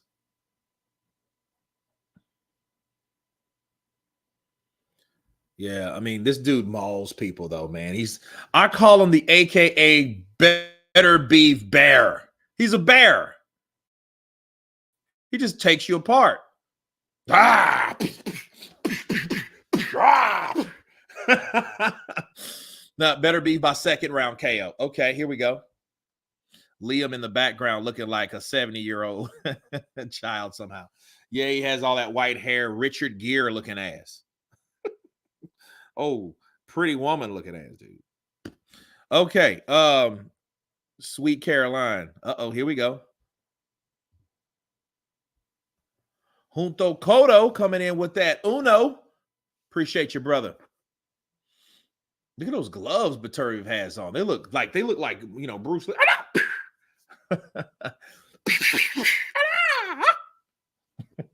Smith's finna crush this guy. Guys, here's some in the building. Man, I love all this British energy, bro. I love the confidence, man. Let's go for it. Like Rocky says, it ain't over till it's over. What did you get that? The 80s? No, I think the 70s. Julian Falcons, they played the main bit of Sweet Caroline for like 10 seconds in the sport of boxing. That's a crime. Yeah. You don't want to get Neil Diamond on your back. He'll put your foot on your neck. Play that shit for 5 seconds and see what happens. They'll stop your whole live stream. Sweet Caroline. Bot. Huh? What happened? Where's Cutty? Yeah, blame Neil. Dude, if you guys can remember, I don't know how many of you guys were with me. By yes and no's, how many of you guys were here on my live stream when Tyson Fury beat Deontay Wilder for the first time in their second fight? By whys and no's, can anybody tell me if you guys were here or not? Whys and no's. Do you know other martial arts apart from boxing? No. Okay. Yes, a real fighter was here. Okay, let's go. No, yes and no. Were you guys there?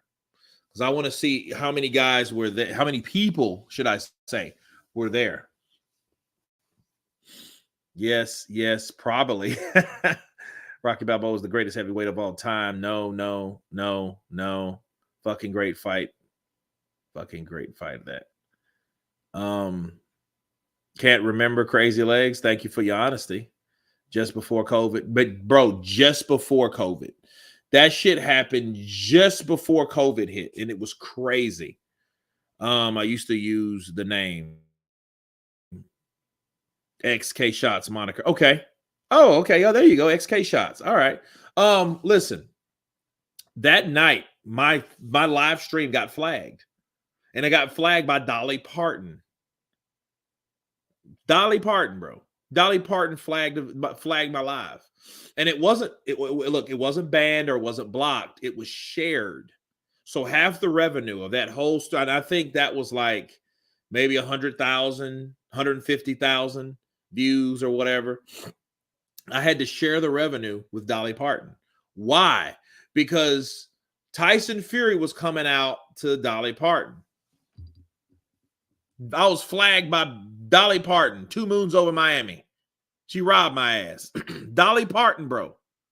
He came out and, you know, he had the king outfit and they toted him out. And they're like, crazy. I'm crazy for you, love. And I'm just listening to the thing, bro. That sentence effing killed me, man. Yeah. Yeah. Dolly Parton robbed my ass. She, hey, I'm coming in for a cut. Hey, give me your money. Well, it's Patsy Cline. Okay. Well, Patsy did it. I thought it was Dolly Parton, but it was one of those country music Western singers. Patsy Cline. Yeah. Patsy Cline came out. I wish I could find the email, bro. She came out. Matter of fact, I think I could find it. Let's see. Dude, 50%, bro, is what it is. You have to share 50% of that revenue with Patsy fucking Cline. Well, understand, Patsy might be deceased, but the label carries on. Whoever is ahead of the label, probably some lawyers that are over the label. Okay? The Simpsons were right about Dolly Parton. I don't know, man. I think, because see, I still got the super chat, so that was cool. But as far as the revenue goes, yeah, probably about maybe, I don't know, because I'm trying to see how much that was. Uh-oh. Let's see. It was probably a couple, you know, probably a couple $100, you know, because I looked at it and it had a weird, like, you see the dollar sign. So if you were looking on if you see dollar signs, that's okay. I made an undisputed video, Kurt. It says copyright. Why, man? Can't do F all. Well, I mean, it depends. Like YouTube has bots, and that's probably what happened. It probably wasn't Patsy Cline or whoever, but it was the bots. The bots, what they did was they picked up the music, you know, and the bots are set up by the label. So the label hears it and the bots pick it up. When they pick it up, they report it to YouTube, and then YouTube then makes a decision like, okay, and it's based on how they file it. Like, see, a lot of people are just assholes, and they'll try to strike you. And then a lot of people will say, hey, that's a copyright claim, meaning, hey, you owe me money for this, so you got to pay me for it. Some people share it. So, you know what I mean? So you got those type of options. But when you're typing it in, you know, you have to, like a strike, someone has to manually go in to give you a copyright strike. They have to manually do that, you know. So much for creative license. Oh, is it Patsy Kleinberg? Nintendo is notorious for that on YouTube. Yeah, I don't mess with Nintendo at all. So here we go, guys. Look, Callum Smith is coming out. Okay. He's coming out right now. What's the time where you are? It's 4:18. It's 10:18 here. It's 10:18 p.m. here. So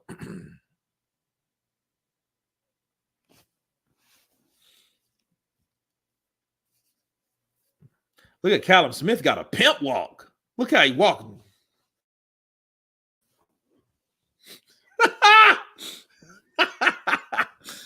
Oh, man, I hope Smith shaves his armpits today.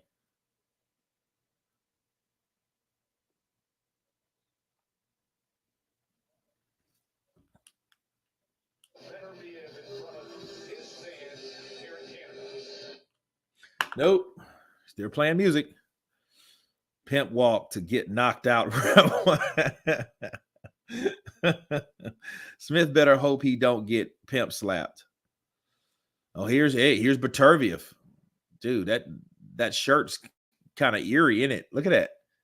Somebody with epilepsy, bro, would be like, ugh, you know, have a epilepsy shock attack with looking at that shirt he got on. It's all blurred looking.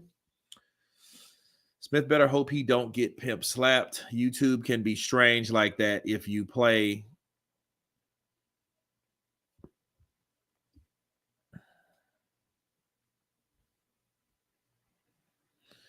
If you play along to a song and would like to upload it.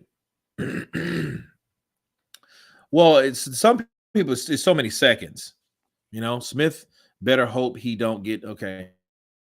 And I'm turning you down, Kurt, because like 1 minute ahead of me by the sound of it. Enjoy, man. Come on, Callum, lad. Double D. Do I listen to Kurt's commentary or that little peanut head?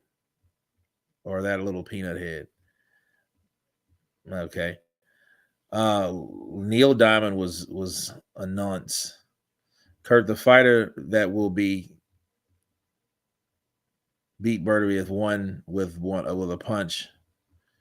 I don't know.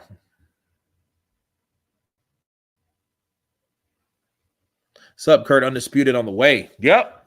Some way. Whoever wins out of this fight is going to be undisputed for light heavyweight. So everything gets real this year. We got last year, we got lightweight. Did we?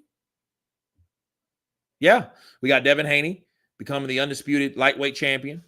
Welterweight, undisputed champion, Terrence Crawford. Now we have light heavy. Then soon, next month, we're going to have heavy undisputed. So everything looks good in the sport of boxing. This is the new age of boxing, and I'm glad to be here live and well and kicking, breathing, fighting, talking, and walking with the sport of boxing that we love, that we hate so much. It's time to get it on. Let's go. Kurt does ding, ding. So you will sink your strength. Absolutely.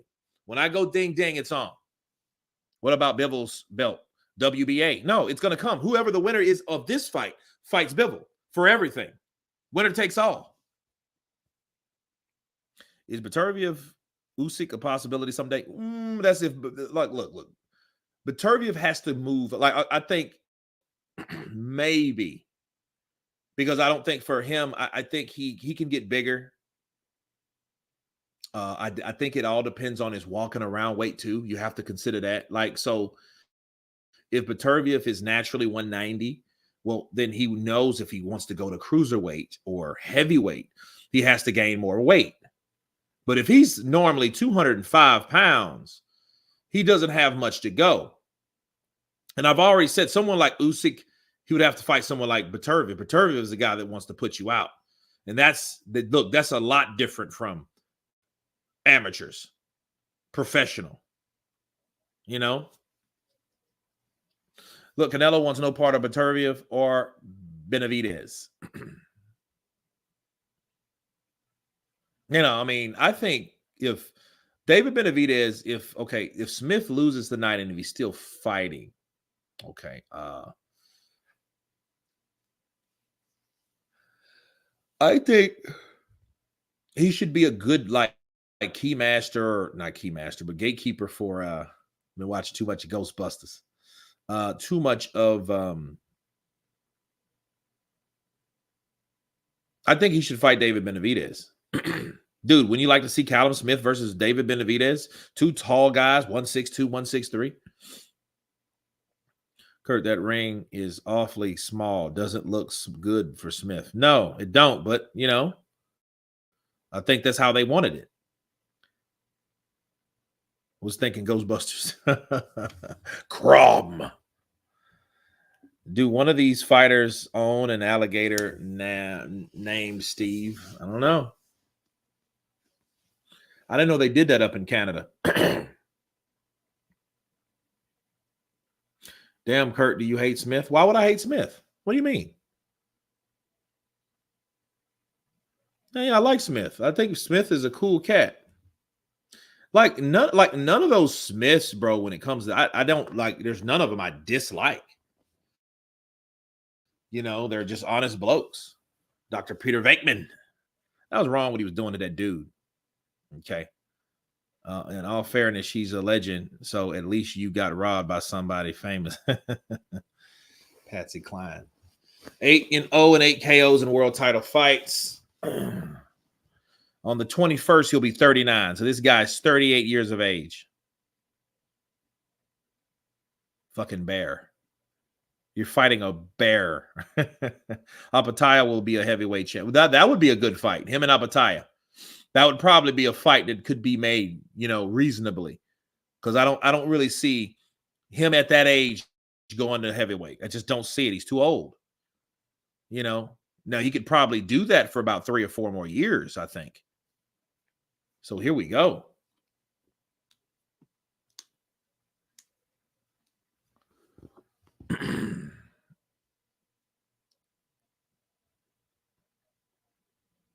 Dude, I say that height is no different, but he looks a lot different.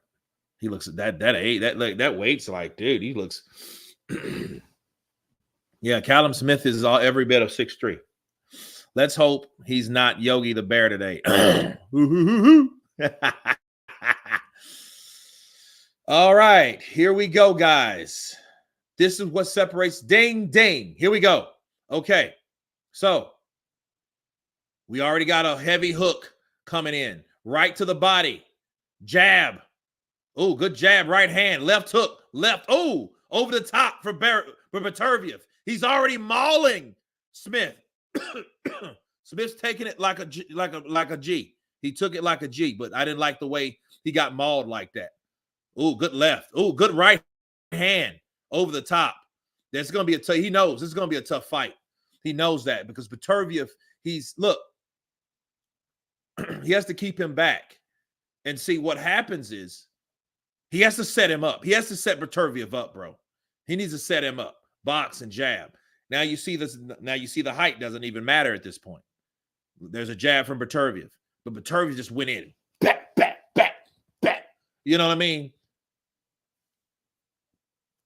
He's just an ass kicker, bro. He's just an ass kicker. See those sharp punches that like he comes in and he strikes downward. And see, it's only so much of that you can take. Look at it. That another jab.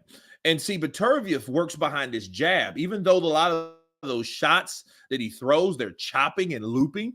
But the jab is what matters. He comes in with good fundamentals. He breaks the fundamental table when he gets inside because it's like bop, bop, boop, boop, boop, boop, boop. That's how he fights. Look at Beterviev. Good jab from Smith. See, there's another jab that knocks the head of his head. Look, the head of Smith back. Good jab from Smith. He has to fight his way off the ropes. He has to fight his way off the ropes because we've already seen who's going to dominate on the inside. Inside range. If this fight is inside range, Beterviev is going to maul him. Oh, good left to the body. Oh, he felt that. He felt that left too. Good right hand from Smith. And a jab. Bow, bow. Take that as you go.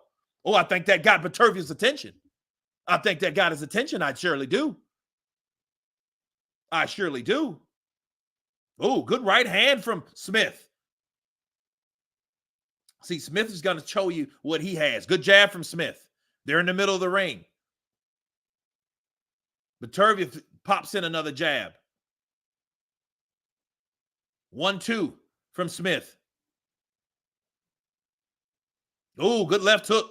Good left counter from Beterviev. Smith came in with a 1-2. Bow! He got caught with a left hook. Overhand right for Beterviev. See, these shots are so choppy and awkward, you don't know what hurts the fighters because it doesn't look like they land and hurt and hits. Look at those right hand. Another right, left hand lands. Body punch. Oh, I know what Smith's doing. I see what Smith's doing. This is what Smith's doing. He's allowing to see how Beterviev comes in. Beterviev comes in with the jab, you know. Smith beating him to the punch. He is? Okay. Artur going to slap Smith about.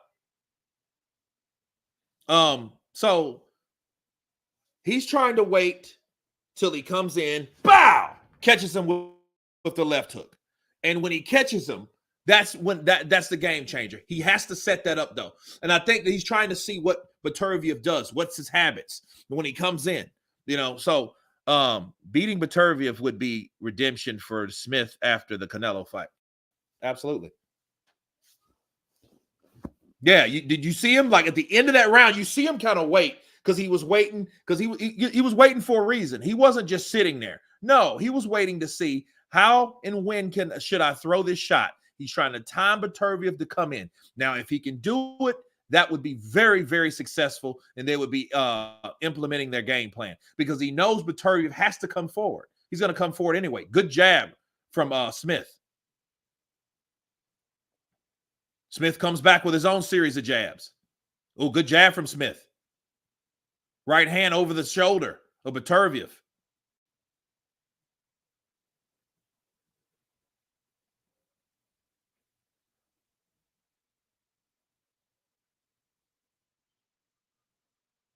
They're in the middle of the ring.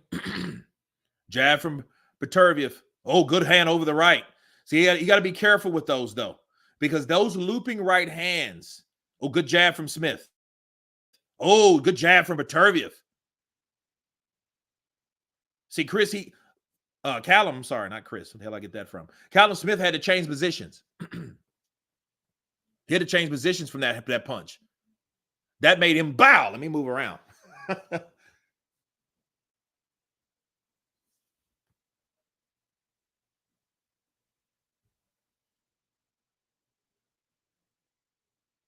Oh, jab to the chest from Smith. Overhand right from Smith. Good jab to the body from Smith.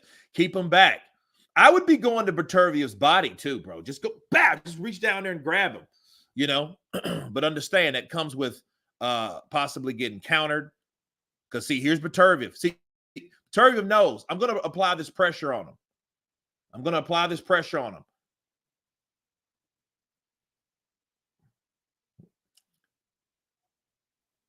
Damn, I thought my head was big. Beterviev got a big block-ass head, dude. You know. Oh, good jab. Oh, good jab. Good jab. Good right to the body by Callum.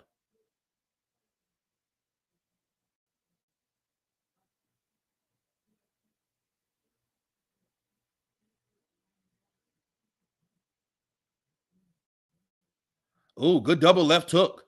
Good jab by Smith. Good jab by Smith. Smith is actually winning this round, bro. He's winning this.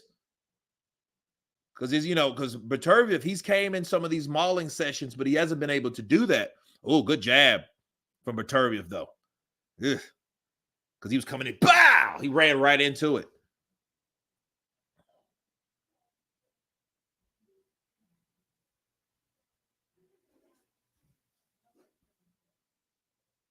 Oh, that right hand almost landed. Dude, Callum Smith, bro. Oh, good right. Oh, that right uppercut. He barely missed with it. Oh, good overhand right from Smith. Oh, nice. Nice. Let's go. Yeah, look, let's get those likes up. We got over 400 people in here. Scarlet Bread Tombstone is yum, yum. Ah, let's go. Might as well throw the towel in right now to stop the beating. Okay. Nah, but Smith won that round. He got round 2. Beterviev round 1, Smith round 2. Let's see what happens in round 3.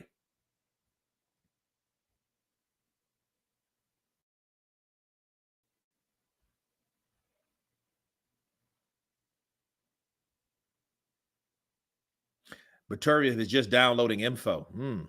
Smith looking good. Matt Bell. Who's winning? I think I will. It's 1-1. Hopefully, Beterviev versus Bivol next. Well, we'll see. Because see, Bivol is a guy we already know what to expect from Bivol. You know.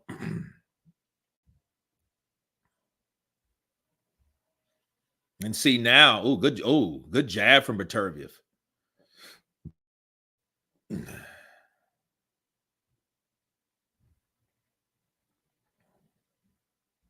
Now, one thing I like about Beterviev, he's not, good right hand. Good right hand from Smith.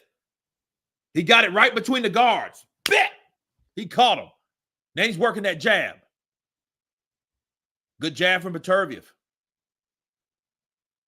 Smith fires back with his own jab. Good double jab.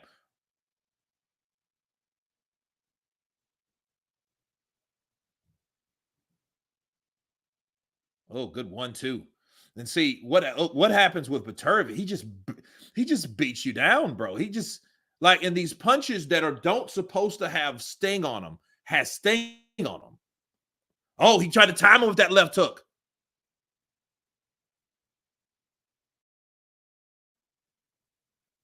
This is when it gets real. Now they're in the inside. Now 1-2. Oh, that's kind of low. Good left hook. Good left hook. Hey, Beterviev ate that left hook pretty nice. Now he goes to the body, Smith, which was a good deal. Catch him upstairs and bow, go right back down to that body with a good left hook. And see what happens with Beterviev. I think that left hook got his attention. If you notice something about Beterviev when he's hurt, he doesn't show you he's hurt. You don't see his legs shaking and that shit. He just stops fighting and he kind of sits there and he sits and he kind of hovers around his opponent. That means you caught him with something that he's respected and he's just kind of recuperating. Good jab upstairs, jab downstairs from Beterviev. Good jab. Good counter. They trade jabs on that. It's a jab fest. We could tell, see, damn, Beterviev is catching him with these short-ass shots, though, and it's killing Smith because Smith knows. Smith knows, like, look, we ain't in there. We don't know how these shots. Good defense, though, by Smith. Keep moving because Beterviev is coming in. He's coming in with these shots, and he's able to hurt you. Straight overhand right from Beterviev. Good right uppercut. Another overhand right from Beterviev. Left hook to the body from Beterviev. Callum checks his arm. He takes another 1-2 from Beterviev. Another jab. Another jab. Left hook lands for Smith. Good left hook lands for Smith. We got a cut under the right eye of Callum. This is when shit gets real, people. This is the blood sport, kids. This is how it goes. I hate when they do that shit. The round wasn't even over and you throw a fucking commercial on there. What's wrong with these people?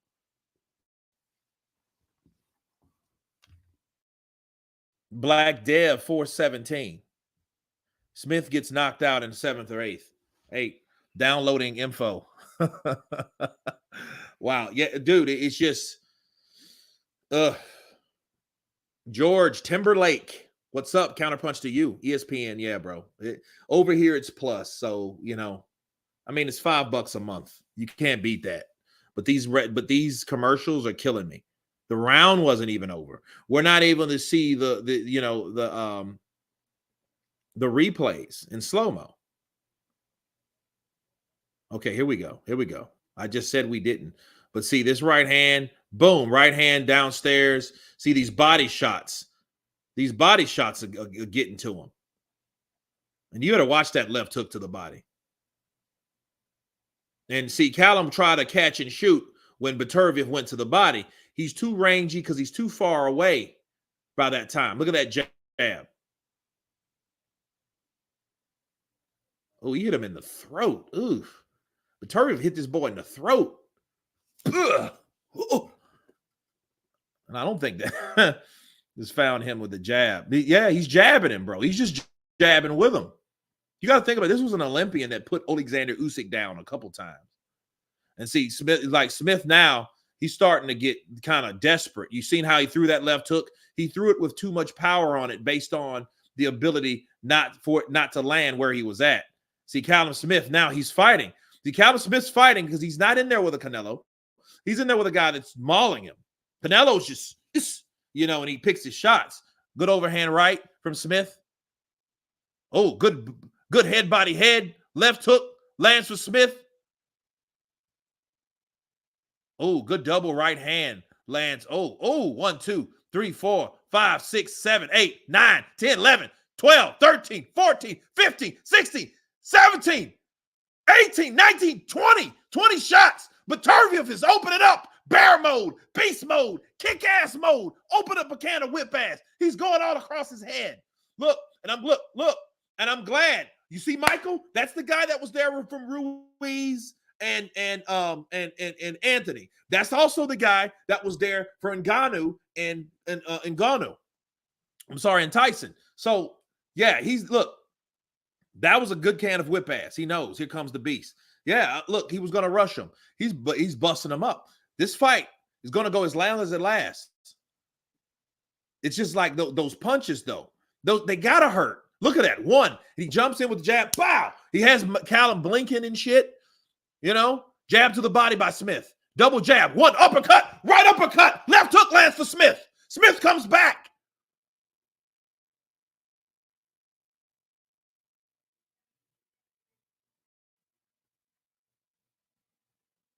Oh, good jab for Beterviev. And I think that hurt Beterviev because Beterviev, when he takes a little break, you've hurt him. You've done something that got his attention. You've rattled his cage a little bit. You've done that. Ooh, good right to the body from Smith.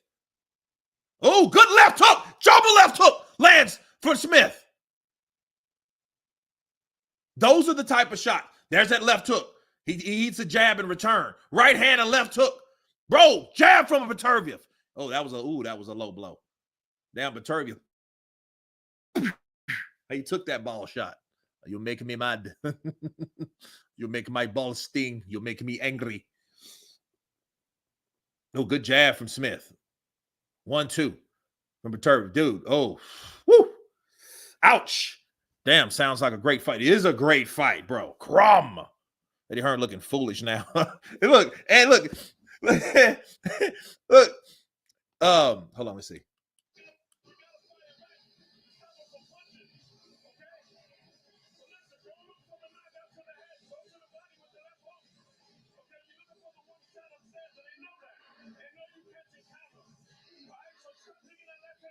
Nice. Yep. Nice. Buddy McGirt.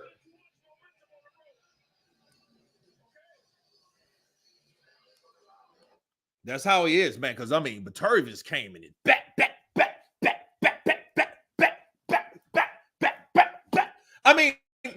And the dude, he's in his comfort zone because he's perfectly in range to throw these shots that they're like, I call them the Joe Louis shots. Beterviev throws these shots to you, and they're mid-range. Buddy McGirt, though, salute to that brother because he was the one that told him, like, you're looking for that one shot, and they know that because look at how tight Beterviev's defense is. Look, he's just peppering. Bow! He's just peppering him with that jab. Solid mother sucker, bro. Solid. And see, here's the deal. He told him, right, go to the body, jab to the body, set it up. Bow! set it up, bow. And then, you have to create a series of traffic of punches coming at a direction to distract from the punch that you need to land. That's what he needs to do. Ooh, that punch to the body hurt Smith. He took it and he kind of leaned back into the ropes. McGirt told him, stay off the ropes, because when he was getting hit with all those shots for the people that are not watching it with me, he was on the ropes. He was on the ropes taking these shots. Look at that double jab upstairs. And see, here's the deal. And Smith knows this shit's real. Bars. Double jab for Smith. And see, this ain't Canelo. This ain't 168. This is 175 going all the way live. Okay? Bigger guy, stronger guy, and look, and like Beterviev is the guy. He's just sitting there now. Good body work from Smith. Jab, overhand right, lands for Smith. Partially blocked, though. So, because the guard is so high, people, from Beterviev, because he knows what to expect. See that good left hook, though. He has to dig it in. Those are the shots he needs to land. Double jab from Beterviev. That pushes Smith back. Smith comes back. He's rangier, lankier, so he can do less in a shorter distance, okay? Beterviev, shorter hands. I think he's quicker. Good right hand. And the punches, they're powerful, but he doesn't load up on them. He just lets them go, Beterviev. He lets these shots go, and they're powerful, though. Ooh, good left hook to the body, but Smith. Good left hook to the body. Jab lands for Beterviev.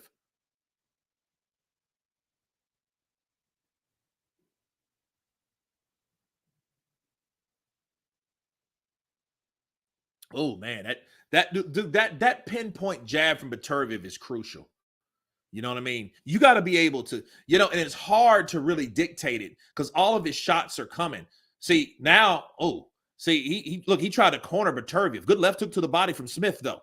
And Beterviev came out of that corner firing at him like a raging bull, like a mad-ass bear that just had some fucking honey with hot sauce or something. I don't know, man. He got mad. Bap, bap. He was like, bap, bap, bap, bap. He comes out of there. Jab from Beterviev. Right hand. Another jab. Oof. And you see that face of Smith, man. And you look at it. It gets redder and more damaged round after round. And I think this is coming into the fifth.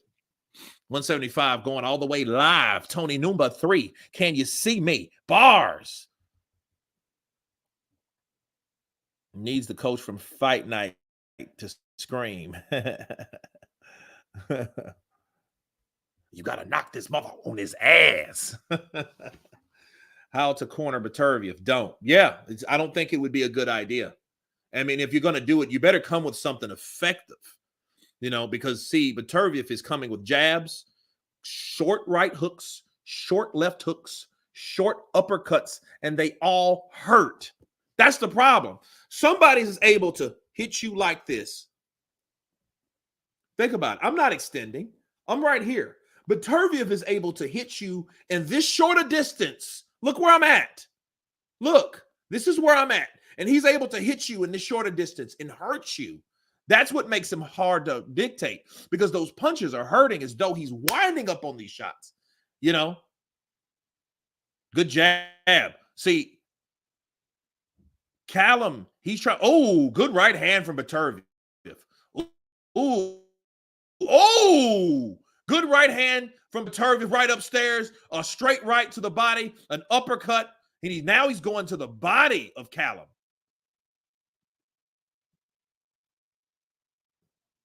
Dude, that was, man, that jab was like, back, boop. I mean, it was crazy. He made him fold over and he stood him back up.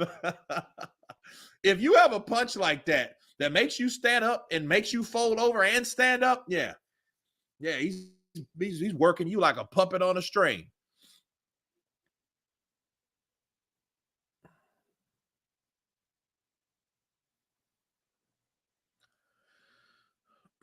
Ooh, good right hand from Smith. Yep. Beterviev felt that. He felt that. Left hook to the body by Smith. He felt that.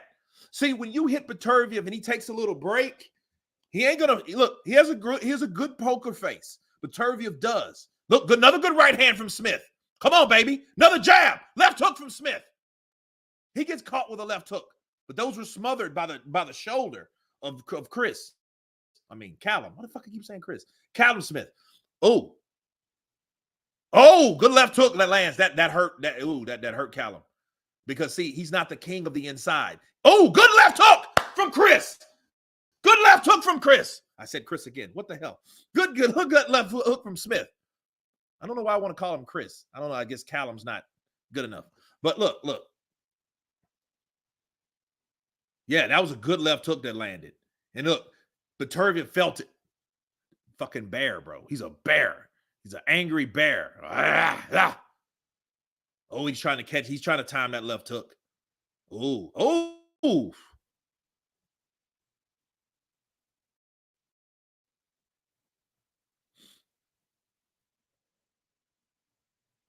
Overhand right. Oh.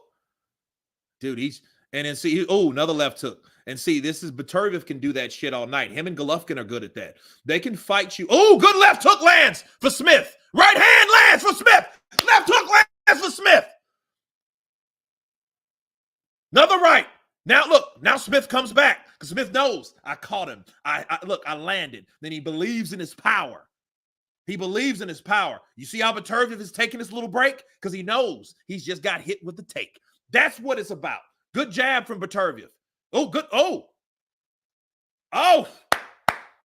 Good comeback by Smith, baby. Because look, don't look. Here we go. Absolutely. Don't count him out. Because Smith, bow. When Smith caught him, I'm sick of these. I'm sick of these commercials. But I guess they got to do what they got to do.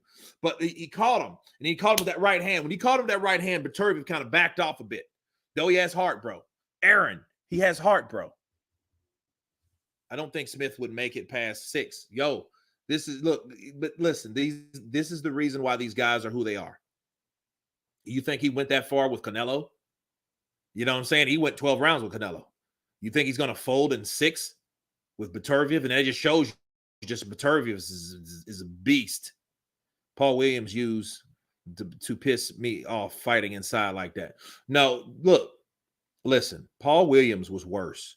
Paul Williams acted like he couldn't fight any other way. That's all he did. He fought like a tall Mexican. Somebody should have told him, you're a tall African-American. You're not a Mexican, bro. Because he fought like a Mexican style. Oh, good jab to the body. Oh, he eats a right hand, Smith does. He eats a right hand, Smith does. Jab. I hate when they do this, though. Let's see. No, good left hook lands.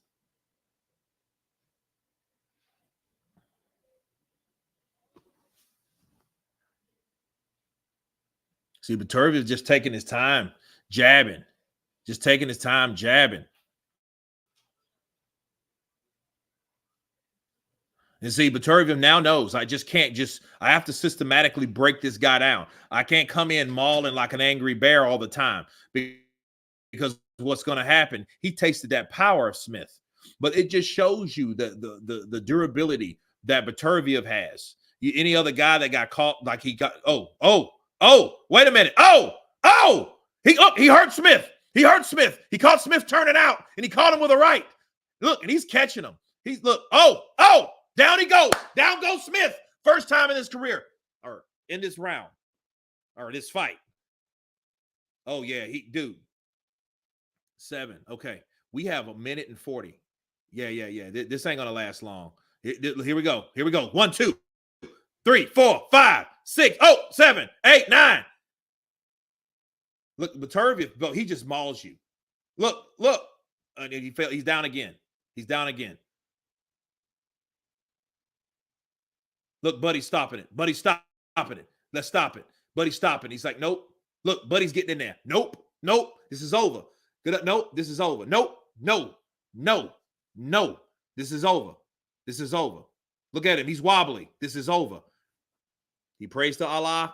He gives thanks. He gives praise. He's thankful. You know what I mean? That's him all day. If anybody's going to be down after a win, it's going to be Beterviev down on his knees saying please and thank you. Yeah, look, it was, I predicted round 9. This was round 7. He got caught with an inside shot he didn't see, trying to load up. Okay? Trying to load up. You know what I mean? And Beterviev catches him with shots. Hold on, let me see.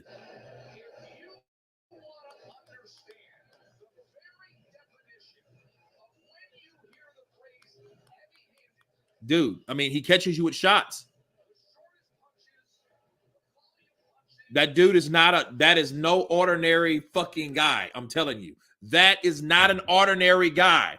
People, Artur the Bear, Beterviev is no ordinary guy. Okay? He's just not. You know, Artur is down. Celebrating. See, look, when he gets you, bro, he's going to beat you up. That's all he does. That's what he does. He finds you. That's all he does. He can't be reasoned with. He can't be bargained with. He does not quit. He does not feel pain or pity or remorse. And he will not stop ever until you are dead. Dude, look at that. And you can only look at Eddie back there. Eddie's like, what the fuck? Bloody hell, mate. Now he will fight Bivol next. It's signed, and I can't wait to see it. Alan did. I mean, it is what it is, bro. That dude is no ordinary guy. Now, this is what I will say, people. I mean, look, it's just, you got a guy that's very good at fighting on the inside, but he's 6'3". You got another guy that's 6 foot even, that fights you on the inside and has hard hooks on the inside. You know, look at Bob Arum. I told you, Eddie, you fucking wanker. I told you that Beterviev is gonna maul your tall, lanky bastard boy. Have a nice flight back to Britain, you fucking old young prick. Thanks for the show, Kurt. Till next time. Absolutely. Must be the steroid. See that, Paul? What? Paul? Come on now. How you guys say it in the UK? Come on. Come on.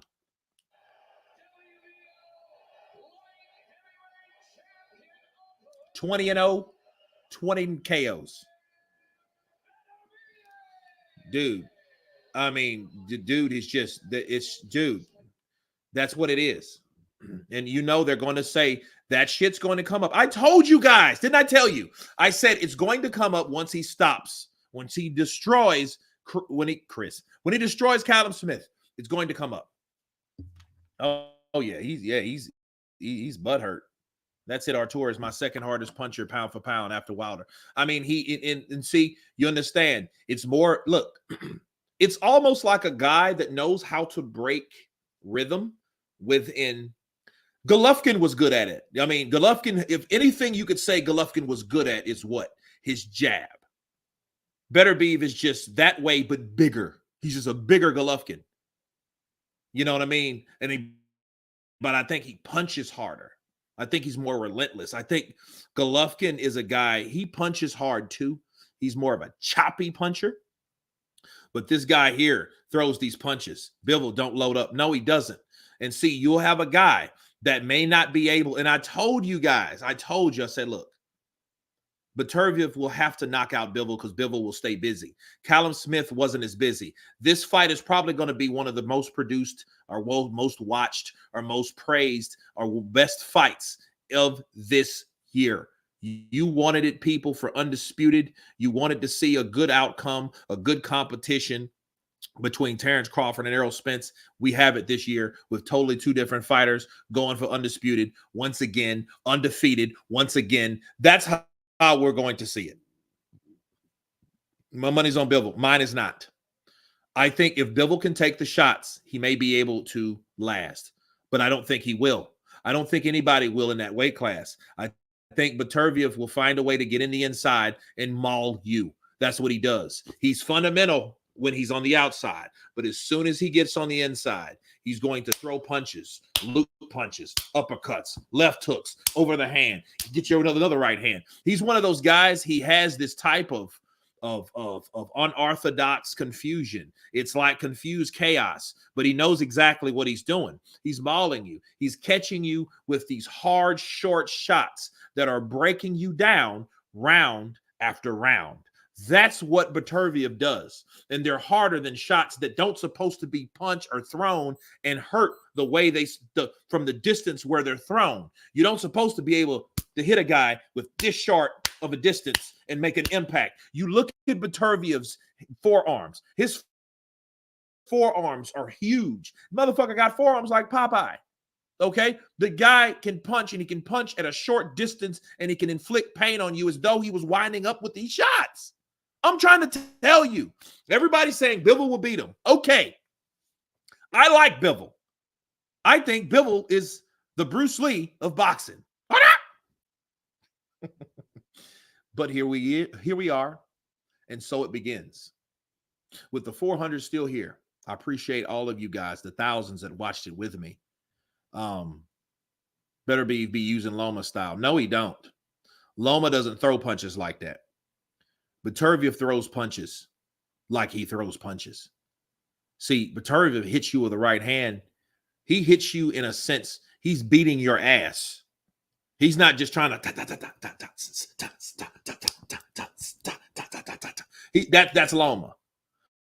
But Beterviev is back.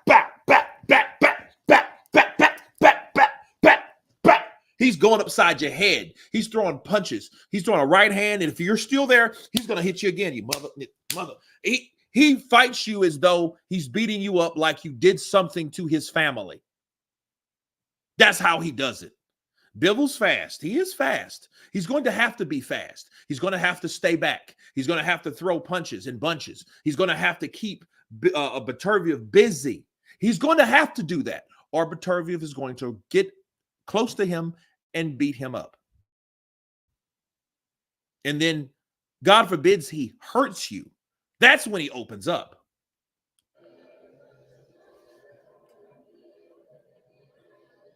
So they're still there. Well, yeah, he's going to keep you turning, but understand, one thing I didn't like about Canelo, and he should have done this with Bivol. Bivol, he should have kept his jab in Bivol's face. This guy is using fundamentals to get close to you, to unleash hell upon you. That's what that guy does.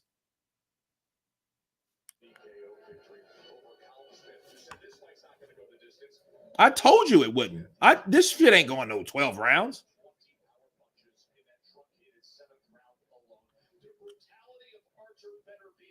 Dude, did you just see, like, look what he just done? Look at Buddy McGirt. Buddy's saying, no, bro. No, absolutely not. Absolutely not. And Buddy, good call for Buddy. Buddy did exactly what he's supposed to do, just like the last corner. You get these fighters out, man. They don't live for one night. They live for a career. Callum Smith, this is his 30th fight, 31st fight. He want to have as many as he wants to have, but he doesn't want to get it cut short by fighting a guy that he clearly got damaged by.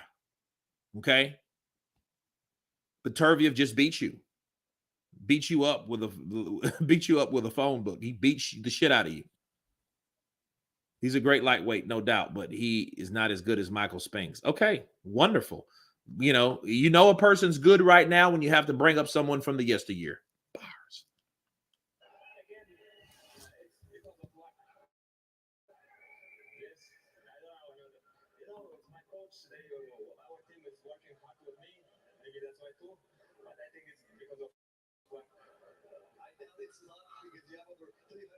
Fights and now 20 wins. What was your strategy today against the tall, long, and very strong Callum Smith?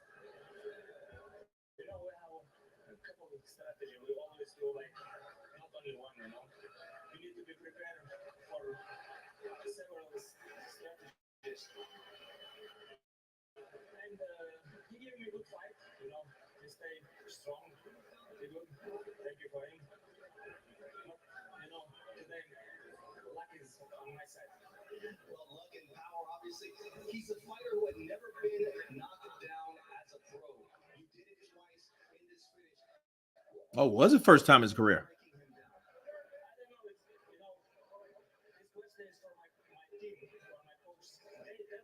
me, you know. They know that. I don't know. I just follow them, you know. What we do know is that Beterviev holds the only other belt at 175 pounds. Uh-oh. The fight that you want next. Yes, of course. I need another fourth belt. What would becoming undisputed champion mean to Artur Beterviev? When? What would it mean? It means like in this category, I have to work, you know, in this category. It's mean for me like a lot of, you know, since absolute world champion, unification world champion. It's meaning it's top means, you know. Well, congratulations on this win, Bob. The question for you is, Dimitri Bivol, Artur Beterbiev for undisputed. Is it done? No, it's not done yet. But absolutely, we want to do it. I'll be talking to my friend, His Excellency, right? Saudi Arabia, baby. And Turkey al-Sheikh. I know he wants to do it, but Ramadan is coming. So Ramadan ends sometime in the middle of April. Yeah. So about 3 months after the end of Ramadan, we'll be ready to fight Bivol, probably in Riyadh. That's a fight that everyone wants to see. One message you want to send to all the fans who came out to see you in Quebec. And I send something for fans? Absolutely. Noxicio Sila, Ahmad Sila, Ramzan Champion. Allah Akbar. Thank you very much. With the still champion, triple unified, Artur Beterbiev, I just send it to you. Merci, Quebec. Merci, Quebec. Let's see. A Chechen-born, English-speaking Canadian citizen who speaks a little French here. More fluent than I've seen him before. I would agree with that. Well, yeah, I think he was just being facetious, Double D, honestly, because, you know, anybody from an Abrahamic religion don't believe in luck. I got lucky. I don't believe in that shit either. You know, what's going to happen for you is going to happen to you. You know, you can speak it into existence, but that has to be something you believe, you know, based on what you do, based on what you believe. But you have to work to get it.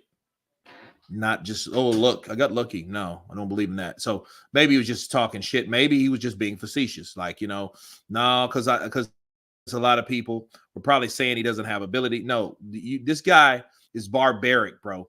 He's from that nomad shit from over there in Eastern Europe. You know what I mean? That Gennady Golovkin shit. That, you know what I mean? That's that type of Nurmagomedov type shit. That's that type of stuff that he's doing. That's the type of background you know what I mean?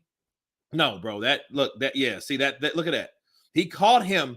The punch that hurt him, he waited for the jab. He countered over the jab. That's how he got him. Smith was throwing he threw that jab. As soon as he threw it, pow! He punched over that jab and nailed Callum Smith. That's why Callum went down for the first time in his career. You got Buddy Gert saying, nope, no mas, no more. Let's go. Let's go. This dude is a monster. 87 punches to 31 punches. He's a monster.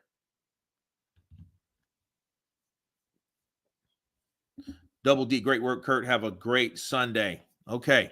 Well, guys, I'm about to jump off of here. If anybody wants to leave any super chats or anything, do it now before I go. If you know, you know. Bars.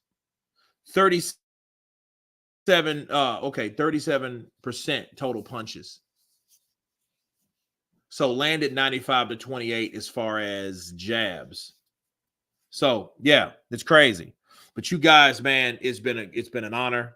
I thank you guys, the thousands that dropped by, hundreds that are still on. I got to get the the recap done of this. Andre Van Ruyen, Beterviev, round 7. You know, so it is what it is. But you guys, I'm gonna jump off of here. Julian Falcon, Psycho Crusher, TKB, Andre Van, Skrilla 50 in the building, Double D, bars. You guys be blessed, be safe, happy Sunday, and I will be live tomorrow evening so we can do the recap live as well. But stay tuned for the recap video on this, the breakdown, the prediction, the oohs, the ahs. right? And then you guys, everyone has been counterpunched. Peace.